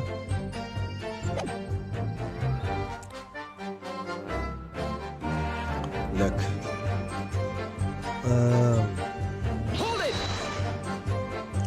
Like Mr. Graydon told you so. Told you to do, you mean? That's it, yeah. Who else, eh? Silly we thought we just popping over for natter after all them years.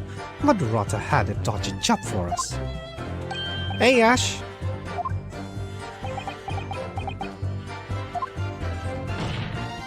Let me stop you there, Mr. Skulkin.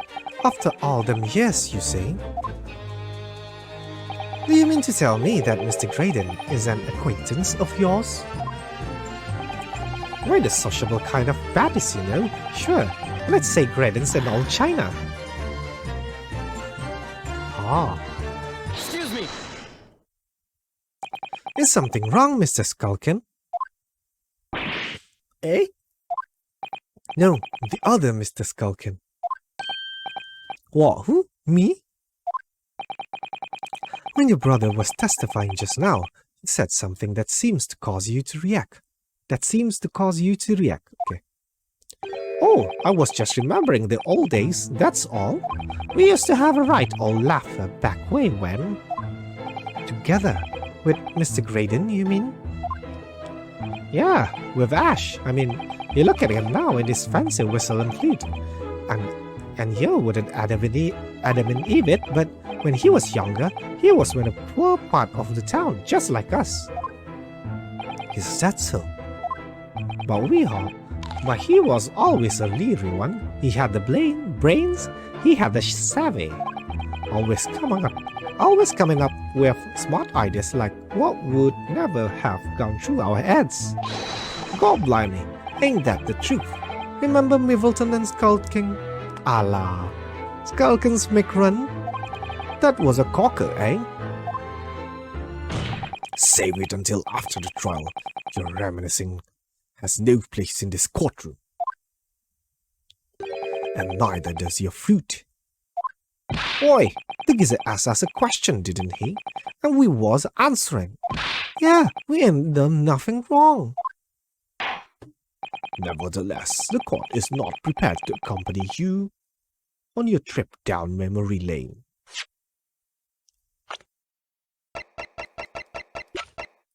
Right? Tidak.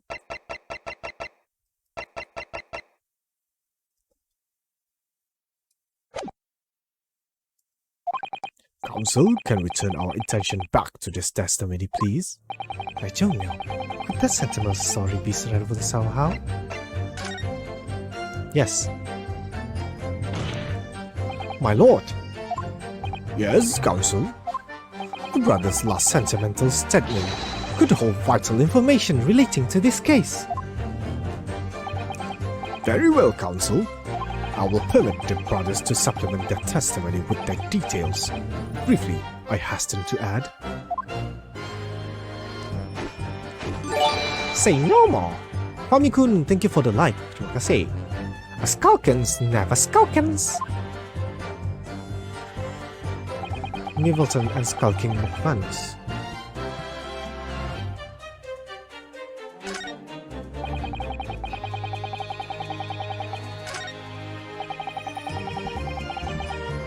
Hold it! I'm sure I'm going to regret asking, but what exactly was that? Some kind of business? Just a little scheme we had going back when we was youngsters. Bit of fun, really. Delivering fresh milk to the locals. That's what it was all about. That sounds alarmingly legitimate. There must be a catch. I suppose since we're here, I should ask them to elaborate, but on why. So this business was just a bit of fun. You say? And it was just yourself and Mr. Graydon involved? Yeah, that's it. Middleton and Skulkin Milk Run, was it? Yeah, that's it. And where did the Middleton pot come from? Alright, I thought the clever clerks like you have worked that one out, did it? Enough of this. How much longer are we expected to listen to this drivel? Objection. Let me guess. You don't Pas suara British. Let me guess. You don't accept anything these two witnesses are saying? Tell me, why is it that it was only at the mention of the name Middleton that you decided to interject? Because Well, it wasn't the happiest of homes that one came from. Yeah, his old man was struggling for money so much, his wife walked out on him. She took the name Grayton then, see? But Ash will always be Middleton to us. Middleton. So that used to be your surname, did it? of course not. This is all bunkum. I've been a Graydon since I was born. Do you think you can really rely on the testimony of those two thieves, You are communications officer attached to the civil service. As such, your personal details will have been thoroughly checked at the time of your appointment. It would be a simple matter indeed to subpoena those records, Mr. Graydon. Well, it would appear that Mr. and Mr. Skulkin's testimony has been reliable, for once. You were born Ashley Middleton, then? Is that correct? Very well, yes. So, Ashley Graydon was once Ashley Middleton. That information could change things and could turn out to be extremely important. Ashley Graydon personal profile. Speed updated.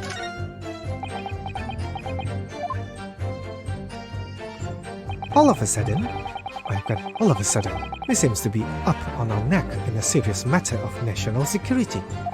Although all this talk about interception of secret government messages are still just conjecture at this stage. It would explain a number of things though, wouldn't it? The negotiating Ginny overheard on the omnibus 2 months ago, and the break-in at Windy Banks. But the trouble is, it wasn't Mr. Graydon in the omnibus with Mr. McGilded. No, that was Mr. Mason, the brickmaker who was so horribly murdered. If only there was some link between the two men somehow. I know, but Mr. Graydon's testimony seems to be as watertight as ever. I wonder if the key to us making headway with the cross-examination here could be those two brothers.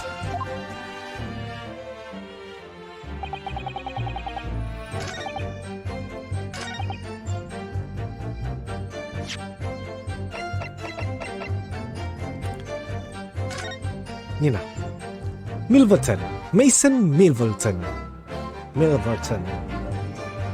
Name details of victim kan? Objection.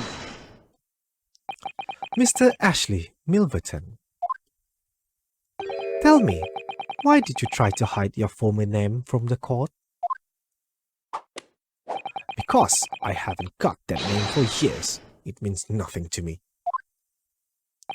No, I don't think that's the real explanation at all. The truth is, you had a reason to hide that name. Explain yourself, please, counsel. I have here the notes from the omnibus case, my lord. Saya sikit lagi mau sebut your honor. And as we all know, the victim, the man who now understands to have been negotiating with Mr. McGilded. Yes, Mr. Mason, the brickmaker. That's right. Only Mason wasn't his surname at all. It was his given name. His full name was Mason Milverton. Milverton? Do you mean to say Saints alive? Mr. Ashley Milverton. Is it not the case that the brickmaker, Mr. Mason Milverton, was your father? I don't. As I believe I mentioned earlier, your family history will have been thoroughly checked when you join the civil service. And it really will take no time at all for the court to subpoena those records. The truth is, you have been illegally acquiring highly confidential government information and selling it on to McGilded in collaboration with your father.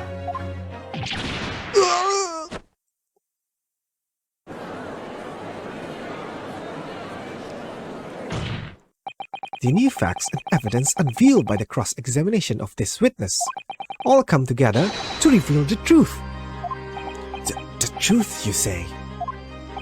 Did you collaborate with your father, Mr. Mason Middleton, in illegal dealings with Magnus McGilded?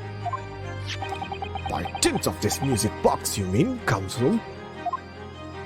Yes, stealing information being sent in government secrets communications and selling it on to McGilded.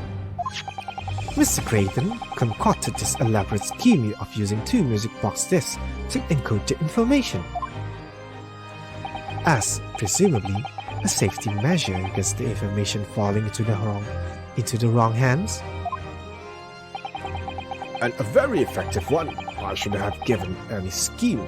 I shouldn't have given the scheme any credence whatsoever.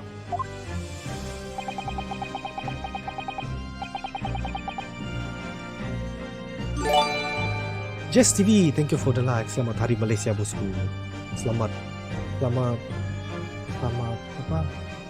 Lakukan penerbangan. Have a safe flight. But the deal of McGilded went sour, and the brickmaker met his end. Yes, but before he was arrested, McGilded managed to temporarily dispose of the stolen discs at the pawnbroker. Then, having learned of the situation, he appeared at Windybanks 2 days ago, in an attempt to recover the 2 articles McGilded has placed in pawn there. But that attempt failed. One of the discs was seized by the police, and the other you never found. So that same night, you enlisted the help of the Skulkin brothers and broke into the pawnbrokery. This time, determined to recover the second disc. Are you suggesting that the second disc was inside the music box? Eh? We never knew nothing about that. On the night that Mr. Windybank was killed,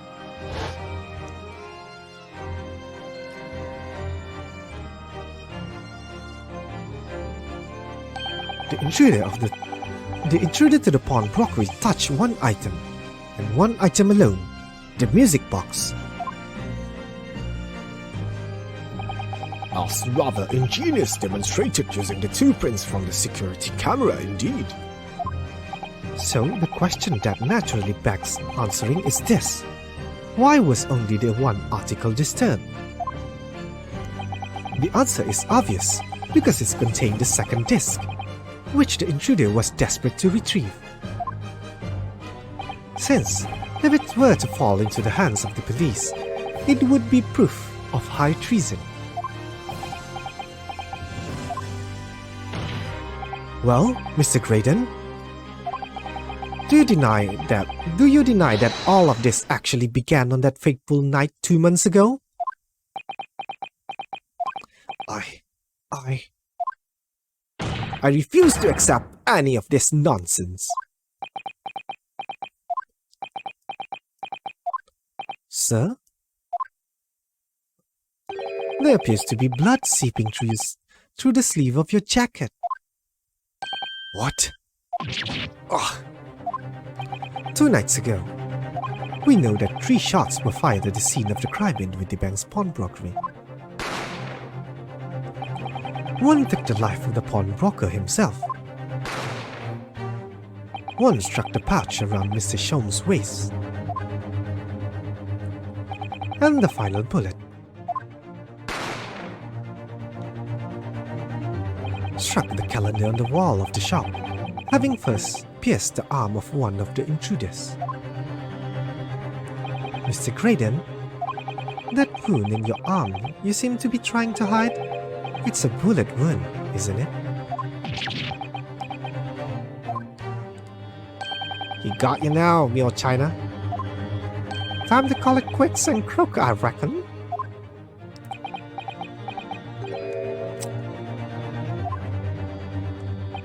Don't acknowledge my presence there under any circumstances whatsoever. Those were my terms, remember? And I paid you handsomely to comply.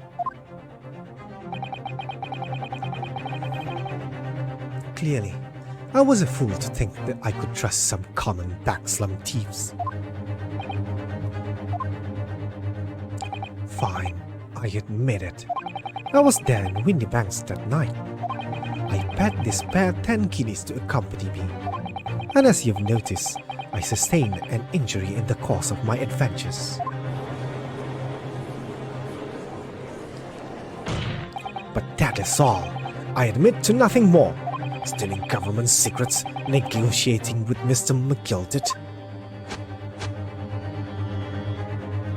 As God is my witness, I'm sure I recall nothing of the sorts. He's not going to go down without a fight. Not until I can show hard evidence, I suppose. Nevertheless, the defense has now established a crucial fact. Which is? Well, we know that one bullet was fired from each of the two firearm we have in evidence. The bullet from Skulkin Brothers' gun hit the pouch around Mr. Sholmes' waist. And the bullet from Mr. Windybank's gun clearly must have been the one that caught Mr. Graydon on the arm. Indeed it must. We can't rule out the possibility that the man shot himself. And that leads us to only one conclusion. Mr. Windybank was shot by a third gun, which can only have been fired by the third intruder. Goodness. That's right, Mr. Graydon. The only person who could possibly have shot Mr. Windybank that night is you. Hold it!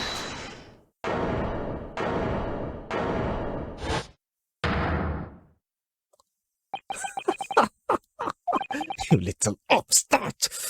You made a grave mistake when you summoned me here. What? What's that supposed to mean? Yes, as you rightly say, I was there at the pawnbroker's. I did my best to hide the fact, naturally. I had no intention of ruining the distinguished career I bid for myself at the communication stations. But did the thought never cross your mind? Did you never consider the possibility?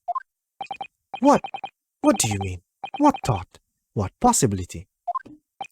The possibility that if I was there at the scene, I may have witnessed the crucial moment. You see, this makes me a key witness in this case, and I have my hands firmly around the neck of your client. What? Are you suggesting? I saw it all. I saw the very moment that pickpocket Girlman pointed the gun at the poor, defenseless pawnbroker and shot him. You... What?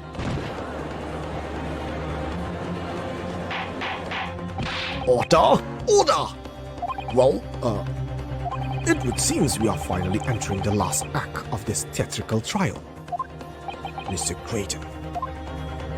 Yes? I trust you are fully aware of the implications here. If it shows that your claim is false, you will have incriminated yourself as the killer.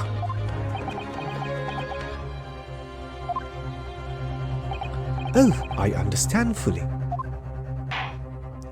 Then I must ask you to give your formal testimony once more. You will explain to the court precisely what you saw at the moment of the defendants allegedly shot the victim. Nothing would give me a greater pleasure.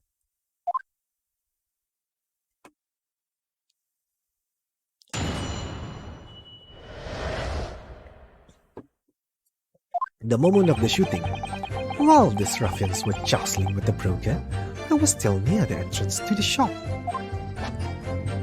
Nah, jom.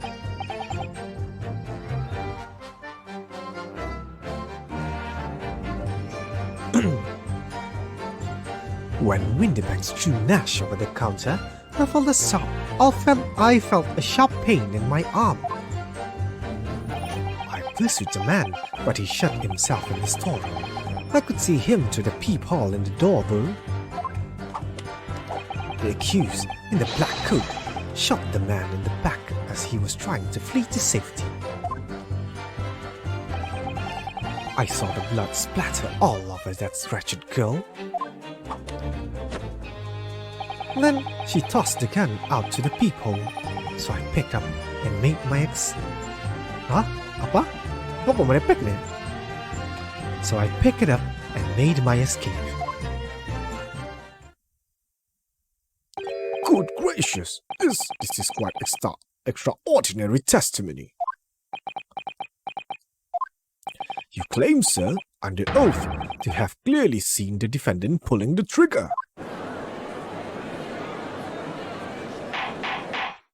Order! Order! It wasn't my intention to testify in this way.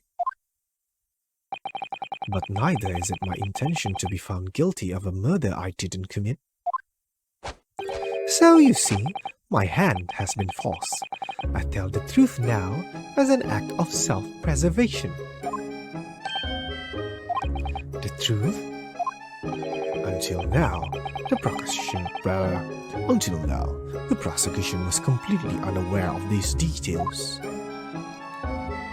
Yes, well, I'm sorry about that. Having shot me in the arm, the pawnbroker was then shot in the back by the accused. And as I said, she was showered in his blood. You say the blood splattered over the accused's coat? Are you sure on that point? Oh yes, quite sure. All over the black overcoat that pickpocket girl was wearing at the time. Really?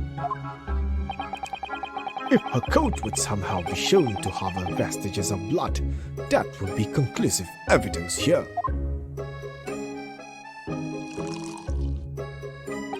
Such an investigation is entirely possible, my lord. What? Only very recently, a German scientist has developed a technique to identify human blood. So here's to true science, not some amateurish detective's dubious foray into the world of chemistry. There's nothing dubious about Hurley work. His ideas are all sound. Ideas are no use to us here. In science, as in law, theories must be proven before they stand. In Germany, the technique has been employed in the courtroom as the basis of evidence. Scotland Yard has a small quantity of the chemical reagent used. With your lordship permission, we could shatter all vestige of doubt within minutes. This doesn't look good, Bruno. Why not? Well, we know, don't we, that there's blood all over front of Ginny's coat. If they test it with their chemicals... Oh, hell, you're right. I was forgetting what happened yesterday. Don't move, Ginny. I'm going to shoot.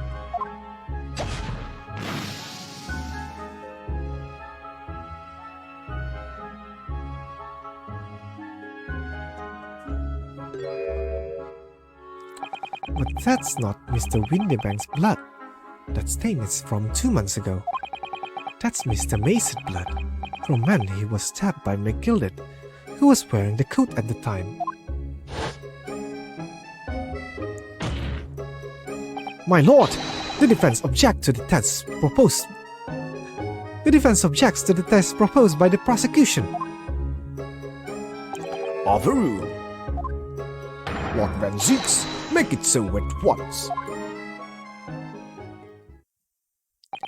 With pleasure, my lord. And while we await the results, the defense may proceed with the cross-examination. Once they find that blood on the overcoat, Gina will be... Counsel, Yes, my lord. your cross-examination.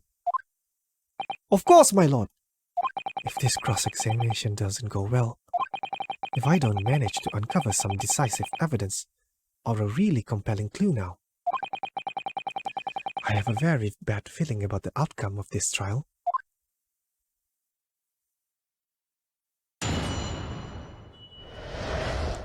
The moment of the shooting, kita save dulu. Let us save in the meanwhile, before I forgot. Plus, we just reach 1 hour mark of the stream. Okay.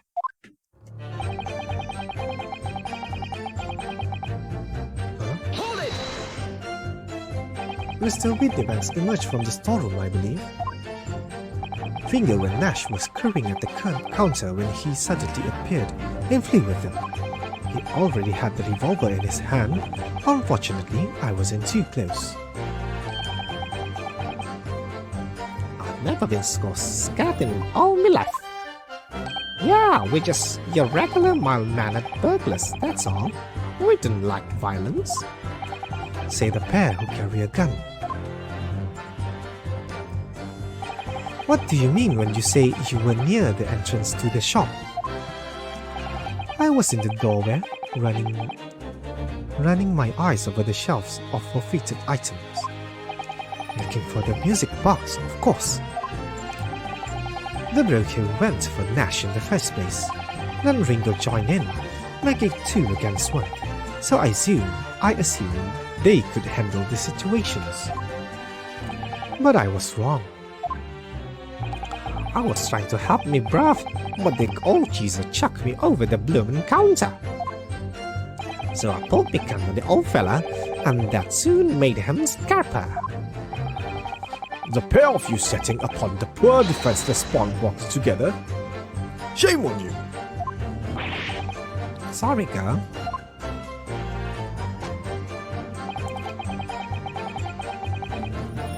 Hold it! True. You mean that's the moment you were shot? Yes, though I didn't immediately realize what just happened, of course. Things crashed on the floor from counter as the 3 men were brawling. It was at exactly that moment it happened, so I didn't hear the gunshot. And the villain went on to strike the calendar in the wall behind you. So it would appear. When I looked at my arm, I saw it was bleeding badly, so I wrapped my handkerchief around it. Seeing as I couldn't explain what had happened to a doctor, I had no choice but to wait for it to heal. I didn't imagine it would still be bleeding 2 days later. Did Mr. Windybank intend to shoot you, do you think? Well now, I don't imagine he even noticed I was there, to be honest. Perhaps the gun went off accidentally. Anyway, it didn't quite strike home. When I pulled my gun on him, he tried to shove me out of the way. And then he scampered through the door out back. At which point, what did you do? I pushed the man. Hold it! You mean you chased after him? I don't recall the reason why, but I ran after him to the back of the shop. And what about this peephole in the door you mentioned? Well, unsurprisingly, the storeroom door's a solid job, made of stout wood. But there is a small opening in it, about a head height, and that lets what you see, what in there from the outside. Actually, I should know that, shouldn't I? I looked through it myself that night.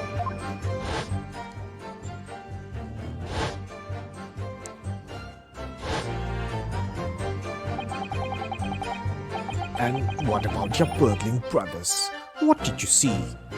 Did you see what went on through this peephole as well?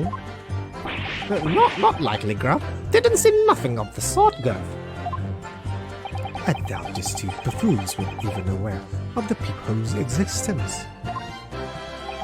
So the Skulkin's brother were there, but they didn't see the killing of Mr. Windybanks take place. Inside the storeroom, I could see the broker and that young girl standing there. The defendant? Yes, though neither of them noticed that I was looking. The girl raised her gun. The girl raised her gun and pointed it straight at the man. And then, what did you see next? The accused in a black coat shot the man. Hold it! Yes, when the crime scene was discovered, the defendant was found with the gun in her hand. But that was Mr. Windybank's gun, from which only a single bullet has been fired. And we already established, Mr. Gregor, that bullet was fired at you. But no, it wasn't the broker's gun that the pickpocket girl had when I saw her. Yes, the bullet from Mr. Windybank's gun grazed my arm, and yes, the Skulkin guns grounded the detective. But this was another gun entirely, a third gun. The broker's gun was not the murder weapon. So clearly, There had to be a third firearm involved. In other words, the accused must had her own gun with her at the time. Objection! but no other gun was found at the scene. Calm yourself, counsel. Sorry. You must consider the events in order.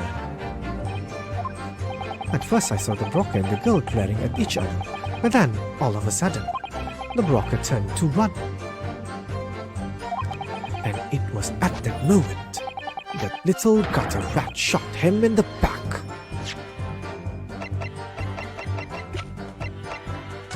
Mana ligo mo lari?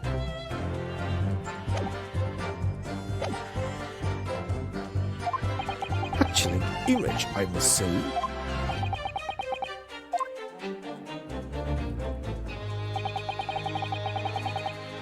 Hold it!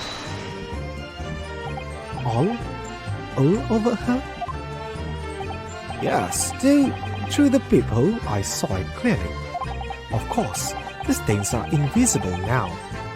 What with the coat being such a dark color? But I assure you, that garment is sullied with the victim's blood. Well, it is sullied with blood, that's for sure. But it's not Mr. Windybank's blood, is it? No, that's right. It's Mr. Mason Levelton blood from when McGilbert stabbed him 2 months ago. It's so annoying. If they'd only accept Hurley's chemical analysis, we could prove that. But they won't, so unfortunately, we can't use it as evidence to support our case. Bother.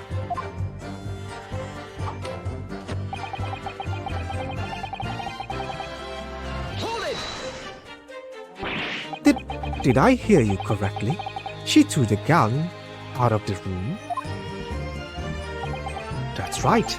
After the broker fell to the floor, she started walking over. Over where exactly? In the direction of the storeroom door, to where I was watching. Of course, I quickly retreated, and then the girl dropped the gun through the peephole onto the floor on my side of the door. But why on earth would she do such a thing? I couldn't tell you. Perhaps she was hoping to distance herself from the murder weapon. Without thinking, I went and picked it up. I suppose I was worried about just leaving it there, in case any more tragedies took place. So it was you, in fact, who took the third gun from the scene of the crime? Yes, it was yours truly. I left it clear up to my lackeys on left. Clear up? We'd make a bit of a mess around the corner, so Mr. Whistle and Flute here told us to tidy up. He thinks he's our bloomin' mum sometimes. Well, I was paying you enough, by God. Tell me, Mr. Craden, when you left the pawnbrokery that night, was it by any chance with the second disc in your jacket pocket? You're like a bull at the... You're like a bull at the gate, aren't you? Excuse me. Gentlemen? Huh?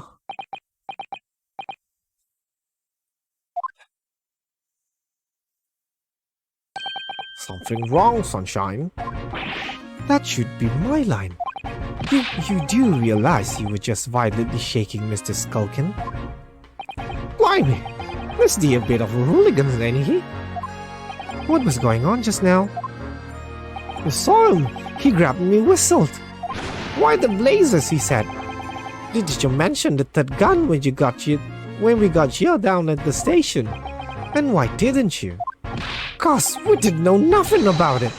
All that flaming peephole in the door. Oh, sorry about that. I can't be prone to losing my rag sometimes. Not hurt, are you? Coco blimey! See the way he's looking at me? I'm telling you, Miss D gives me the willies.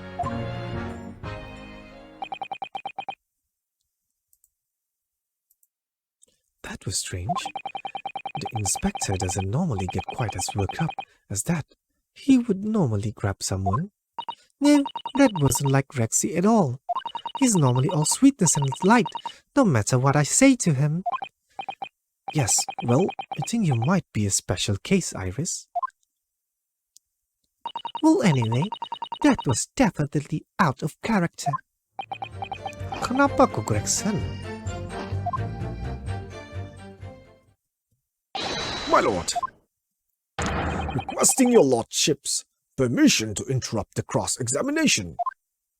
Explain yourself, officer. I have the results of the test that was ordered earlier, my lord. The blood of the accused overcoat. Thank you, officer. Very well, the cross-examination is hereby temporarily suspended. I presume you have no objection, counsel? No, my lord.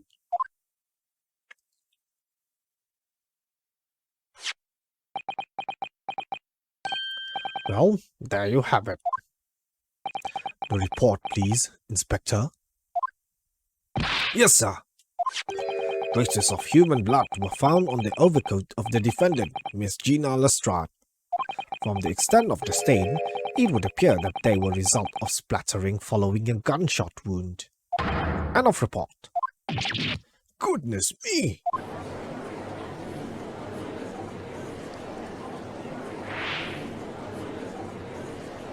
See? What did I tell ya? Objection. No, the blood on that coat is not Mr. Windybank's. What on earth make you say that, counsel? The coat originally belonged to Magnus McGilded. Just before his coat was deposited at Windybank's, McGilded has fatally stabbed Mr. Basin Milverton. So the blood on that overcoat is the blood of Brickmaker from the omnibus case. Objection! Well, the dead cannot speak. Isn't that right, my Nipponese friend? Sorry? 2 months ago, in this very courtroom. Did you not argue fervently for McGilded's innocence? And yet now, that man is dead, you brand him as a murderer? Your conduct shatters any shred of respect you may have earned for yourself in this country. But that was... I call it a bally disgrace, treachery. That's what it is. Huh. How to determine whether the blood of that coat is 2 months old or not? Even a stereoscope couldn't help the answer to that problem pop out. It can't be done. But, we used Mr. Sholmes specially for... Mr. Sholmes is a detective, not a chemist. Would you put faith in chemical formula devised by me, for example, when I'm a communications officer? I held out Piroski to starving boy, and he ran away crying. Although Sholmes is barely more than a figment of the public's imagination. His name carries no weight in this courtroom. No weight at all. How could you say that? Victory is sweet indeed. This proves that my testimony is the whole truth from start to finish. How do you arrive at such a conclusion, sir? As the witness said, the accused's coat was splattered with the blood of the victim. The only way Mr. Graydon could possibly have known the fact is if he saw it happen. In other words, his testimony is solid, and the conclusion is singular. It was the accused who shot the victim in this case. That is the whole truth.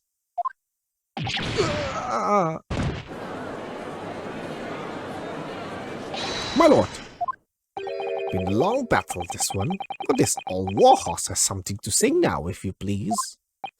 Mr. Foreman, as of this moment, sir, this quartet has reached its final decision.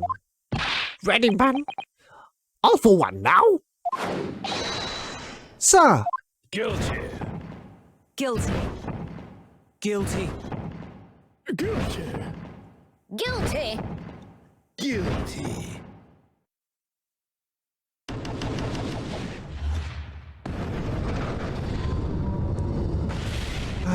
Dia ni sengaja lagi.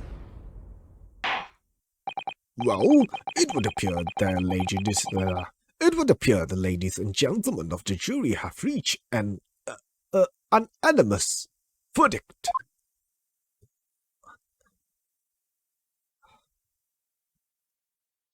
The defense has consistently failed to unpick this witness testimony. Here's to any attempts you may make at unpicking the jury's decision being equally successful. I don't believe it. After I've come so far, how is it all unraveling on me so fast?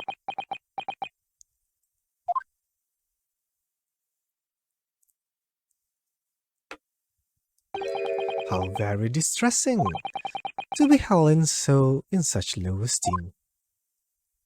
Siapa ni? Who is this? Who are you? Wouldn't you agree, Mr. Naruhodo?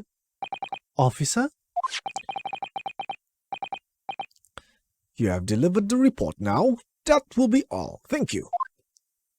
It occurs to me with some regularity, Mr. Naruhodo, that scientific truths are determined but not by science, by none other than the human mind.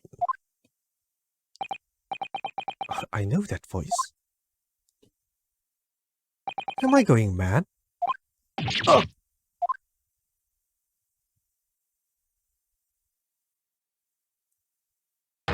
Mr. Sholmes!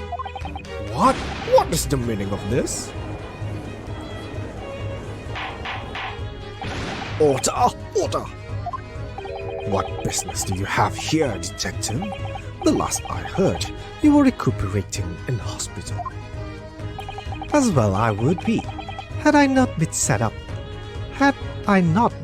upon an errand. What errand? Lily, it's really you! You're awakened at last! Yes, good day, Iris. Well, I appear to be rather late to rise. My apologies. Now, my lord, if you will humor me. In what manner, sir? I have something of great importance I wish to give to the young lawyer over there. I need no more than 5 minutes. Would you be so kind as to spare us the time? What say you to this, Lord Van Zieks? This trial has taken many hours of the court's time, having spent so long already. Exactly. Having spent so long already, we don't want to go wasting any more precious time. As I was saying, having spent so long already, it would seem churlish to deny the defense a mere 5 minutes. Ah, Very well then, counsel, you have 5 minutes. Tukar baju sudah kau, laju juga. my dear fellows, I apologize for my tardy arrival. Mr. Sholmes, are you alright now? Alright, I'm all wrong. Sorry? I only just managed to summon the strength to stand, man. I asked the judge for 5 minutes. But I fear even that may prove too much for me. Pray forgive me should I pass out. Let's make this discussion as short as possible. Really? This place is full of idiots. None of them can see how wonderful your chemical blood analysis is. Ah, well, that concoction of mine was really just a bit of sport to assist me in my investigations. I never took the trouble to refine it for appraisal by the scientific community. An oversight on my part. Right, modesty? Surely not. But enough of that. I'm here to give you this, my dear fellows. What's that? A lavender furoshiki wrapping? A living present from Miss Susato. From Miss Susato? If possible, matters were to be settled without me giving you this. Those were her instructions when she asked me to do her this favor. I don't understand. Miss Susato foresaw today's events, I believe. She knows that the culprit will attempt to escape justice by being both devious and underhand, and that you, Mr. Naruhodo, fighting fairly as you are wont to do, would find yourself in considerable peril. At that very moment of crisis, you were to given this small parcel. Those were the dear lady's instructions. A living present from Susato-san. Whatever could it be? What is this?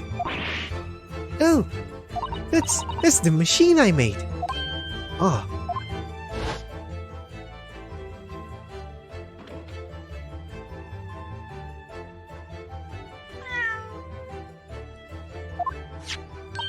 Look, I use this as my latest invention. What is that? I call it the cat flipper-mat. I can make a cat flap for a little furry friend like Quacky in seconds.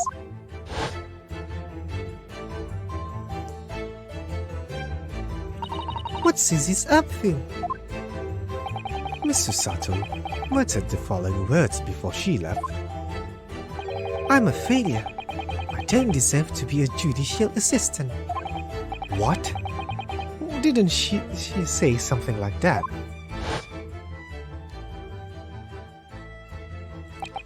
You really are the best judicial assistant in the world. Well, that's extremely flattering. But I'm sorry to say that I've been a complete failure.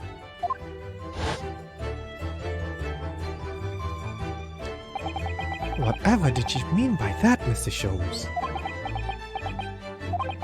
That night, when you left Windybanks in pursuit of the thieves,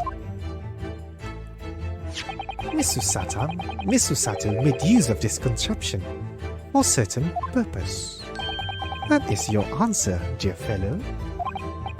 No, not at all cryptic, Dan. Susato-san used this flapper-mat that night? But why? The cat... Apa?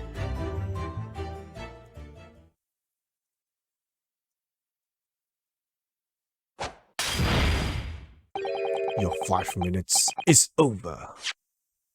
Apa?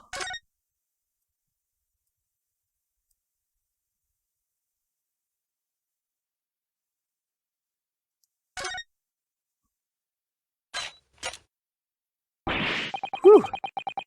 Those vicious teeth. Looks like they could rip through almost anything. They could, aren't they? They're made of a special alloy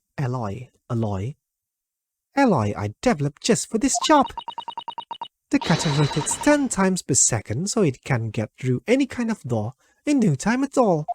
And what are the two parts at the top there?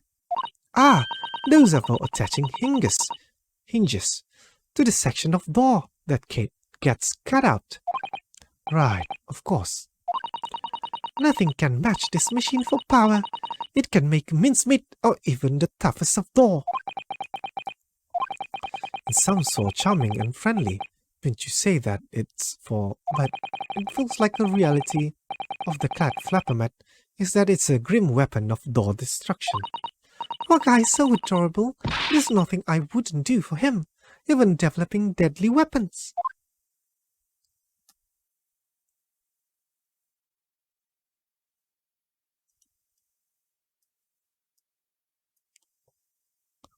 So, kenapa kau begini?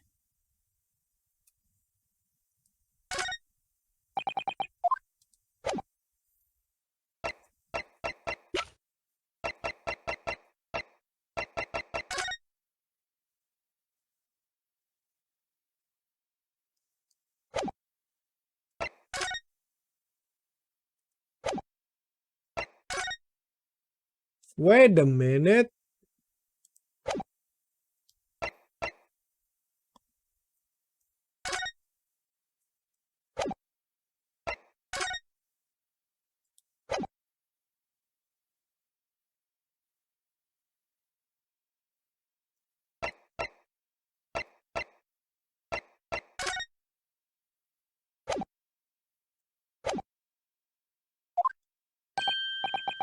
We're out of time already.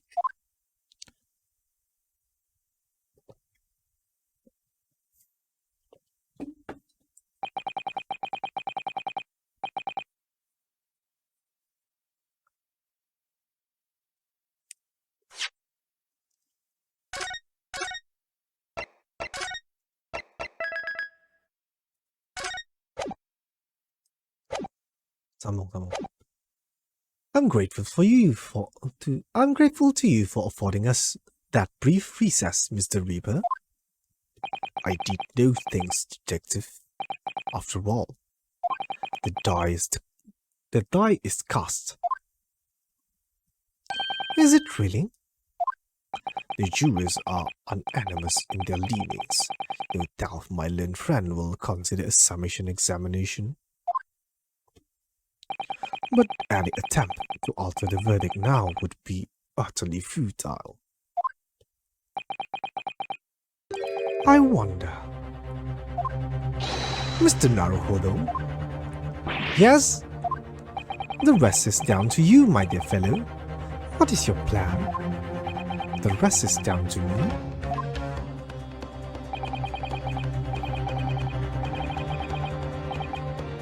I need to be careful here. If I make a wrong move, the trial will end badly. My lord!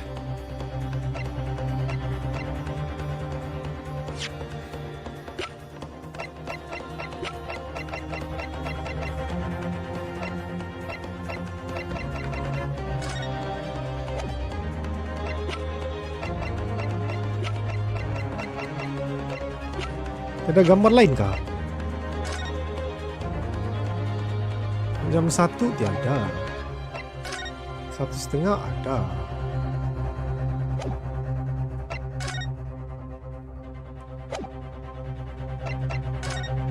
Macam mana saya mau?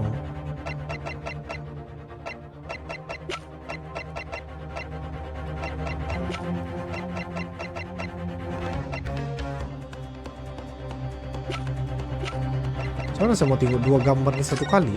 Boleh kah? Bagilah bah. Sini tiada lagi kan? Itu kotak. Mana tuh? Makan kotak apa namanya? Pintu. Ah, ada tuh sweet. Lajunya dia boleh buat pintu kecil tuh dalam setengah jam tuh.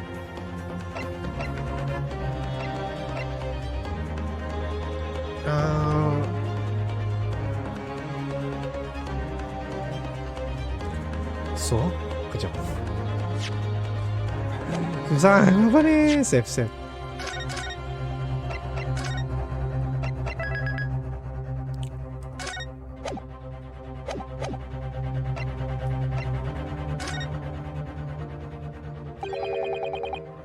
Objection!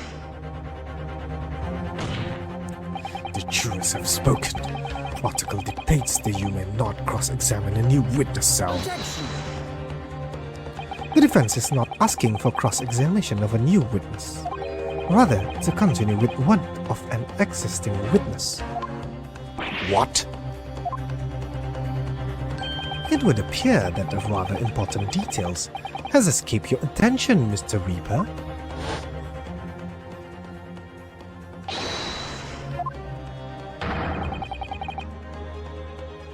Wah, bijak.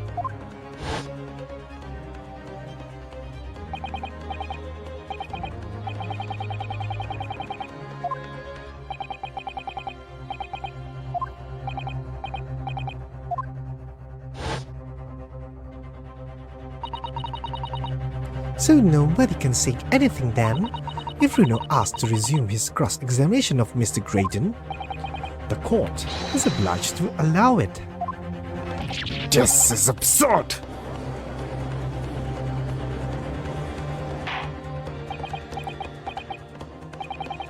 I would remind those present at this that this is my courtroom.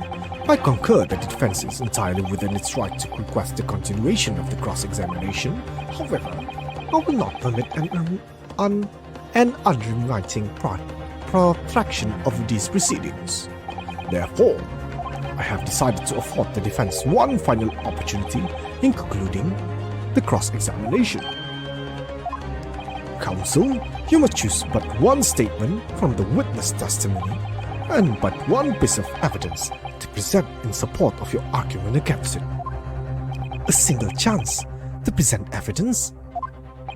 If following that the situation remains unchanged, I shall move to adjudication. Is that clear, counsels? You will not press the witness any further. My lord. Yes, my lord. A single statement and a single piece of evidence. Most generous. Well then, Mr. Naruhodo, it's high time I fell in the dead faint. I leave this in your capable hands. Mr. Sholmes!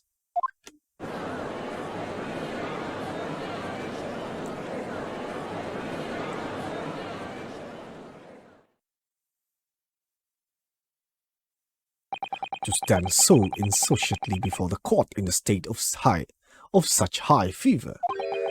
Either that man has extraordinary strength of mind or an extraordinary lack of feeling. I imagine he's feeling very little now. The detective is sleeping soundly in one of the empty chambers. Strike a man when he's down, why don't you? Well then, counsel, are you fully prepared? Yes.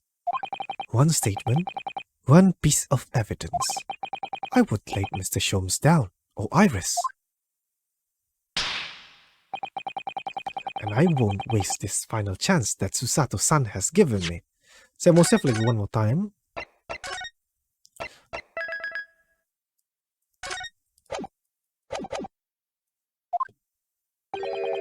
This is going to decide the entire outcome of the trial. Very well then. Under the terms I have outlined, you may resume the cross-examination.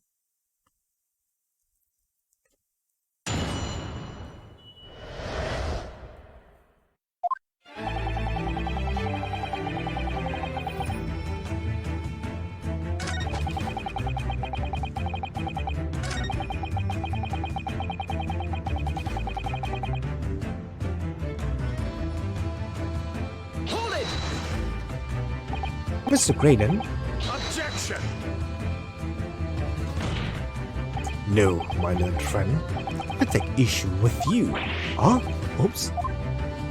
His lordship made it very clear that the defense is permitted to present only a single piece of evidence. Oh, saya sudah press semua.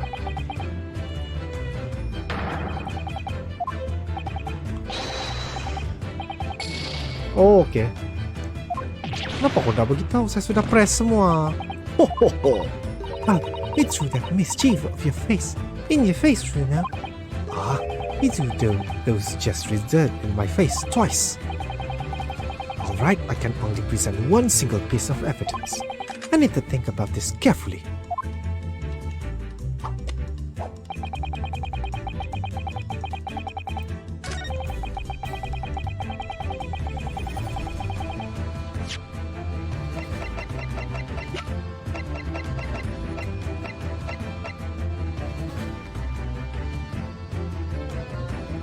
Sepresen lah. Objection! Hai, bukan ini.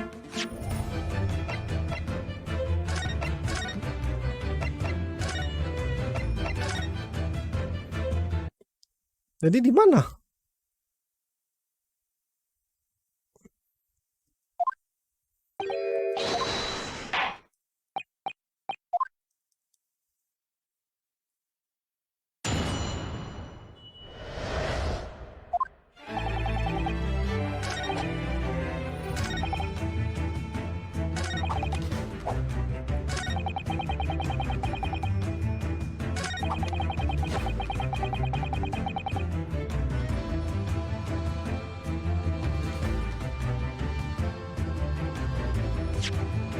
Boleh saya present ya. Ini saya save lagi one more time.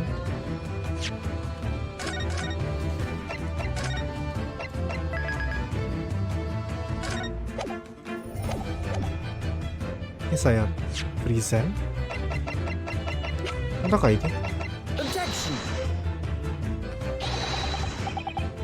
That reveals a damning inconsistency. The last statement.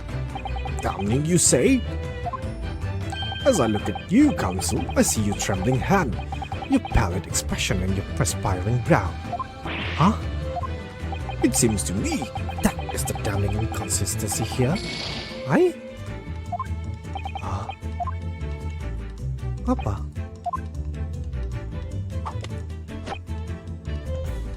Hold it! Objection! Bukan.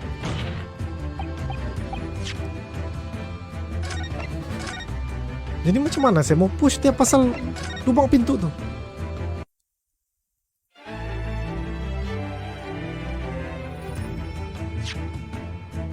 Kita sudah tahu.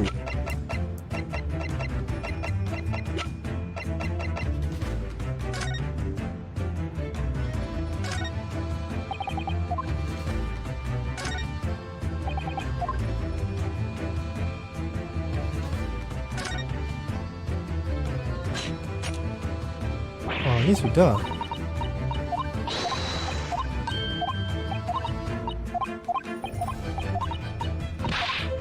Boleh saya kasih start?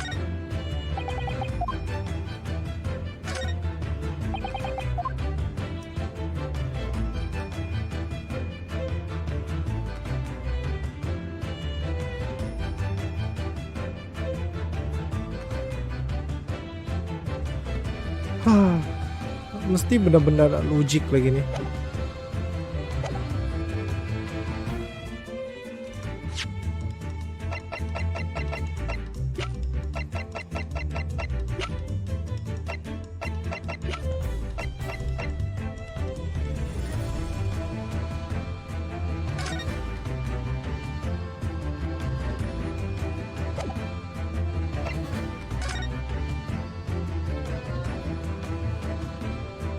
Macam mana?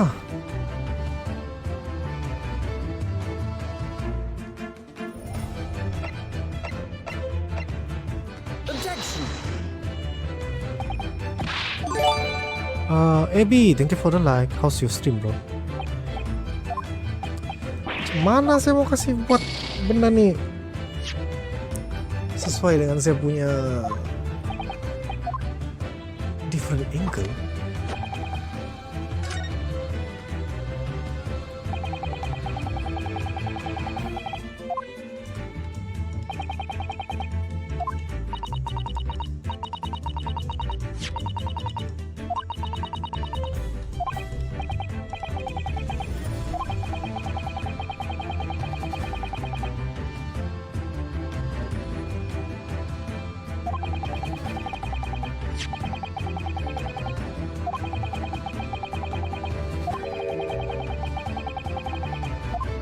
memang saya faham, tapi kenapa game ni tak boleh faham sampai logik kah?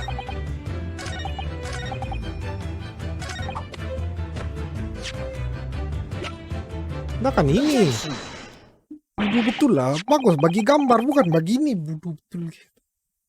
What on earth is that eccentric contraption, Council? Ooh, it's my cat Flappermat, my lord. It makes a way out. It's make a way for cats to get in and out of a room. It can come through any door you can think of and make a new little door in the middle of it. That's right, my lord. It's a device for creating so-called cat flaps. Small doors for cat to come and go as they please. I'm sure we can all work that out for ourselves. But that cat lover's contrivance has no possible relevance to this case. Oh, really? Of course it doesn't. To start with, there was no cat flap in the pawnbroker's door. Not being a keeper of cats myself, I'm afraid I fail to see what this has to do with the matter at hand. Perhaps it will help if I describe its function another way then. This contraption is able to create a peephole in any door you can imagine in practically no time at all. I beg your pardon? A peephole, you say?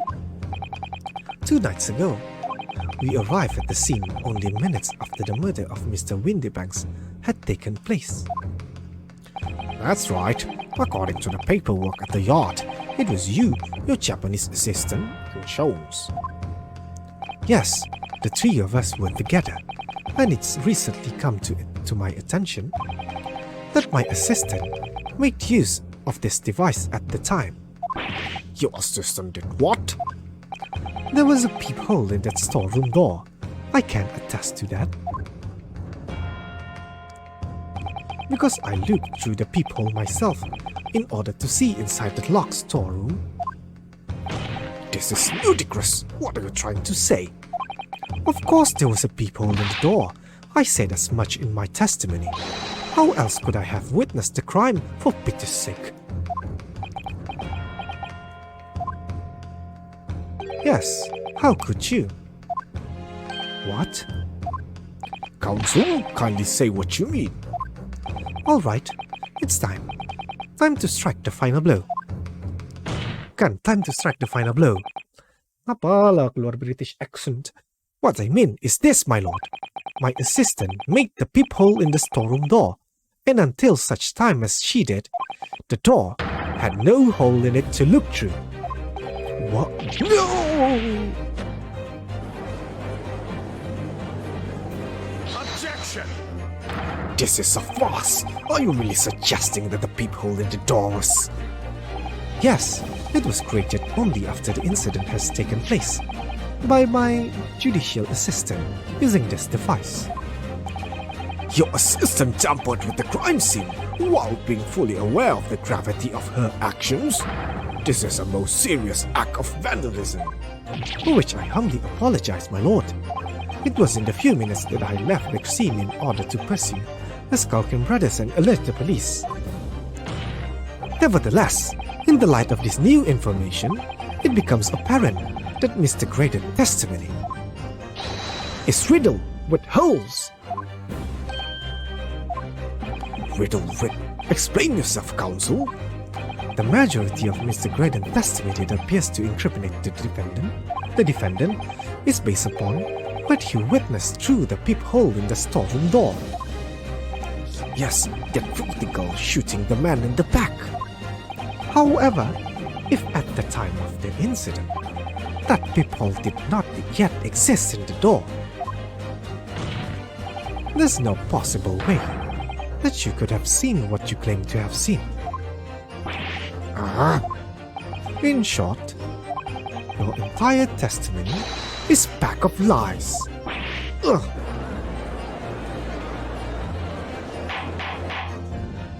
Order! Order! Is there any credence to this in this revelation? Objection! None whatsoever, as my learned friend must surely realize. Exactly. This is just some cheap tricks designed to discredit me. I'm afraid not, sir. Of course it is. Do you seriously expect people to believe that plating can cut through a solid wooden door? Oh yes, I designed it to be very powerful. It can cut through even the strongest of doors. That's absurd. I don't believe it for a second. Haha, I have a feeling you'd say that. What? Waggy, Cooey, time for dinner.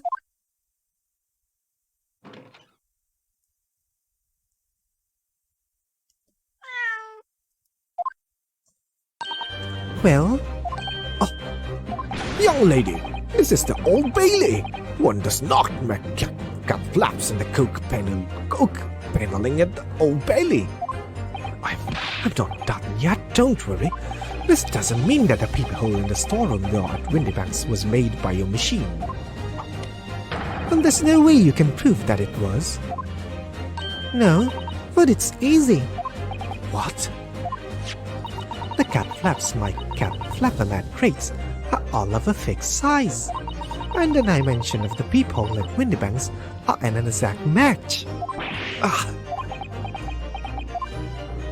Hehe, all silk is lost for words. Excellent work, Iris. Thank you. And now it's my learned student friend's turn to be lost for words, I feel. I believe your judicial assistant has already left the country for your Eastern Island home. Well, yes, that's true. Then you may have some difficulty in establishing all of the facts. For the sake of argument, let us assume the peephole has dimension that are perfect fit for this contraption. In that case, when was the peephole cut? The prosecution demand proof of your answer. Huh? What is the purpose of your line of inquiry, Lord Van Zix? It's very simple, my lord. The defense argues that the peephole was created after the incident using this device. But now that the penetrator has returned to her native land, she cannot testify to the fact. There is no proof. As long as the defense remains unable to prove when the peephole was made, my learned friend's claim amounts to nothing more than a baseless accusation. What? Indeed, that it's so, Lord Van Zix. Well, counsel, Don't give up now, Bruno.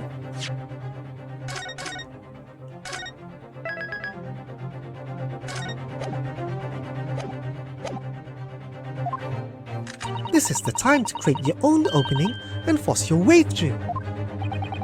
I don't know if I can do this, but I do know one thing. Susato-san is the greatest judicial assistant in the world. very well, the counsel for the defense will present evidence to support the claim made. Proof that the peephole in the door of Windybank's storeroom was created after the event and not before. Nigan, Take that! What are you? A print from that detective infernal cameras? Again? my judicial assistant, Miss Susato Mikotoba, is an extremely intelligent and capable woman, which is why I never have, had any cause to doubt, that she would have considered this scenario and made sure I had the necessary proof. And the necessary proof is this photographic prints, counsel. This print shows a scene in the shop moments after the defendant entered the premise. Agreed. And it also shows the accused mercilessly wielded a gun in the direction of the defenseless broker. But more to the point, it pictures the storeroom door in the background. Let me see that print again. I don't believe it. This really is quite remarkable. The door to the storeroom is completely devoid of a peephole of any description. Mr. Graydon, you couldn't possibly have witnessed the crime, as you claim to have done, because at the time it happened, there was no peephole in the door. In other words, your testimony is a catalogue of lies.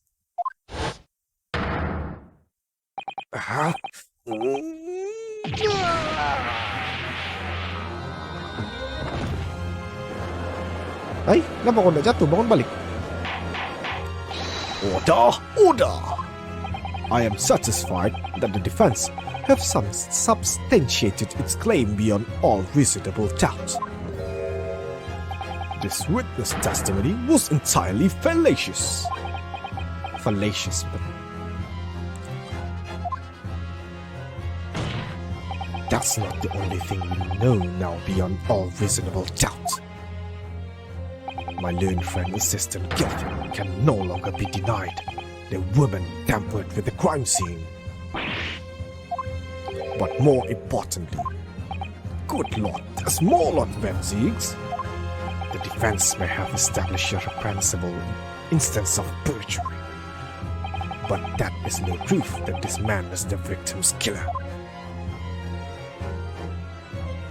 Yes, that's right. What? I was there at the scene, it's true. And I was shot in the arm, it's true. But that's all. Yes, in fact, if you look at the circumstances, I am the victim here. Please, no! I don't believe this. But they're right. As it stands now, I don't have any definitive proof that he is the culprit. Still, he can't worm his way out of it now. Iris, you know what they say. There's no point locking the cat's door after the cat has bolted. Isn't that right, Juno? As Hurley always says, one lie begets another. No, wait, it might have been a line I wrote for him in one of my stories. Well, no matter who said it first, you're right. Mr. Graydon, not only did you give false testimony to the court, but the lies you told make no sense. Make no sense? What do you mean by such a remark? What you said in your testimony reveals that you know something you shouldn't have known. In other words, there is a fundamental inconsistency in your statements. What? Objection! This is provocative talk, counsel. Won't you enlighten the court? Explain this alleged inconsistency. Iris was right. One lie begets another. The inconsistency is revealed by the lies in the witness's statement. They show that Mr. Graydon had knowledge of something he shouldn't have known anything about, namely... Mana-mana saya kan?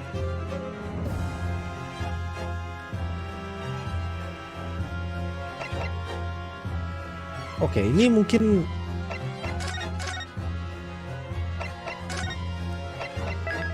mungkin the third gun.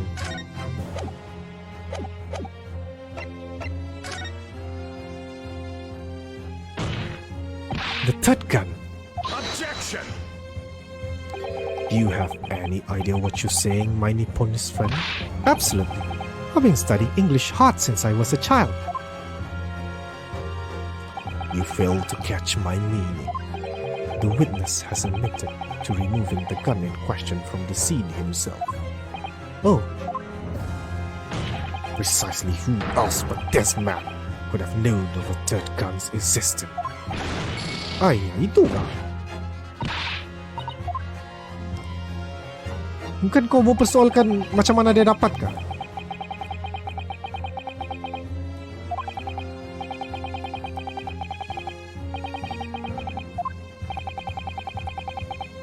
There is still light in those dark eyes I see. Will it do you any good, I wonder? This is provocative talk, Council Giga.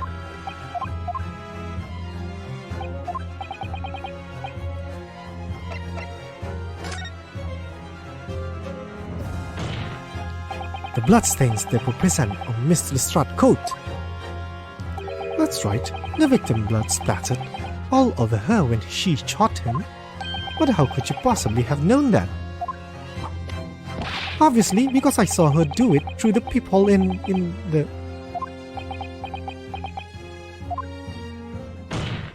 The point is not that you lied in your testimony, Mr. Graydon. It's the nature of the lie you concocted that it's so revealing. You're not making any sense. Then let me ask you a simple question. How is it, Mr. Graydon, that you knew of the existence of the peephole in the storeroom door? What? Well, obviously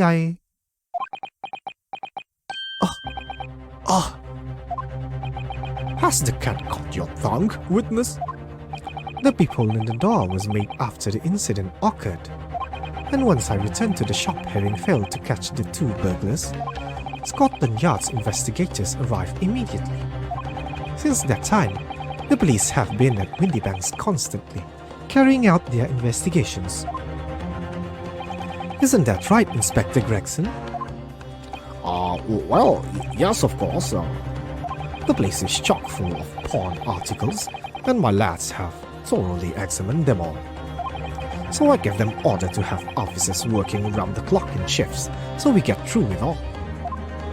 And consequently, there's no way that you, Mr. Graydon, could have gained access to the shop. Therefore, you should have known nothing about the peephole in the storeroom door. So the fact that its existence formed the basis of your testimony is completely inexplicable. Objection! And yet, the fact remains that Mr. Graydon did maintain that he witnessed the crime take place through the peephole in the door. How on earth is that possible? Could I have a word, please, Lord Benzies? Speak, Inspector. It's just that I really ought to be getting back to the station now to put in my report. There's really nothing more I can add to this testimony. So, if it's all the same to you, mission denied. Oh, it's not all the same to me, Inspector. Not at all. You will remain exactly where you are until this trial concludes. Oh, of course, sir. Mr. Graydon, you shouldn't have known about the existence of that peephole. Which can only mean that you must have been informed about it by somebody else. Objection! Stop there, my young friend.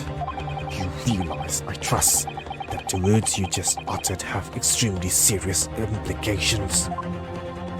Yes, but the defense believe that the details about the case that Mr. Graydon claims to have seen must have been revealed to him by a certain person before his testimony. And, in fact, considering the particular clue we have, there's really only one person that could be. Who is the person in question, Counsel? Who gave this witness details of the crime scene to facilitate his false testimony? Take that! The truth is, it can only have been you, Inspector Gregson.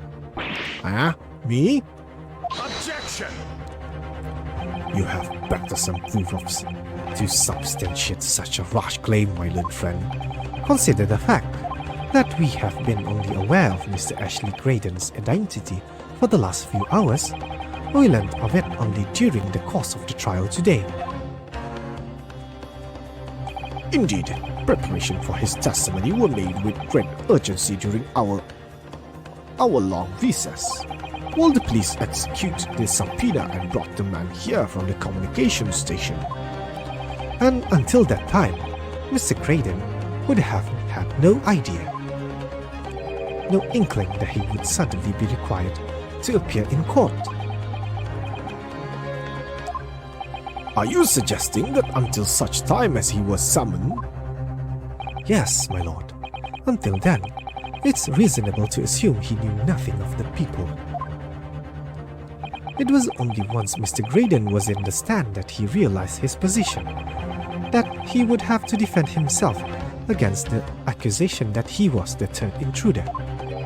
You're suggesting to the court that it was while this trial was in progress that he received that information so that he could commit perjury in order to save his skin. Exactly. And the only person with knowledge of the investigation that he had any contact with is you, Inspector Gregson. This is a blooming outrage. Why would I given away details of our investigation to this fella, eh? I was summoned to his lordship's chambers during the recess in any case. Had you forgotten that? Quite true. I had a number of questions regarding the events that transpired at the pawnbrokery. Which means the first time these two laid eyes on one another was after proceeding resumed following the recess.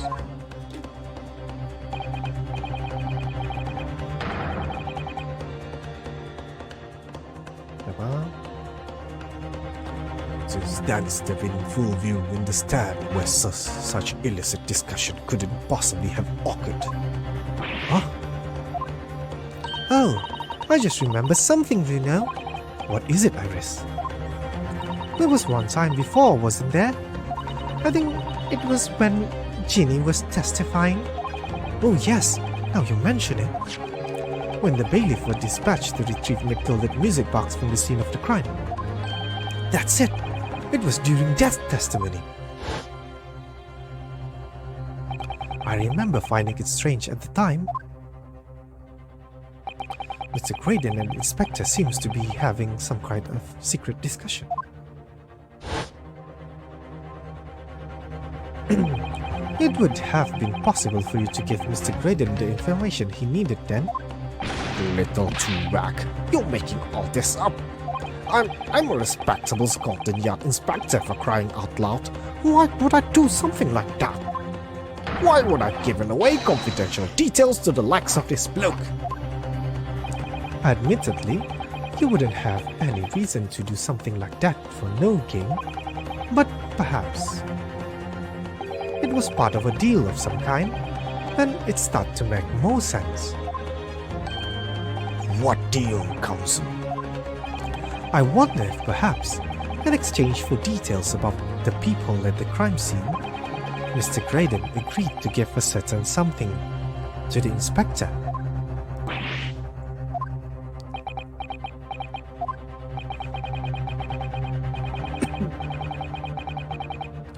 I'm sure I need not remind the inspector that, if found to be true, striking a deal of any kind with a witness would be considered a gross case of malfeasance. Malfeasance? Malfeasance apa tu? Well, Objection! It's becoming clear that jumping in with accusation in this Nipponese students. That jumping in with accusations is this Nipponese student's specialty. I don't do that. But with the stakes so high, prosecution is not prepared to listen to baseless charges. It is incumbent on the defense now to present evidence in support of this diabolical claim. Evidence? Just what are you proposing that the inspector demanded on the witness in return? Save lagi.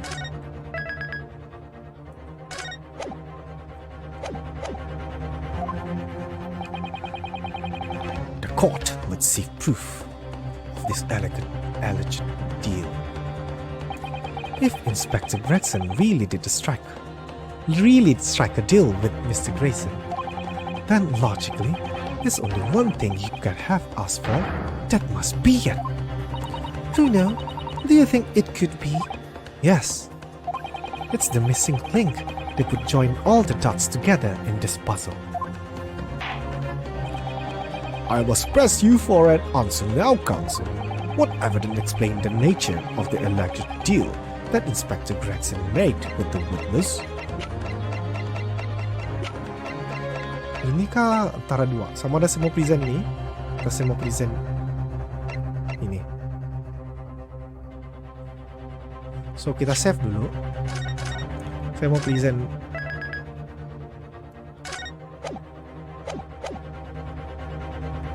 Take that!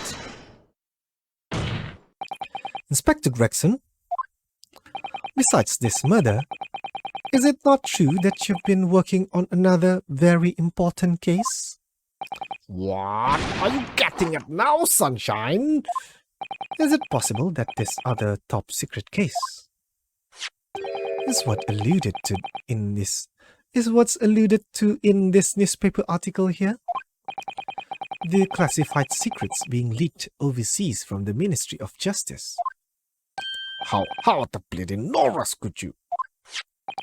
We discovered during the course of this trial the music box deposited at Windybanks by Magnus McGilded, a special music box designed to play 2 discs at once. It would seem very likely now that encoded on the pair of discs that were in McGilded possession are the leaked classified secrets. So I put it to you, Inspector, that in order to recover the second disc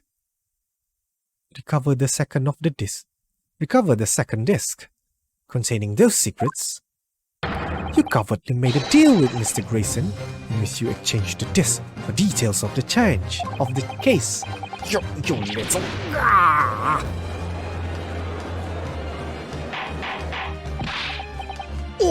Order! On the day of the incident, when we met you at Windybanks, you said this.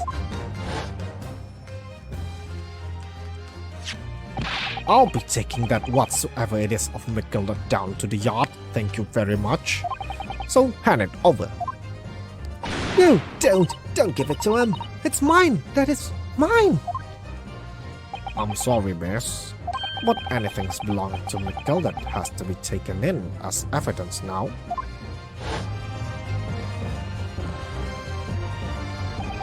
Scotland Yard already knew at that time, isn't that right? That Magnus McGilded was involved in the stealing of government secrets. My orders were recover the medium used to convey the secret leaked from the ministry, and do it on the QT, strictly hush-hush. And that explains why when I presented the disc as the evidence to the court, you objected so heavily, I presumed. Because you knew that it contained highly confidential information. Blimey, not likely. I mean, I wasn't that sure of it myself. I realized there was a possibility, that's all. Inspector, surely you're not saying that in order to acquire the second of these music box discs, you did indeed reveal confidential details of the crime scene to the witness?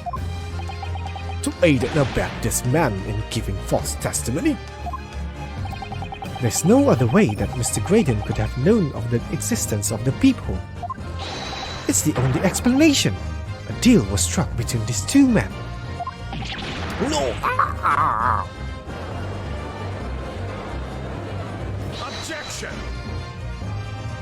If, and I stress if, this sovereign assertion turns out to be founded in truth, it would mean that the second disc, as we speak, here in this very courtroom. Wait, what? In this room? How could you possibly make a claim like that? Because Inspector Gregson is a Scotland Yard detective. What? What's that supposed to mean, eh? As a seasoned policeman, the inspector will have approached his alleged deal with caution. Certainly, he would have not accepted the gentleman's agreement in this matter. No, he would have insisted of having the article agreed upon in the palm of his hand. Good gracious, that you mean to say Inspector Gregson already has the item in question in his possession? He has the second disc actually on his person? Yes! The defense demand that the inspector is searched at once. Definitely, they could only have struck a deal with each other when Ginny was testifying before, and Grexy hasn't moved from the witness stand since. My lord, please order an examination of his personal effects immediately. Well, Inspector,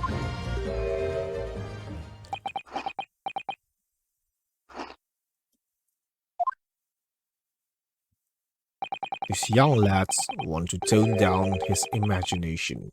He insulted me and my profession quite enough. However, if it's pulled the matter to bed and dispel any doubt about my involvement, then I'll happily submit to a body search. What? He's going to agree to it? I presume you are aware of the aware of the principles of which you now tether, my learned student friend.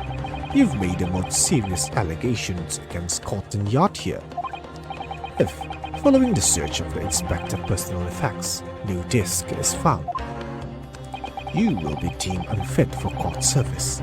This trial will end, and my country's government will formally demand of yours that you are civilly reprimanded. That sounds serious. Indeed, to have a visiting student make such defamatory remarks about our country's most senior police officer is not something Her Majesty's government will be able to overlook. You're just threatening Runo because you're scared.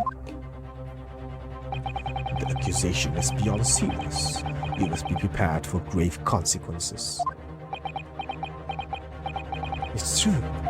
I can't imagine Gregson would have accepted a gentleman's agreement for something so critical. But this must have physically changed hands, which means the inspector should have it. But somehow, something doesn't feel quite right here. Very well, Counsel. You know the implications, so let me ask you one final time. Yes, my lord. Saya save my one. Saya habis. Cepat kasi habis. Do you still persist in formally requesting the search of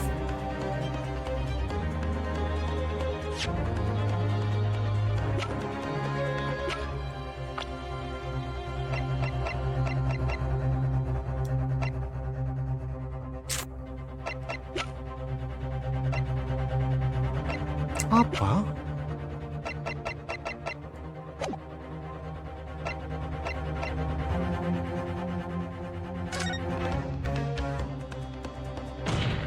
Yes, the defense formally demands the search to be conducted. Well, don't say you weren't warned, but your typical Nipponese stubbornness may well land you in hot water this time. Perhaps the lesson will do you some good. Fair enough. I've got nothing to hide. Very well then. Bailiff, conduct a search of the inspector person. Objection!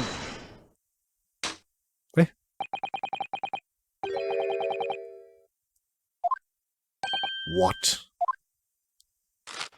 Now what's all this? I'm one of you accusing, aren't I? I thought you wanted to search me. No, Inspector, not you. Somebody else. What's the meaning of this, eh? Lost it at last, have you, Sunshine? The court shouldn't have put up with this nonsense. You're being completely irrational. Be quiet, all of you! Siapa bercakap? Oh, kau kah? Rina doing what you all told him to do and having the courage of his convictions. So you should respect that and listen to what he has to say in good faith. Because that's the British way.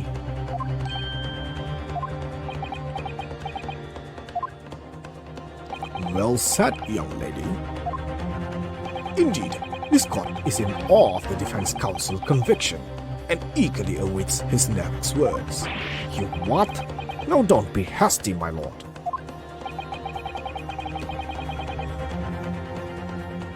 If I'm not mistaken about things I've seen in court today, I'm fairly sure that I know who has the disc at the moment. There's only one person it can be. Counsel, of whom do you request? Siapa?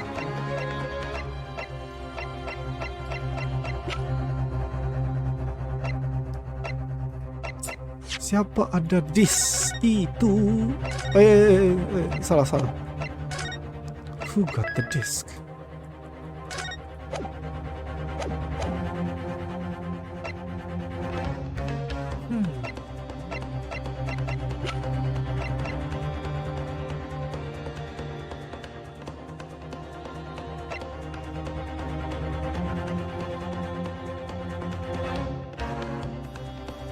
Adakah si...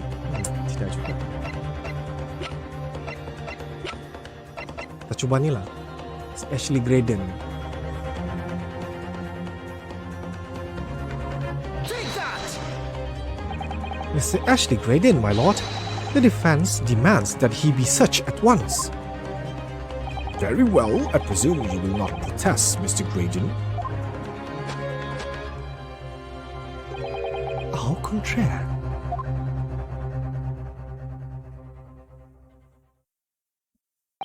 And so a brief body search was carried out by the court bailiff. A few short minutes later, it was revealed. Alamak! Salah orang.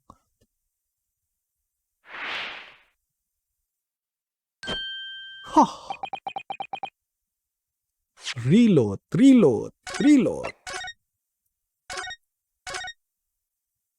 Siapakah?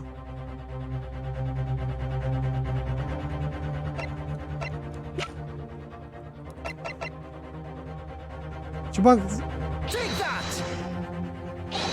my lord. The defense demands this person be searched at once. Good grief, what possible relation could exist between the person and the case counsel? Objection! It would seem my deposed friend does not understand the gravity of requesting such a search. Indeed, if the defense counsel aim is humiliation, perhaps it will give him a taste of his own medicine. Alah, tak boleh kah? Saya punya klien kan pickpocket. Mana tahu time dia duduk sebelah orang dia ambil sudah tu disk. Game ni, bagilah bah. Clue, hint, anything.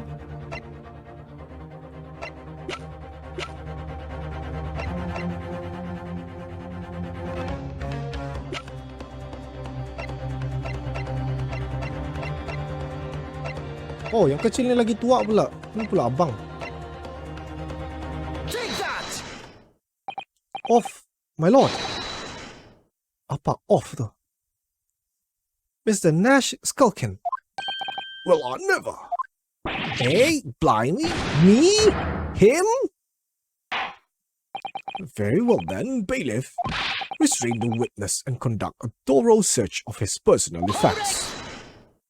Please, my lord. Inspector?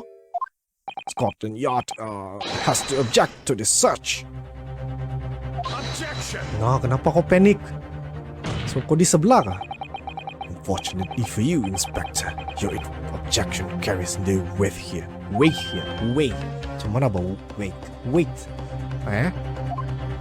In this courtroom, only the prosecution and the defense have authority to object. But Lord Van Ziggs? I have no idea what force are in play that might influence your action. But personally, I have no intention of obstructing the course of this trial.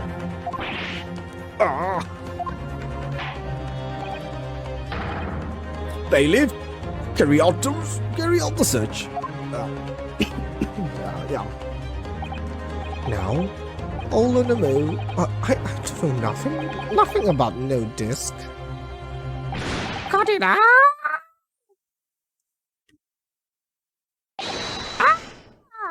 Here, my lord, in the witness pocket. I found this. Good lord, that's another music box disc. I don't know nothing about it. Nothing.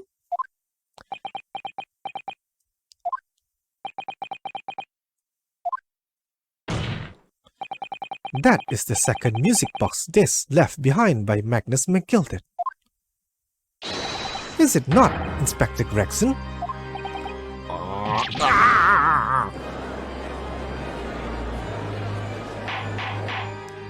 Order! Mr. Culkin, what have you to say for yourself? Gordon Bennett, just Gordon Fleming Bennett. I swear I didn't know nothing about the death, honest to God. Counsel, would you please explain what exactly is going on here? The alleged deal was struck worse between this witness and this detective, no? Without question, my lord.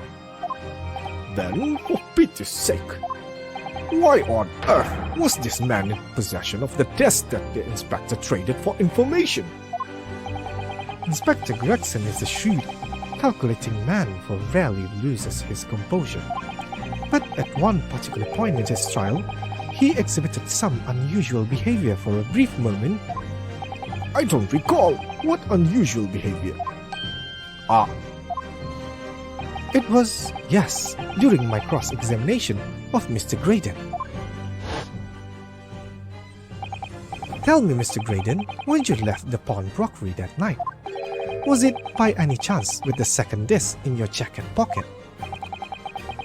I admit to nothing of the sort.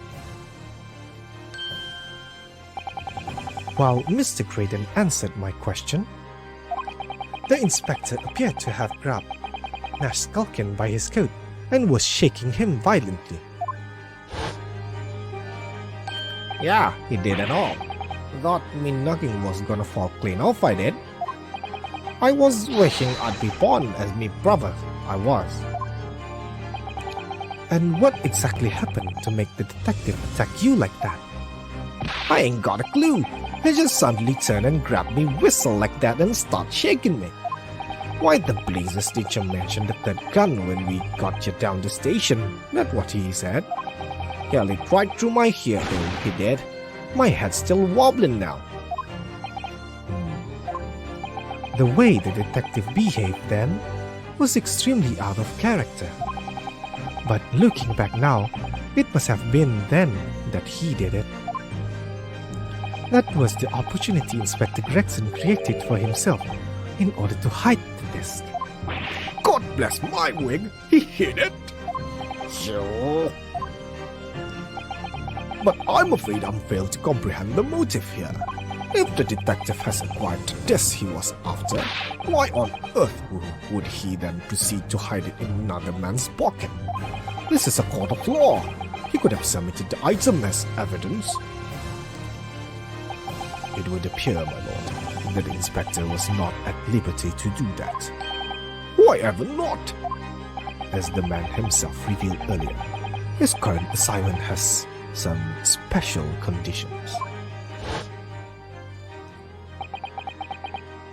My orders were: recover the medium used to convey the secrets leaked from the ministry, and do it on a QT.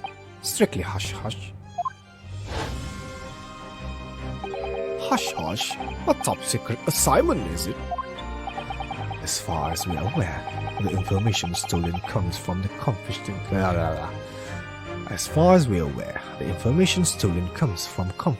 government's communications. It would seem that if that information were to be revealed in court as evidence, it would be problematic. Does that sum up the situation, Inspector? I'm operating under direct orders from the ministry. I'm afraid I'm not at liberty to answer that question. So, realizing there was a chance that you may be searched here in court, you took steps to hide the disc you had acquired from the witness. Ah, does that mean? He only pretended to attack Mr. Skulkin in order to get close enough to him, to slip the second disc into his pocket. So it was all a pretense?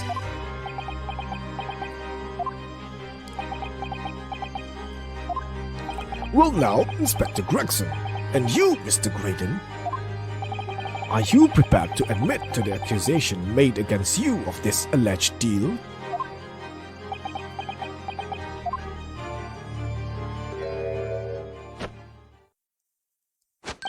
Admit to it, yours truly, please. Mr. Graydon, clearly our Eastern visitor has an uncommonly active imagination. However, there's no proof that I passed the disc to the inspector. Objection. But then, how do you explain the reason why you knew about the peephole? I'm under no obligation to explain. What? Yes, I lied in my testimony. That I admit, so sentence me accordingly. But is all I admit. Murder, leaking government secrets, striking a deal with the detective. All of it is this young Easton's man fancy.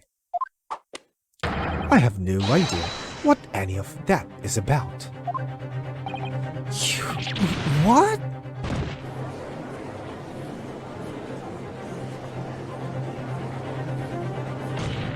Well, what about you then, Inspector Gregson? Do you admit to making a deal with Mr. Graydon in order to acquire the disc? Ladies and gents of the jury, as a Scotland Yard Inspector, I will declare this and nothing more. I am acting in the best interest of the country. Whatever I've done has been in the names of justice. So, as member of the public of this fine country, I'd like to think that justice will be your guiding light when you're making your decision.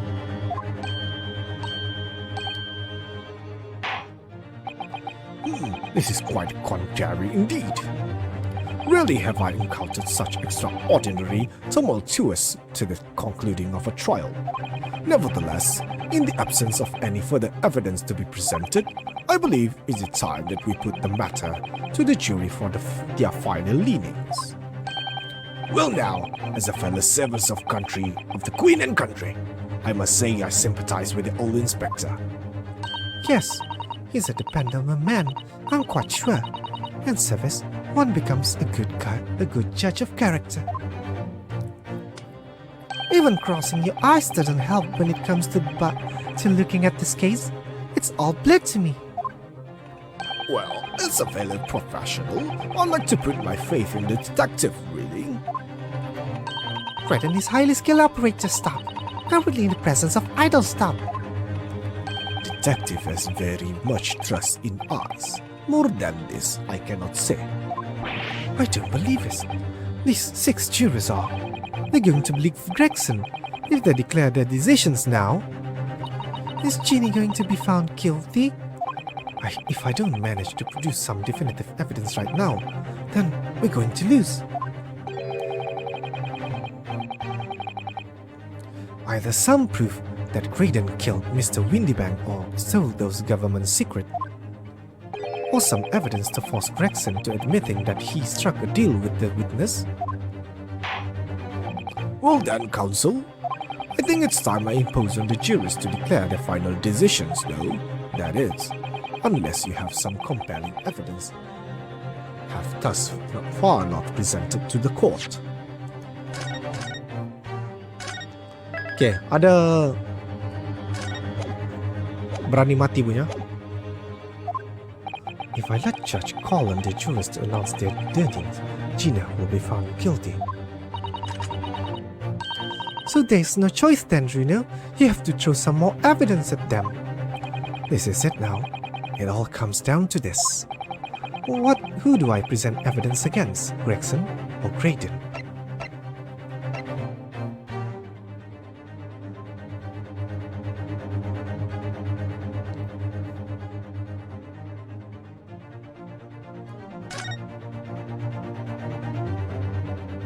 Inspector Gregson, there is one final piece of evidence I would like you to see. What's that then? If you refuse to acknowledge that you did in fact strike a deal with the witness here today, then you leave us no choice but to examine this piece of evidence thoroughly. Well, go on. This is my last chance. It looks like I'm going to have to force his hand here. One final piece of evidence to get this detective to admit of the deal he clearly struck.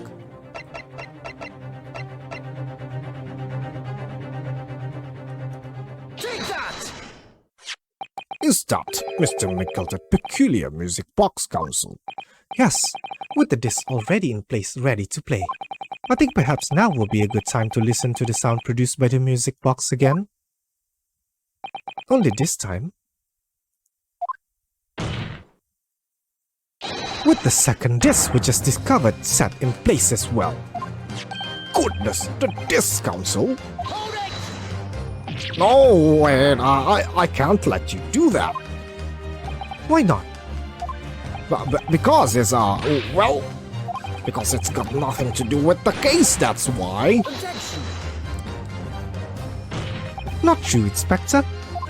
Ah, The defense has already proposed that the sound heard by the court earlier from this music box were part of a Morse code message. We know that Morse code comprises of two distinct tones. The defense believed that the second disc contained the second tone needed to complete the message, and now we have a chance to confirm that theory. for crying out loud, Sunshine, we're talking about state secrets here. If you go letting the whole courtroom hear confidential information like that, it's treason. Then do you admit the charge that in order to protect those state secrets, you engage in unlawful dealings with the witness? You're mad. If you let that secret information out in the public domain, you'll be making an enemy of the entire British government, you idiot. Objection! Let's not forget, Inspector, that you, as Scotland Yard officer, leak confidential case witness. Laju na, leak confidential case details to a witness.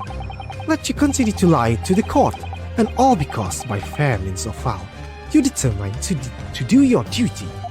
Well, by fair means or foul, I'm prepared to do mine. Don't you dare. I will stop at nothing to protect my client. I don't care who I make an enemy of.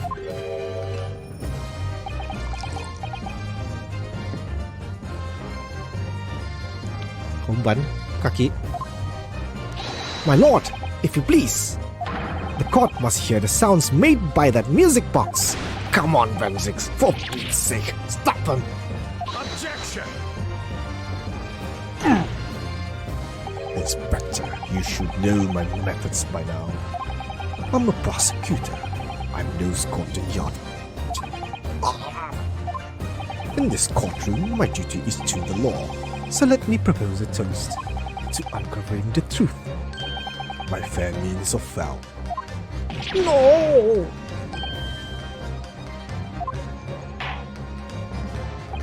Very well. The judge.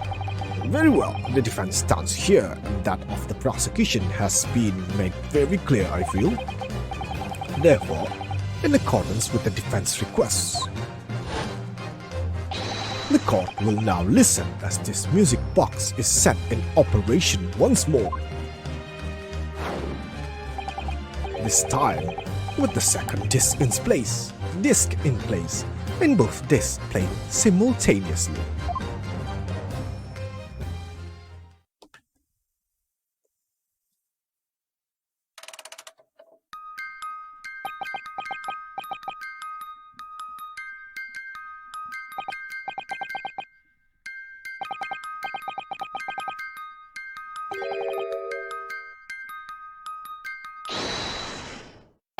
All right, I admit it. Whatever you want. But for the love of God, shut that blooming box up.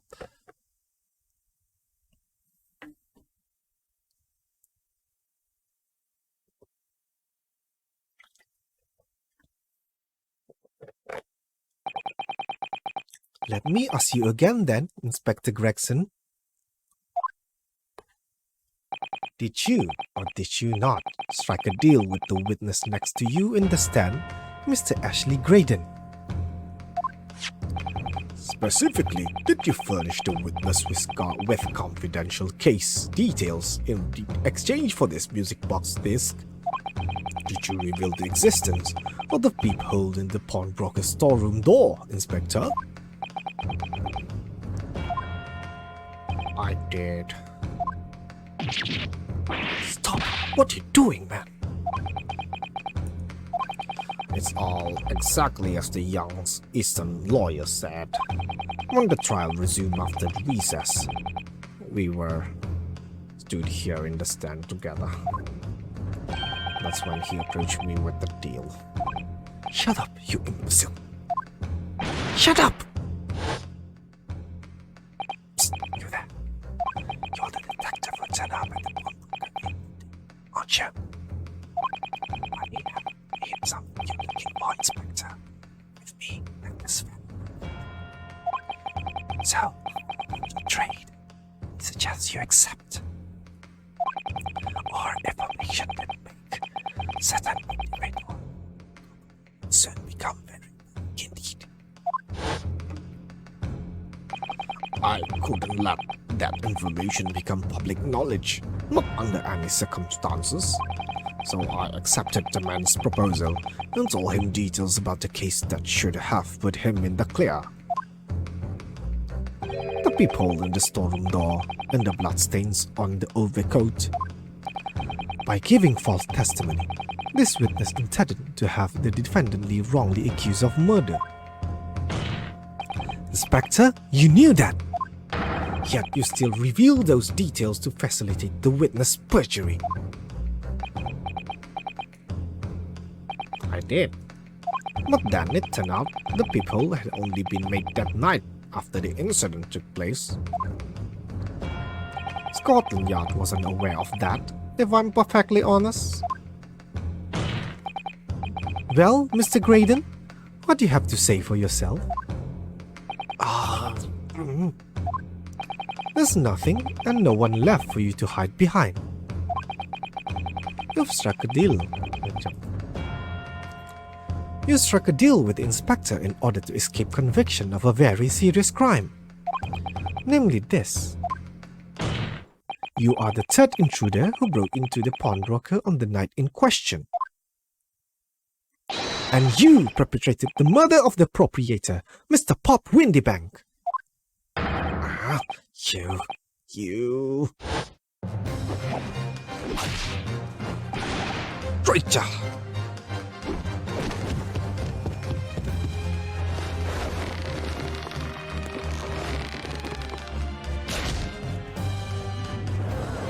Uy, apa jadi tu?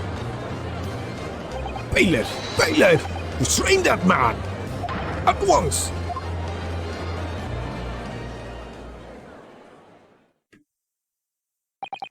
That's it then. It's all over.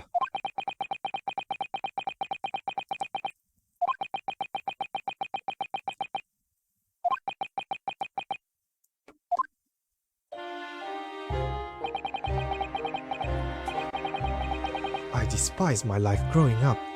Those slums are vile places. I was cursed from birth, born into poverty, the son of a penniless artisan. My parents did nothing but quarrel all day long. What little money they had was never spent on me.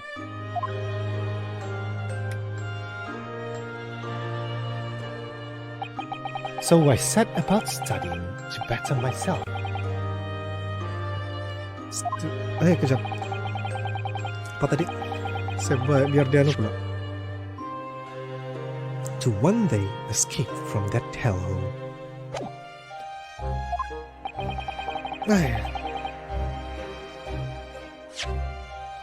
And you eventually become a communication officer. I admire your determination.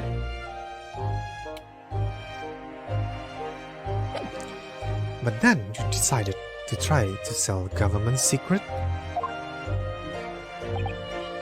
Why?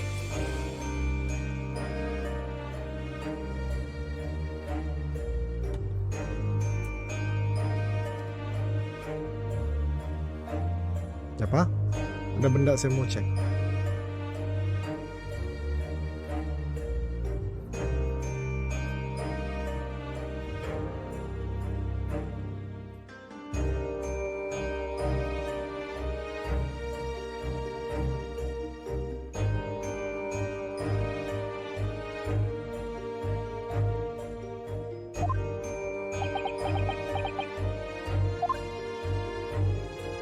Isn't it obvious? Because I wanted money.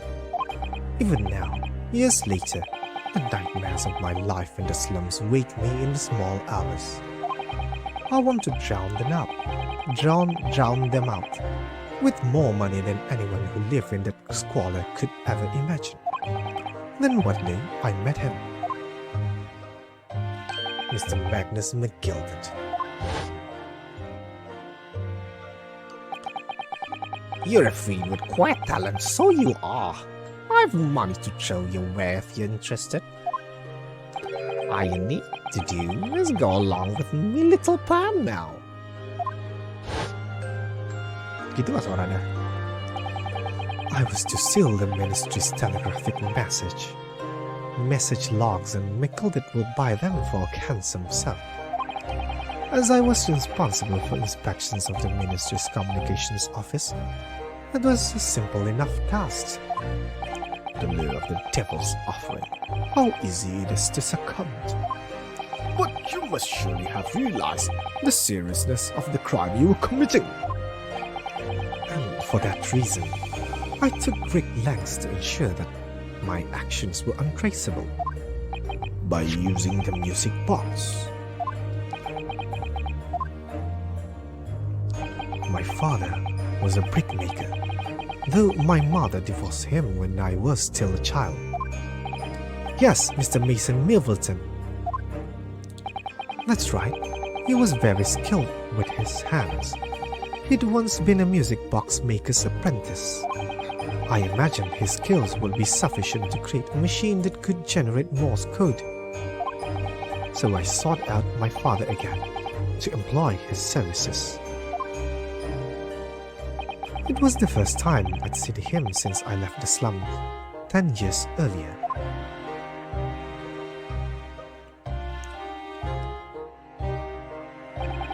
Look at you, Ashley. What a fine chance you've become, eh? He was a different man to the one in my memory, a thin, frail old man. But poverty had never broken him, never corrupted him like it had me. I was sure if he wouldn't help me, if I told him the real reason. So I made up a story. I've got some work for you, Father. I need some music box disc made. Music box disc, eh? A musician friend of mine has written some music he wants to sell to the public. I've brought the score with me. There are two, actually. I'll be delighted, son. It's been 20 years since I did any work like this, though. Fetch my tools, would ya? They're in the loft. That's how I had him make the two discs. Thereby splitting the information in two. You were talking considerable precautions indeed. It was to protect myself as much as anything. It meant that I could deal with McGilded in two separate transactions. The first involved the first of the two discs and the music box for playing them. I exchanged them with McGilded for 10 guineas. Then, on receipt of the second disc, he would pay 1,000 guineas. So, what happened on the omnibus 2 months ago was the second part of a deal, the exchange of the second disc. Yes, I sold the man information that way a number of times already, but it seems he became reluctant to part with his money. But that doesn't quite make sense, Mr. Graydon. For why was it that on the omnibus 2 months ago, your father, Mr. Milverton, was the one dealing with Mr. McGildet and not yourself? When I received 1,000 guineas after my first completed dealings with McGildet, I decided to give 200 to my father for his troubles.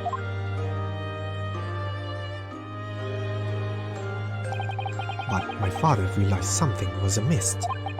In time, he worked out that I must be involved in something dubious. And when he did, he said to me, Next time there's an exchange, you let your old man do it. Understand? Otherwise, I won't take your money anymore.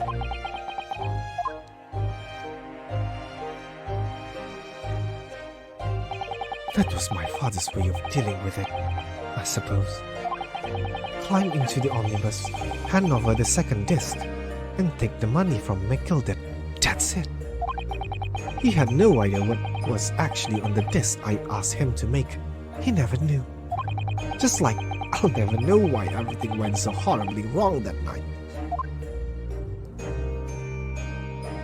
All I know is that the disc was taken from him, and he never returned home.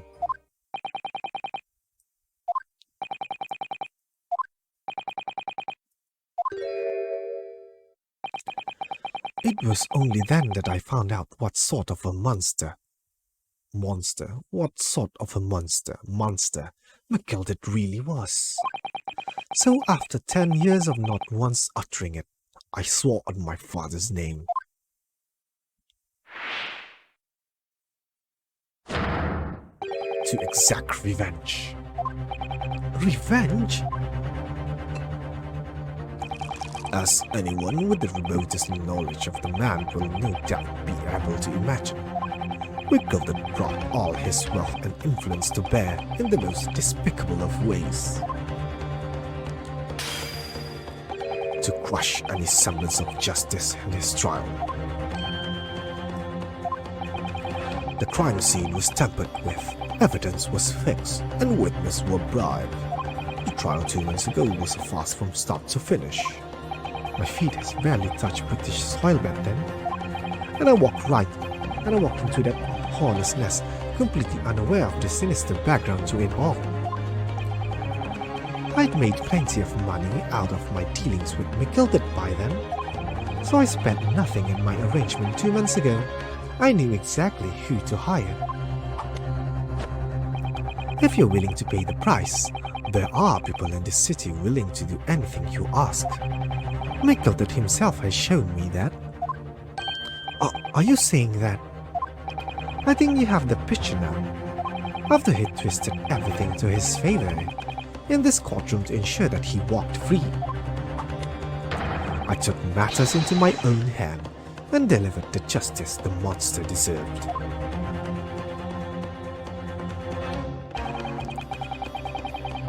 The tragic accident following the trial here 2 months ago was planned and executed by yours truly. McGildet death that day was caused by this man.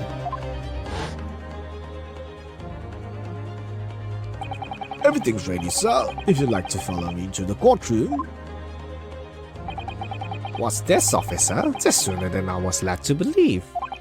I hope it's not inconvenient, sir. There was some changes to the schedule. Well, I must be making tracks now. It's time for the inspection. They're going to examine the omnibus again, so I'm told. I asked if I could be present for it myself.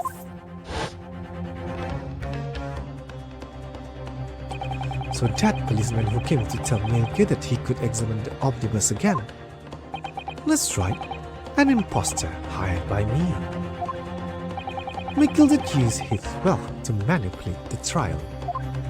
He paid people to unadulterate the omnibus with all manners of false evidence. He threatened witnesses to lie in their testimony.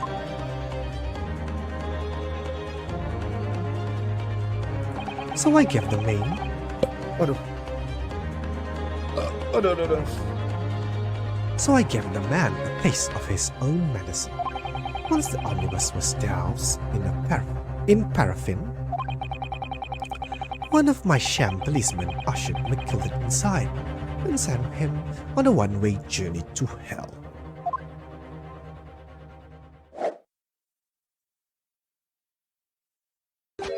An eye for an eye. That's how I avenged my father's death. A spine-chilling account indeed. But that wasn't the end of it for me. There was a loose end, you see. A loose end? Yes, I should think. It's obvious, the second disc, which my father had taken to exchange with McGilded. Ah, yes. There was indeed no mention of it in the man's trial 2 months ago, clearly because it had been removed from the scene of the crime. When I realized it was missing, I remember something. Something from the first time I've dealt with McGilded.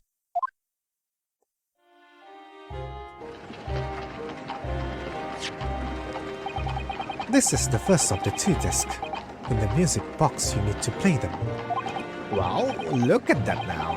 What an ingenious little invention. So then, as promised, 10 guineas for ye, young man. What's this? Weedy Bank's pawnbrokery? Aye, there's a pawnbroker's ticket, so it is. You can use it to redeem an article I've deposited there for you. There's no need to give a name, just hand over the ticket and tell the fiend the watchword. I'll put a jewel in pawn for you. It will fetch a good 10 guineas if you sell it, so it will. I've never heard of a pawnbroker being used in quite that way before. Have you not, Mr. Grayton? London's pawnbrokeries are very useful places, you know. Each one is like an extremely secure vault.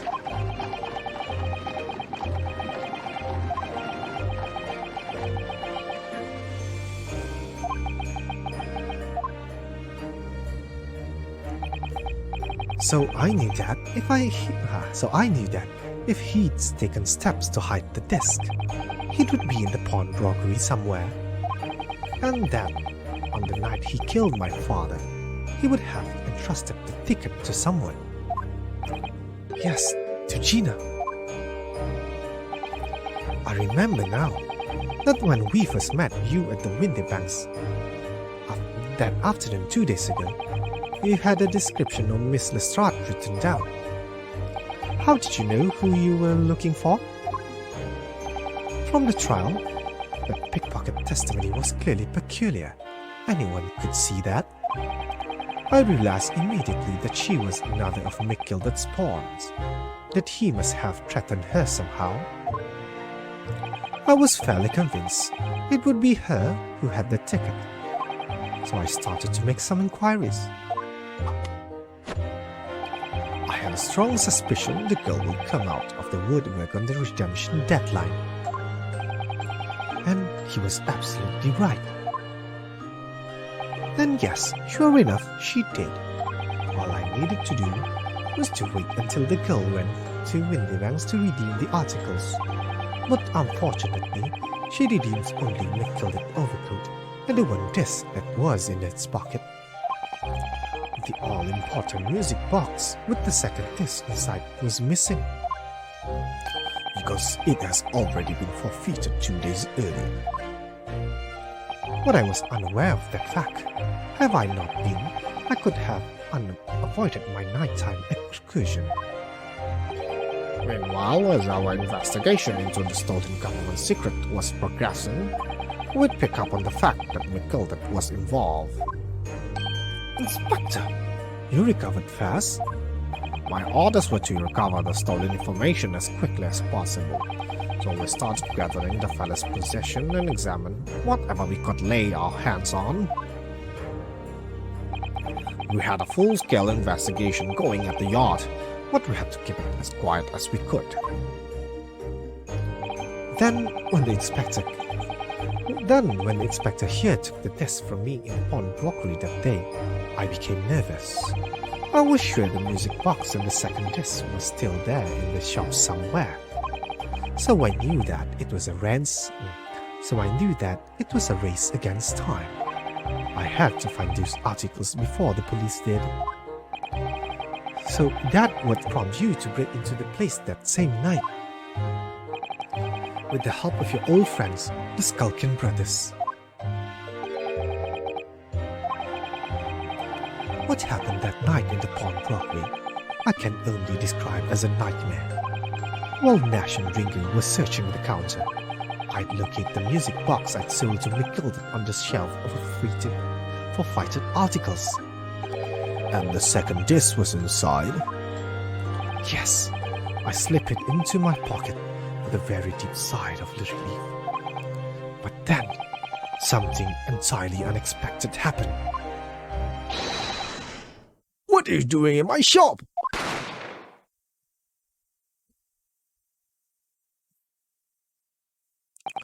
A gunshot rang out in the shop, and I felt a sharp pain in my left arm. The broker fired his gun, and the bullet pierced your limb. Yes, exactly. But unfortunately, I decided to bring my own gun with me that night, just in case.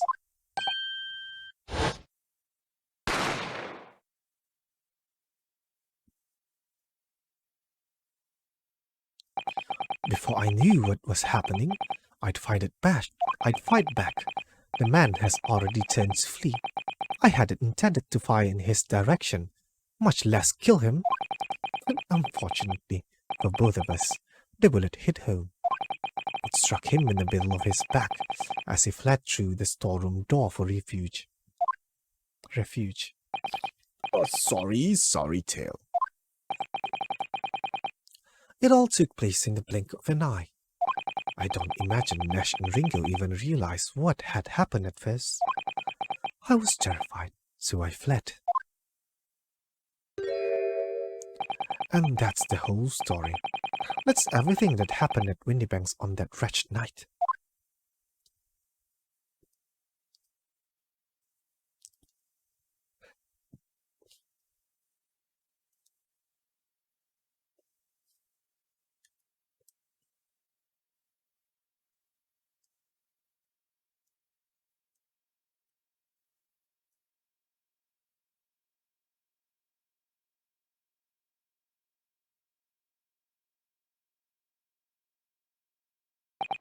Earlier, you called McGilded a monster, a man who used his wealth and influence to distort the facts and escape justice for the crime of a murder. What tragic irony. What you have done is exactly the same.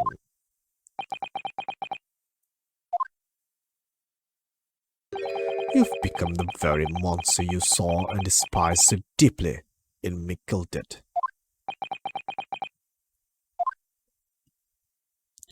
Yes, I think I have.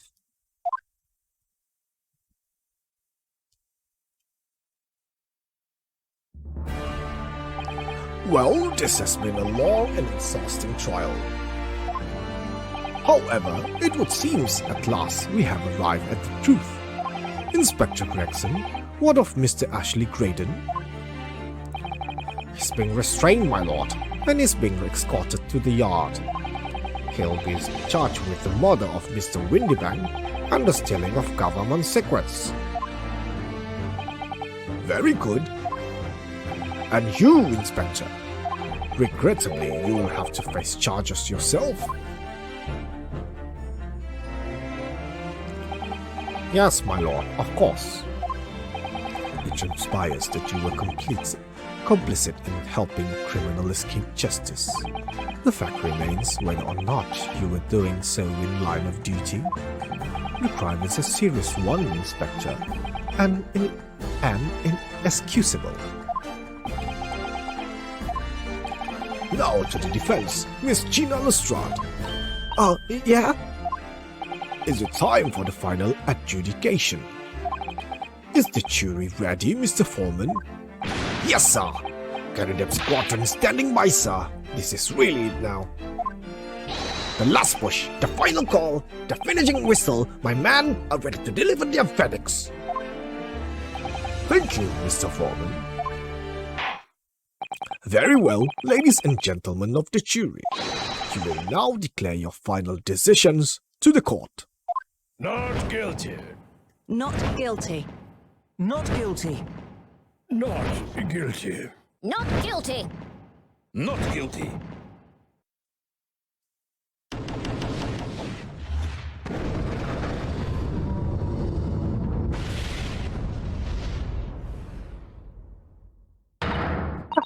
Mr. Stub, I'm off the hook.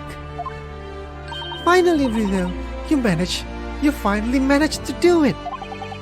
Finally is the word. I really wasn't sure if we'd come up on top for a while there. Susie was right. You're the best lawyer in the world. Miss Lestrade, I am not finished with you yet. Hey, what are you looking at me like that for? Before you start enjoying your freedom, there are certain other crimes to consider. Hey, 2 months ago, in my courtroom no less, you gave false testimony, did you not? And in relation to the trial today, not only did you unlawfully enter Windy Bank's pawnbrokery, you also attempted to abscond with Mr. McGilden's property, it seems. hey! I never done nothing of the sort. Of course not. It's not like you were gleefully wearing a gilded coat in your cell yesterday or anything. Oh, and just when I was getting excited about throwing a party for Jeannie disappeared. And turning our attention to the defense. Determining that, when played together, the music box disc contained a message in Morse code words. Well, it was certainly a most unexpected revelation, counsel.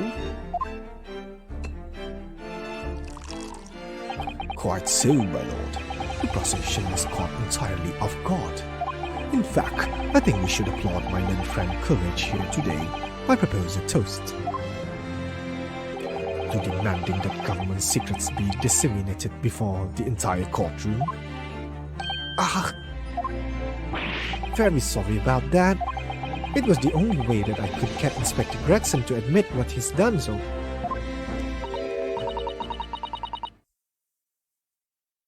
Siapa nih?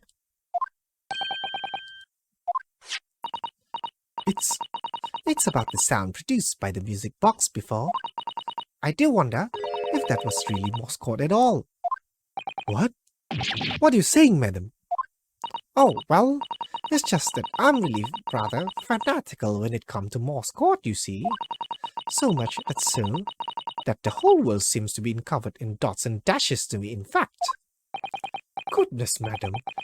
An unhealthy level of obsession, one feels. But I must say, in my opinion, that sounds produced by those 2 discs were nothing more than that, a meaningless series of 2 different tones. What? What? Can that really be? It wasn't Morse code after all?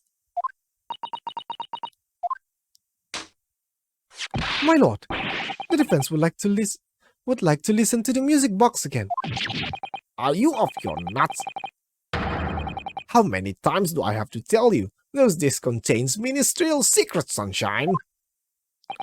This courtroom is not appropriate for him to discuss the nature of government communications.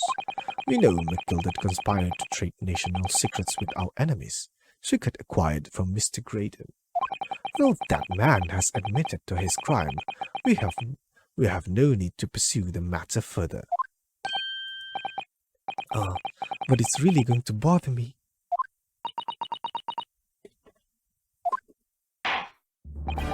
Miss Lestrade. Yeah, my lord? That which you have seen today here in this courtroom has been extremely disturbing. Falsified evidence, intimidation, perjury, a grim catalogue of depravity. An appalling experience to befall any child. Come on. It ain't nothing if I don't see most days in the back slums. I beg your pardon? If you're weak, you pay for it. It's just how life goes. Gina. But look, I reckon I've worked something out today. The world ain't fair, but if you want it to change, you've got to start with at home. You gotta start how you are yourself. Well, that's a very laudable lesson, I would say. I eagerly look forward to the born-again Miss Lestrade never gracing my courtroom with her presence again. Now, with regards to the murder of Mr. Pop Windybank, proprietor of pawnbroker business on Baker Street, I hereby declare the defendant, Miss Gina Lestrade, not guilty. Woo! Yeah!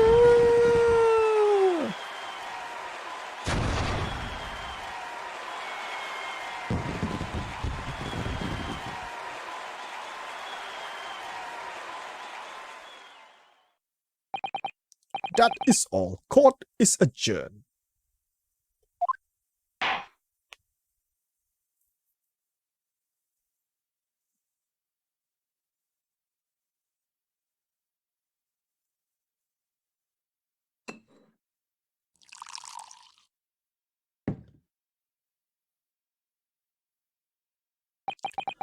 On a personal note, I must say you have surprised me, my Far Eastern friend. Oh! Despite being a Nipponese, you saw through the pretense of a malice that festered within that Englishman, and at the same time saw through the crime of the surprising heart of your English client. You have a curious talent for judging character, especially considering our very different cultures. I don't think there's anything curious about it. Whether we're from the Empire of Great Britain or the Empire of Japan, we are all human beings. We are not so different on the inside. You know, I took this case for one very simple reason. To lock swords with you once again here in the courtroom. You did? When I encountered you for the first time 2 months ago, it reminded me of toasting friendship and trust with another Nipponese, only to find my trust betrayed. Through you, I hope to look into the eyes of a man I once knew and try to understand. You mentioned something similar earlier today about total betrayal at the hands of the Japanese. What happened exactly? Well, you may ask. And one day, when the time comes, you will learn the answer, whether you like it or not. All right, then I'll wait for that day if I must.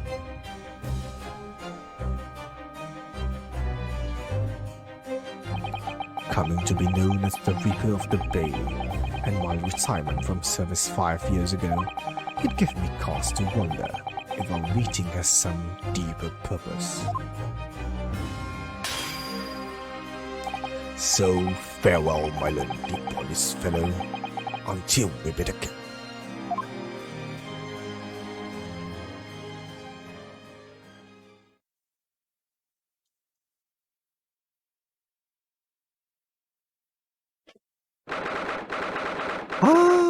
Sampai petang lah memang. The Old Bailey, defendant's antechamber.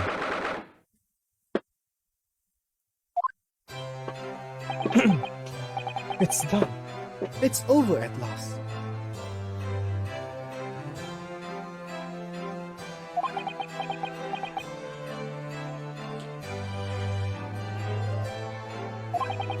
What? Where's Iris disappeared to?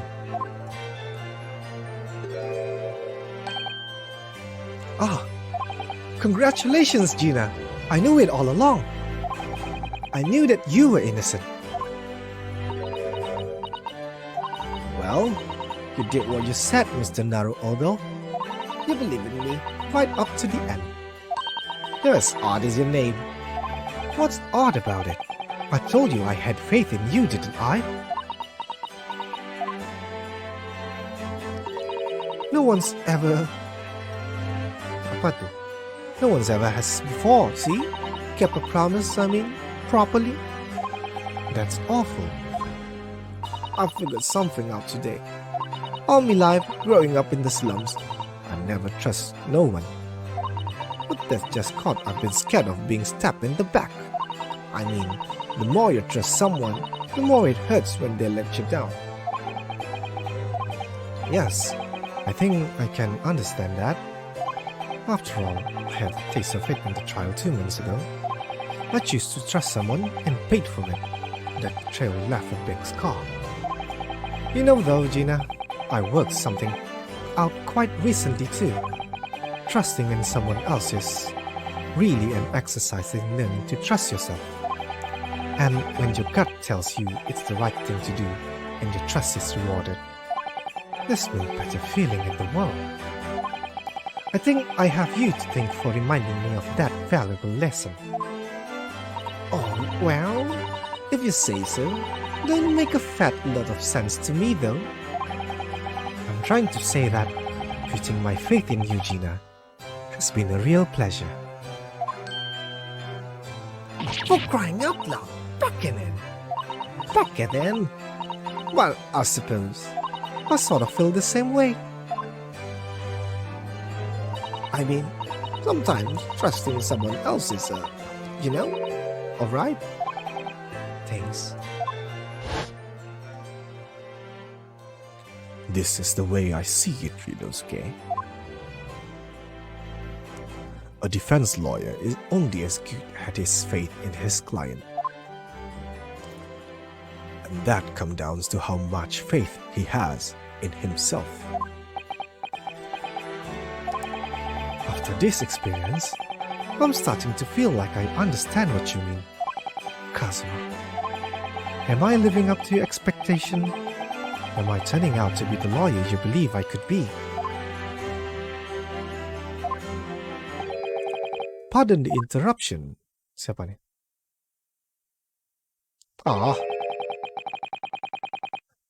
But what the deuce does a man have to be noticed around here, my dear fellow?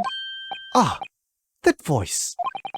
It's too late for that voice now, Mr. Naruhodo. I've been standing here patiently in the corner of the room for an eternity. Yes, it was me all along, I would have said when finally you noticed me. But you people, with your innocence babbling. Mr. Sholmes. Yes, it was me all along, you see?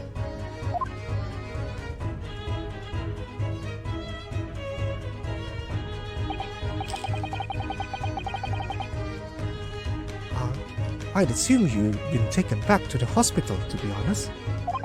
Indeed I was, but I managed to escape again.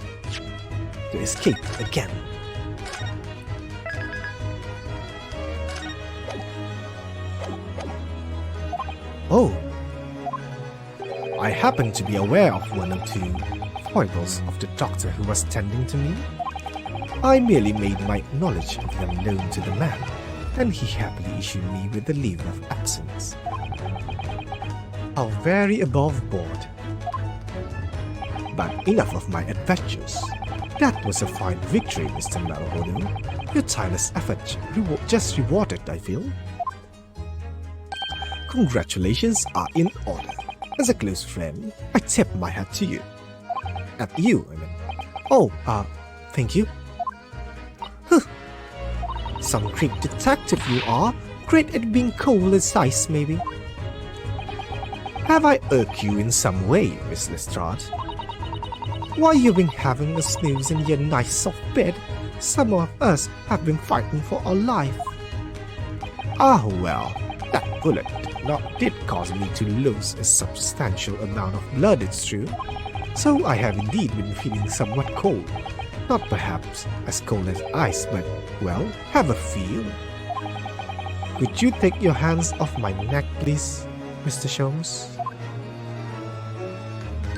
And in some way, I suppose, congratulations are in order for you too, Miss Lestrade.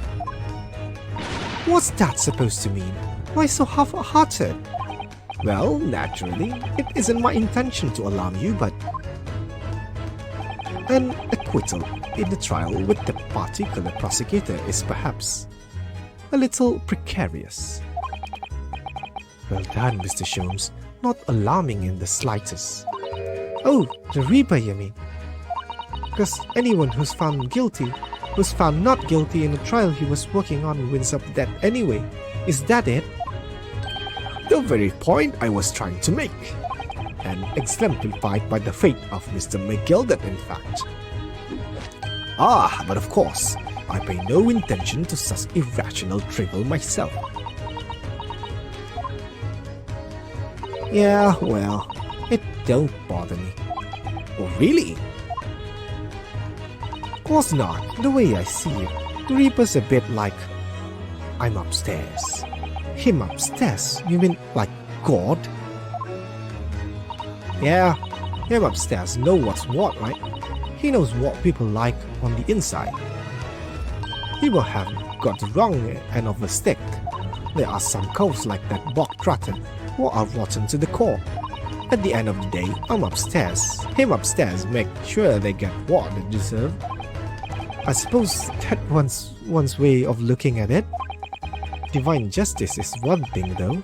The Reaper taking matters into his own hands and claiming lives is another. Well, I ain't like the Mickeldits of this world, so I ain't scared. I got principles, see? A trait in you which is to be admired, Miss Lestrade. Boy, just give it a rest, alright? As I was saying, congratulations are in order. The news of your acquittal was very welcome news to me indeed. Let me express my heartfelt congratulations, Gina. Well, there you are, Hurley. How long have you been here? Honestly, I went to the main entrance especially to meet you there. Ah, Iris, my dear, I do apologize. But wait until I tell you what happened. This man made utter fools of themselves. What happened? As you know, I have a penchant for disguise. I was hiding in this room dressed as a bailiff. But they still didn't notice my presence at all. They had no idea. Can you imagine, Iris? Would you credit it? I'm not sure really. I beg your pardon? I'm sorry, Hurley, but you just don't have the weighty presence you seem to think you have. In fact, you really ought to be careful about that. It's going to land you in trouble one day. Malay Sairul, thank you for the like. Terima kasih. I'll be careful. Anyway, it's such a shame. I was so hoping to throw a party for genies tonight. But you won't be able to come, will you? Don't look like I'm going to going nowhere. Don't look like I'm gonna be going nowhere for a while. You heard the judge patter. I got stuff to make amends for, apparently. All them offenses. What was it again? Breaking and entering? Taking the bog trotter stuff, what in the log, blah blah blah. Yes, I think you'll find it that basically, being a pickpocket is the main offense. But diving ain't an office, it's a job in it. Don't think so. Still, it has got me thinking all this. Maybe I should start looking for another line of work. I mean, you didn't start off as a lawyer, did you, Otto? Well, no, but I was never a pickpocket. Well, anyway, I reckon I could make a change. I'm gonna do something for all them lot like me from the slums. Something that makes a difference for them. That's a wonderful idea, Ginny. and I'm sure you can do it.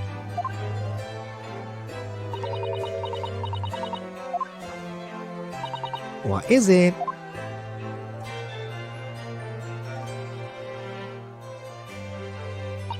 Nothing. Miss Gina Lestrade, the prison carriage has arrived, ma'am. Come with me to the rare cat at once.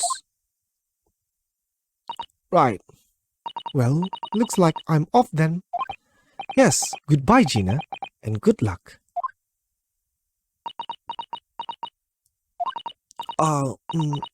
Hodo? Yes.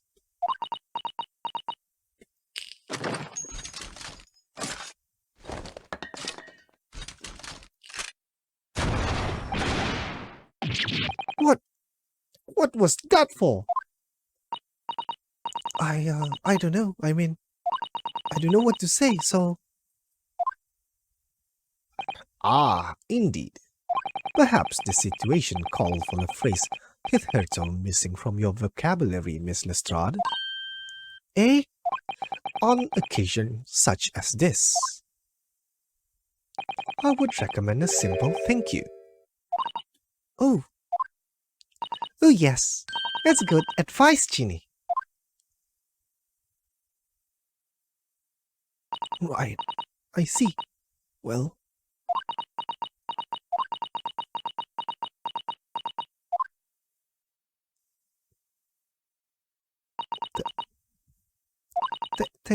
thanks, Hodo. Oh, thank you for everything what you've done, for believing in me. Not at all. In fact, that should be my line. Thank you, Gina. Oh.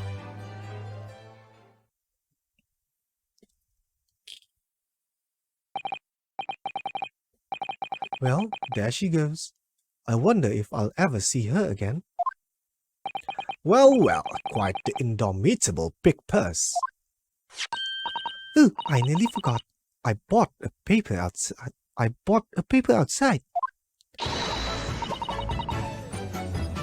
It's a special edition, and destroys all over the front page. Pickpocket's innocence proven. Isn't it wonderful? You should have shown it to Gina, Iris. She would have been thrilled. Oh no, how silly of me. Ah, but anyway, would you like the good news or the bad news? Ah, not again. Well, what do you say, Reno, Ali? As usual, I think I'd rather get the bad news out of the way first.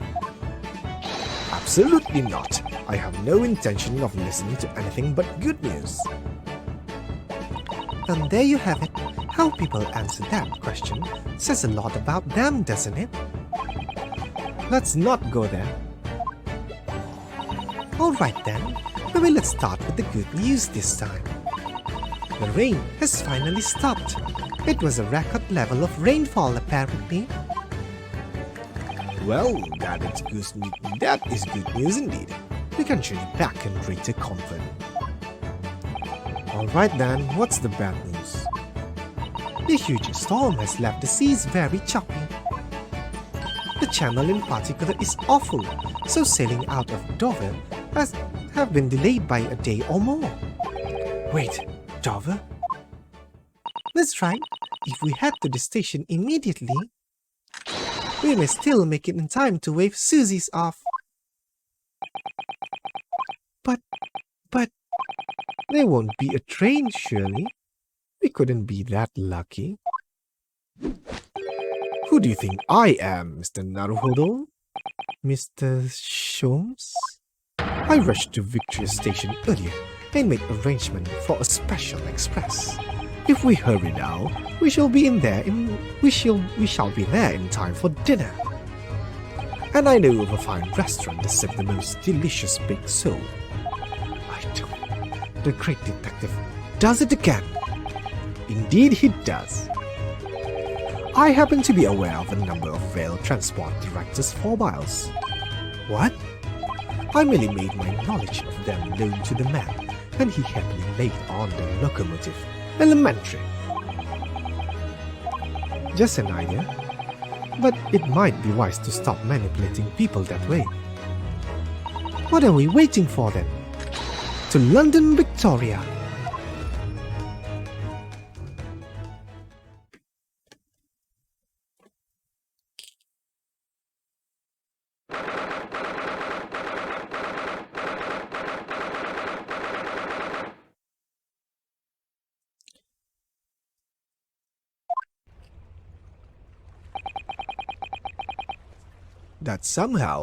That took somehow longer than I had anticipated.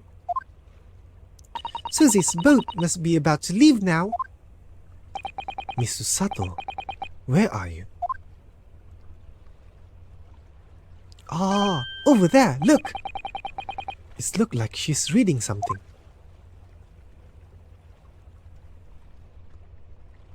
Hold it! Miss Susato, wait! What are you doing?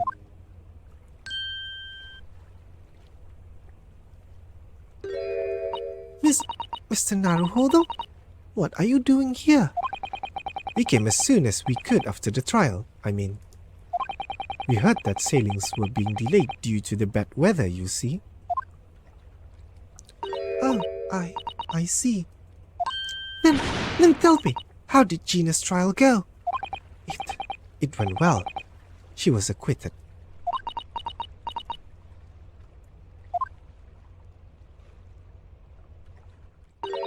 That's wonderful. Really wonderful news.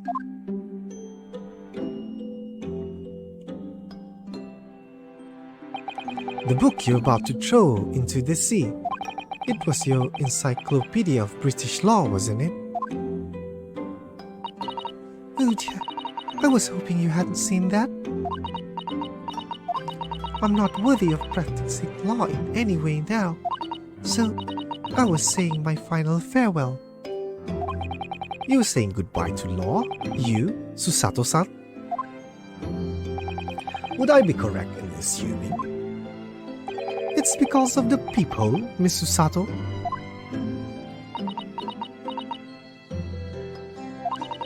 I deliberately altered the scene of a crime, and then I tried to hide the fact. What I did is utterly unforgivable. Let's remind me. How did you even come to have this, Susie? On the evening of the incident, Mr. Sholmes had invited Gina to dinner, if you remember. Oh yes, we had a wonderful time. Well, Gina gave us a little introductory lesson, didn't she? To the art of pickpocketing, I mean. Oh, that was so much fun! I stole Runo armband. Yes, please don't do that again, Iris. That band's very important to me. Well, if it seems so important, you should pay more attention to it. You didn't notice it for ages. On a whim, I thought it would be fun to see if I could take that cat flapper mat. So I put it up my sleeve. Really? And then I rather forgot about it. Until I found myself in Mr. Wittybank's shop with it later that night. Ah, I see. And then...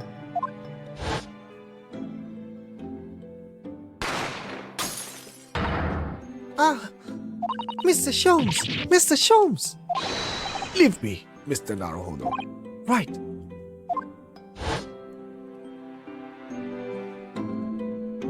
After Mr. Naruhodo left the shop, I started to think. That door started to play on my mind. The stereo room. The storeroom door, you mean? Yes, if Gina was anywhere in the shop, I realized it could only be behind that door. Vicky, thank you for the like, terima kasih. And at that moment, the little device that I had up my sleeve sprang to mind. I was so worried about Gina. I simply had to know. So, you used the cat flapper mat to make the peephole in the door? As captured in a photographic print of the shop by one of Hurley red-handed recorders. Indeed, it was one of the first importance, that point. Precisely when the peephole was made, that information would prove to be Mr. Naruhodo Greta's weapon. Though naturally without proof, it would have amounted to nothing. But when I looked through the hole in the door, the sight that made my blood run cold.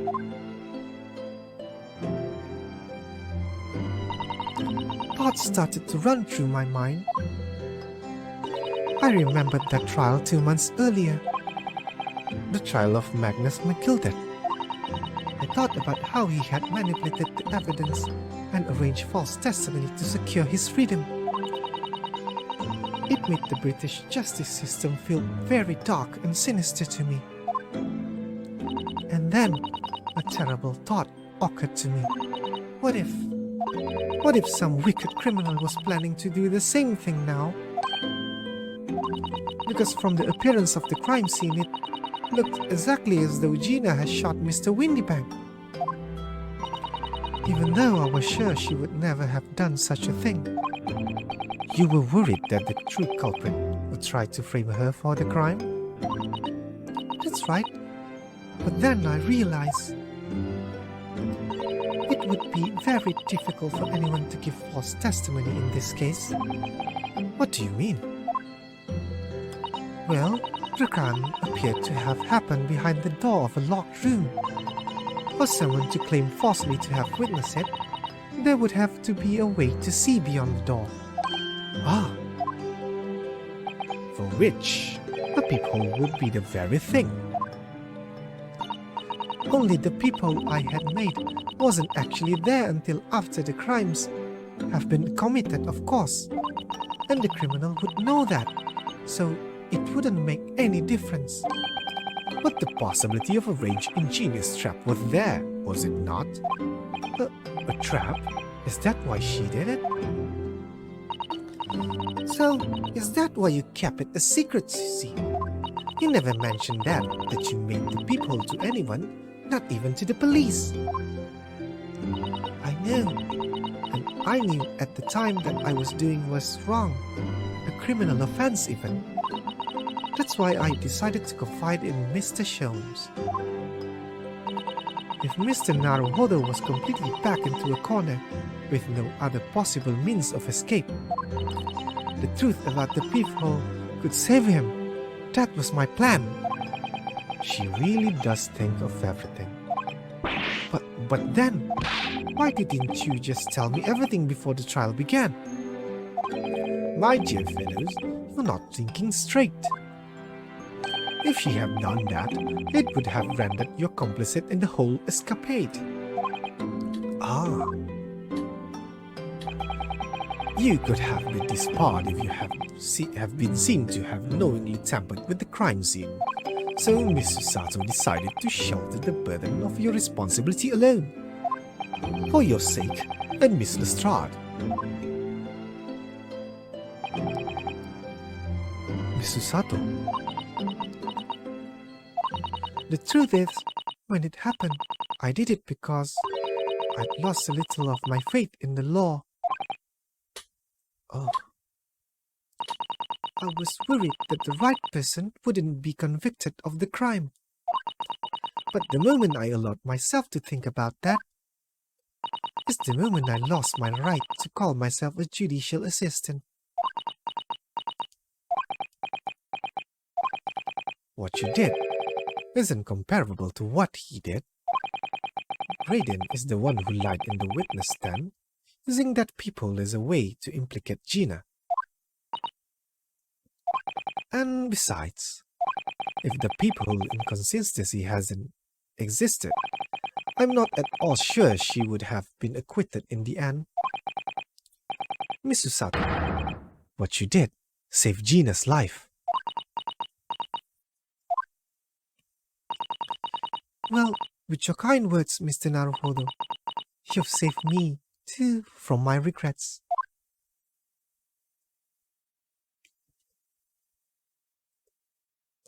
Well, we must all be thankful that Miss Lestrade's freedom has been assured. Yes, exactly. Although some of the loose ends in that trial will continue to play on my mind, I'm sure.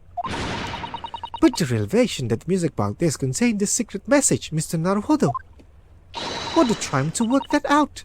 I'm full of admiration. Well, actually, that argument wasn't quite as compelling as I thought it was. Oh, it wasn't? There was a communication officer among the jury member, you see, a telegraph operator. And she said that the majority of the sound on this were just meaningless tones.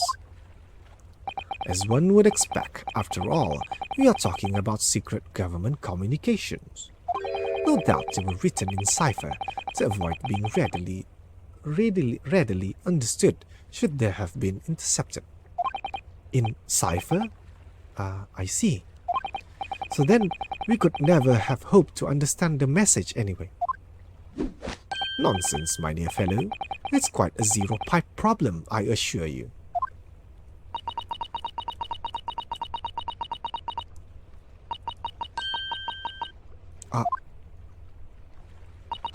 So, G.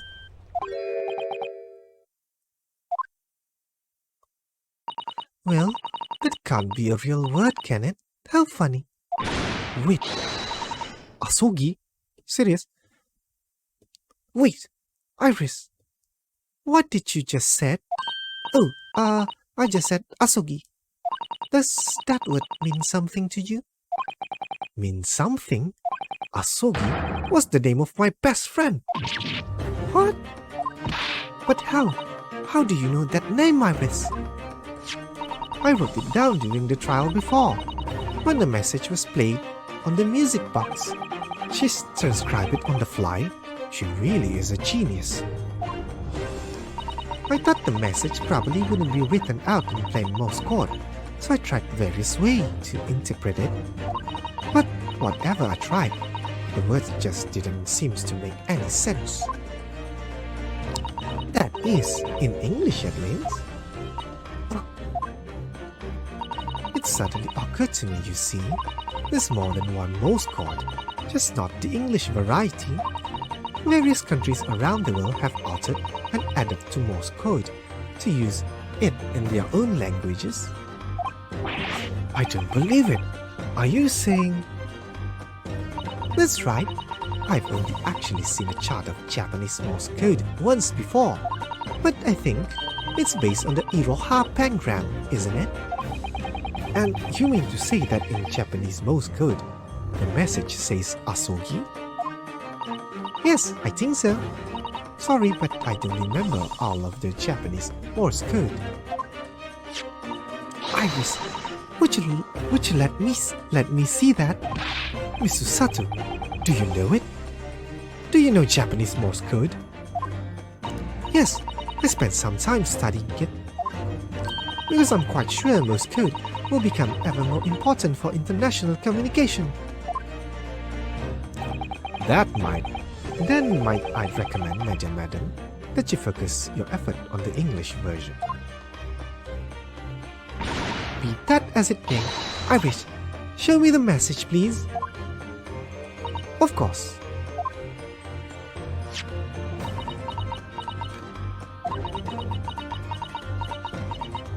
Apa jawapan ini? But what can this possibly mean? Whatever in that long sequence of supposedly meaningless dots and dashes, it's made the color drain from Susato-san's face.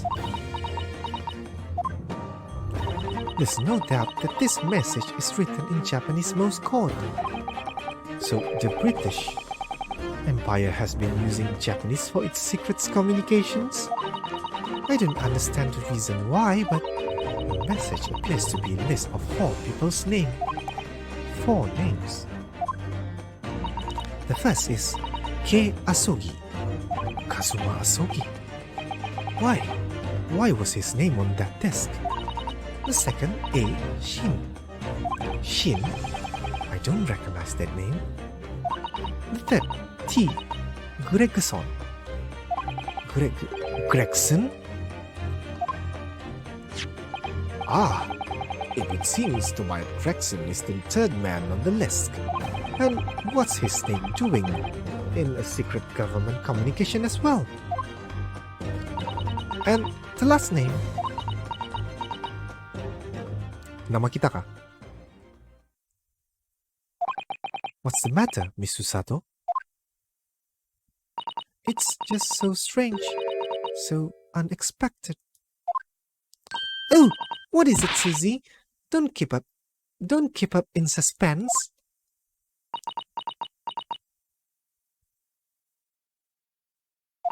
The last name is J.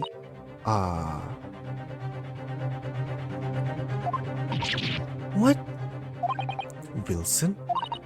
John H. Wilson? You mean Daddy?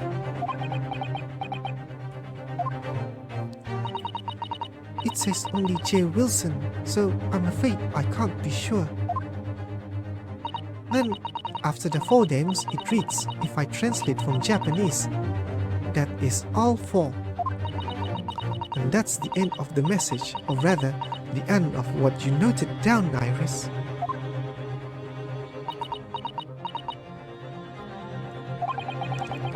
I just can't believe it. Who would ever have thought that those discs contain Japanese Morse code? Not to mention a strange list of some disturbingly familiar names. It would appear that this particular message is a communication of some kind between Great Britain and the Empire of Japan.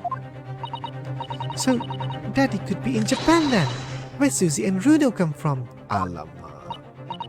Oh, well.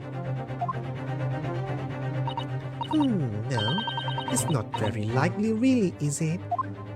I mean, there are thousands of people with the surname Wilson, and there must be lots of J's among them.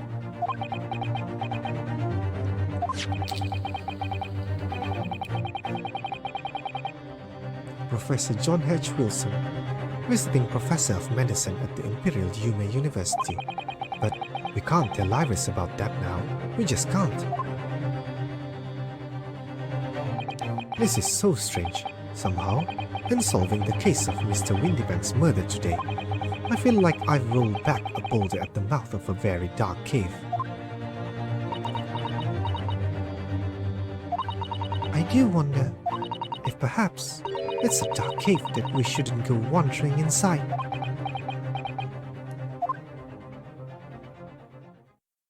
Oh, jalan.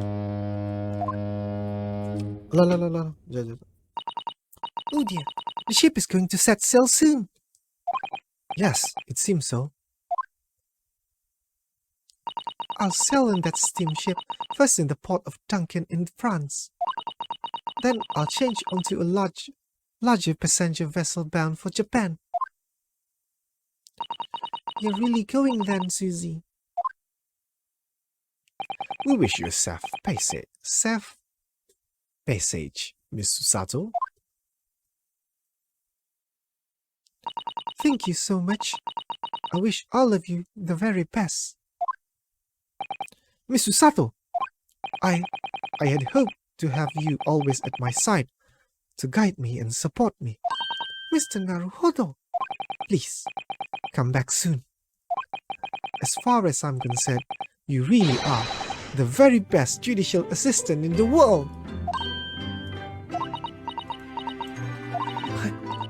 I'm quite sure I'll be back before you know it. Really, Susie? Oh, now don't forget, Iris. I made you a promise I've yet to fulfill. A promise about your manuscript. Ah! Oh yes, the Hound of the Baskervilles. Well, I'll be waiting for you then, Susie. A promise is a promise. Definitely, Iris.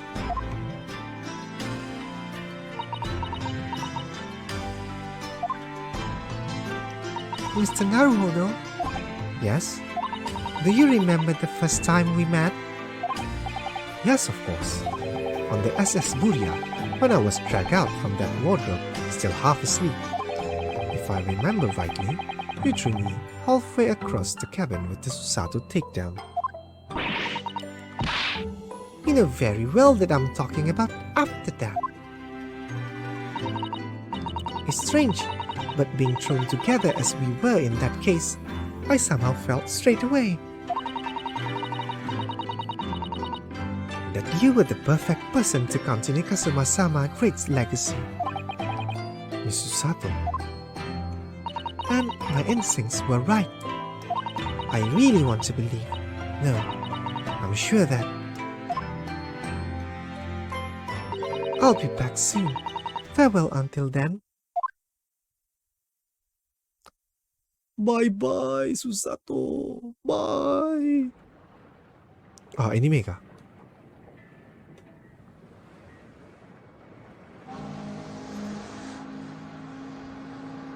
Somehow we seem to have come to the end of the adventures of Ryunosuke Naruhodo.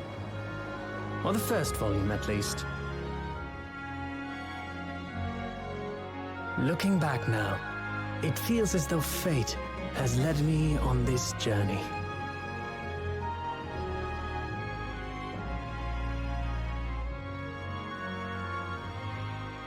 Fate led me to becoming a lawyer, to traveling halfway around the world, to meeting the great detective. I'm sure there'll be trials and tribulations ahead. Of course there will. But whatever happens, I know I'll be able to turn my fortunes around.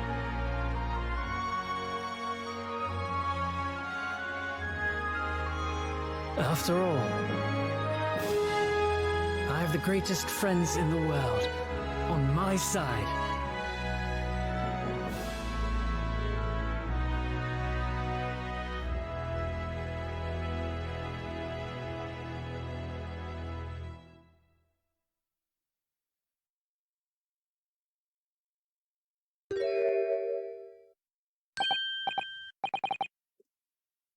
Ada lagi sambungan.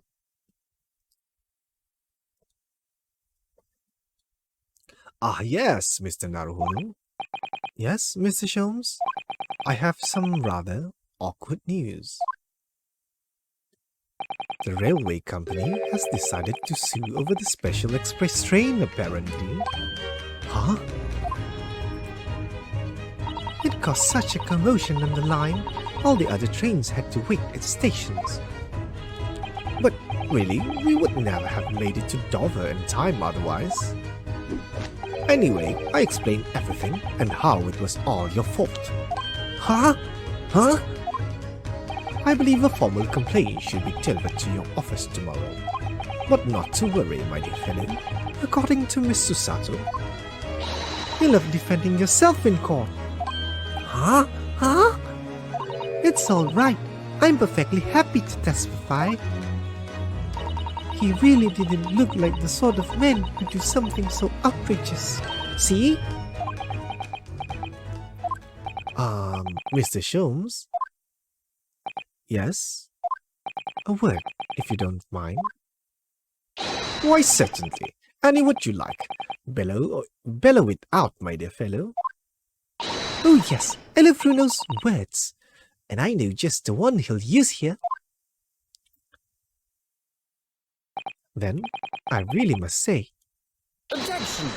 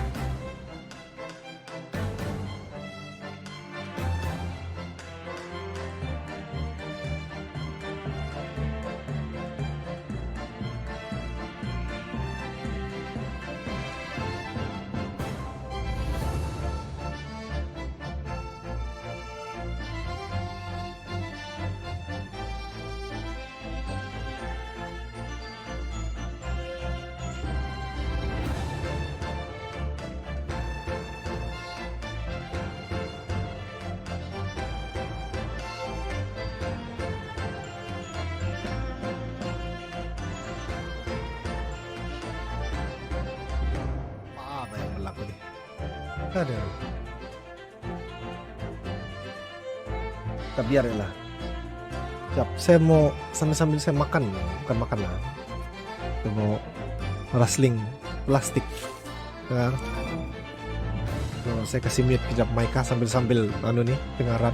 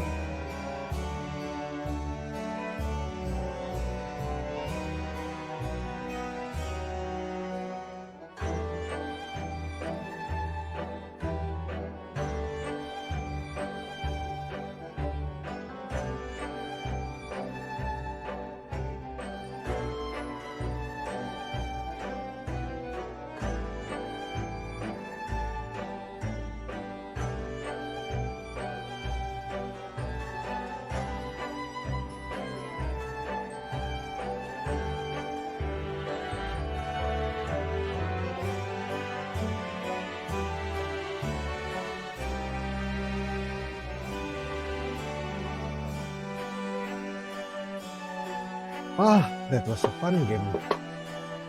Akhirnya selesai, tapi saya macam push yang sesi kali ini jadi 4 jam sebab saya mau kasih habis game ni.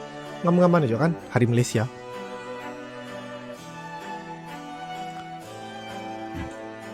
Fuku-fuku.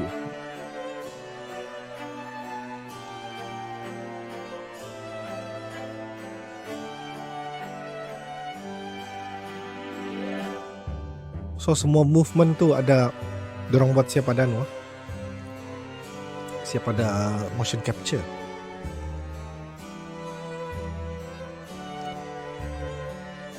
Janitor Su tu.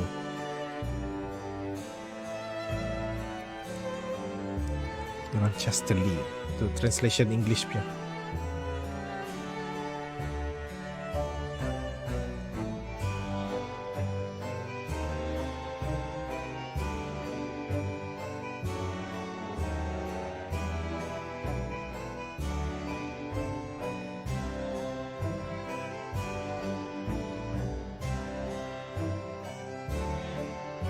All to Win Company.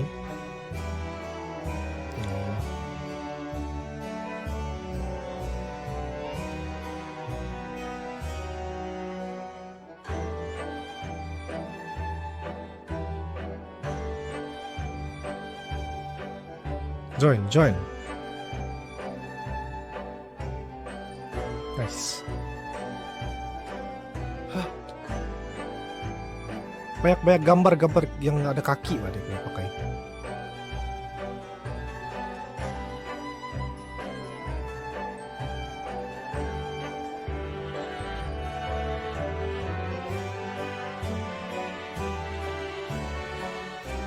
Kau join kah?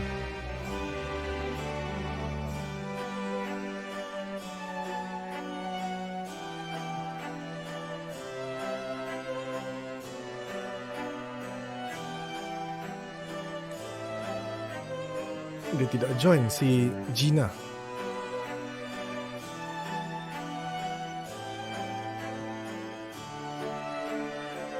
Ada special tank siapa ni semua?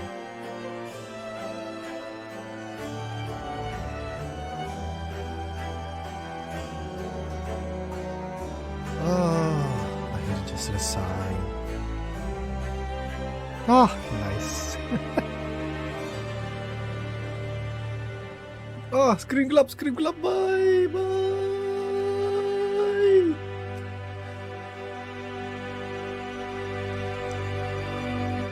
Fin untuk Great Adventure, yang adventure ya. Ada lagi satu game lepas ni. Macam mana ending dah? Ten.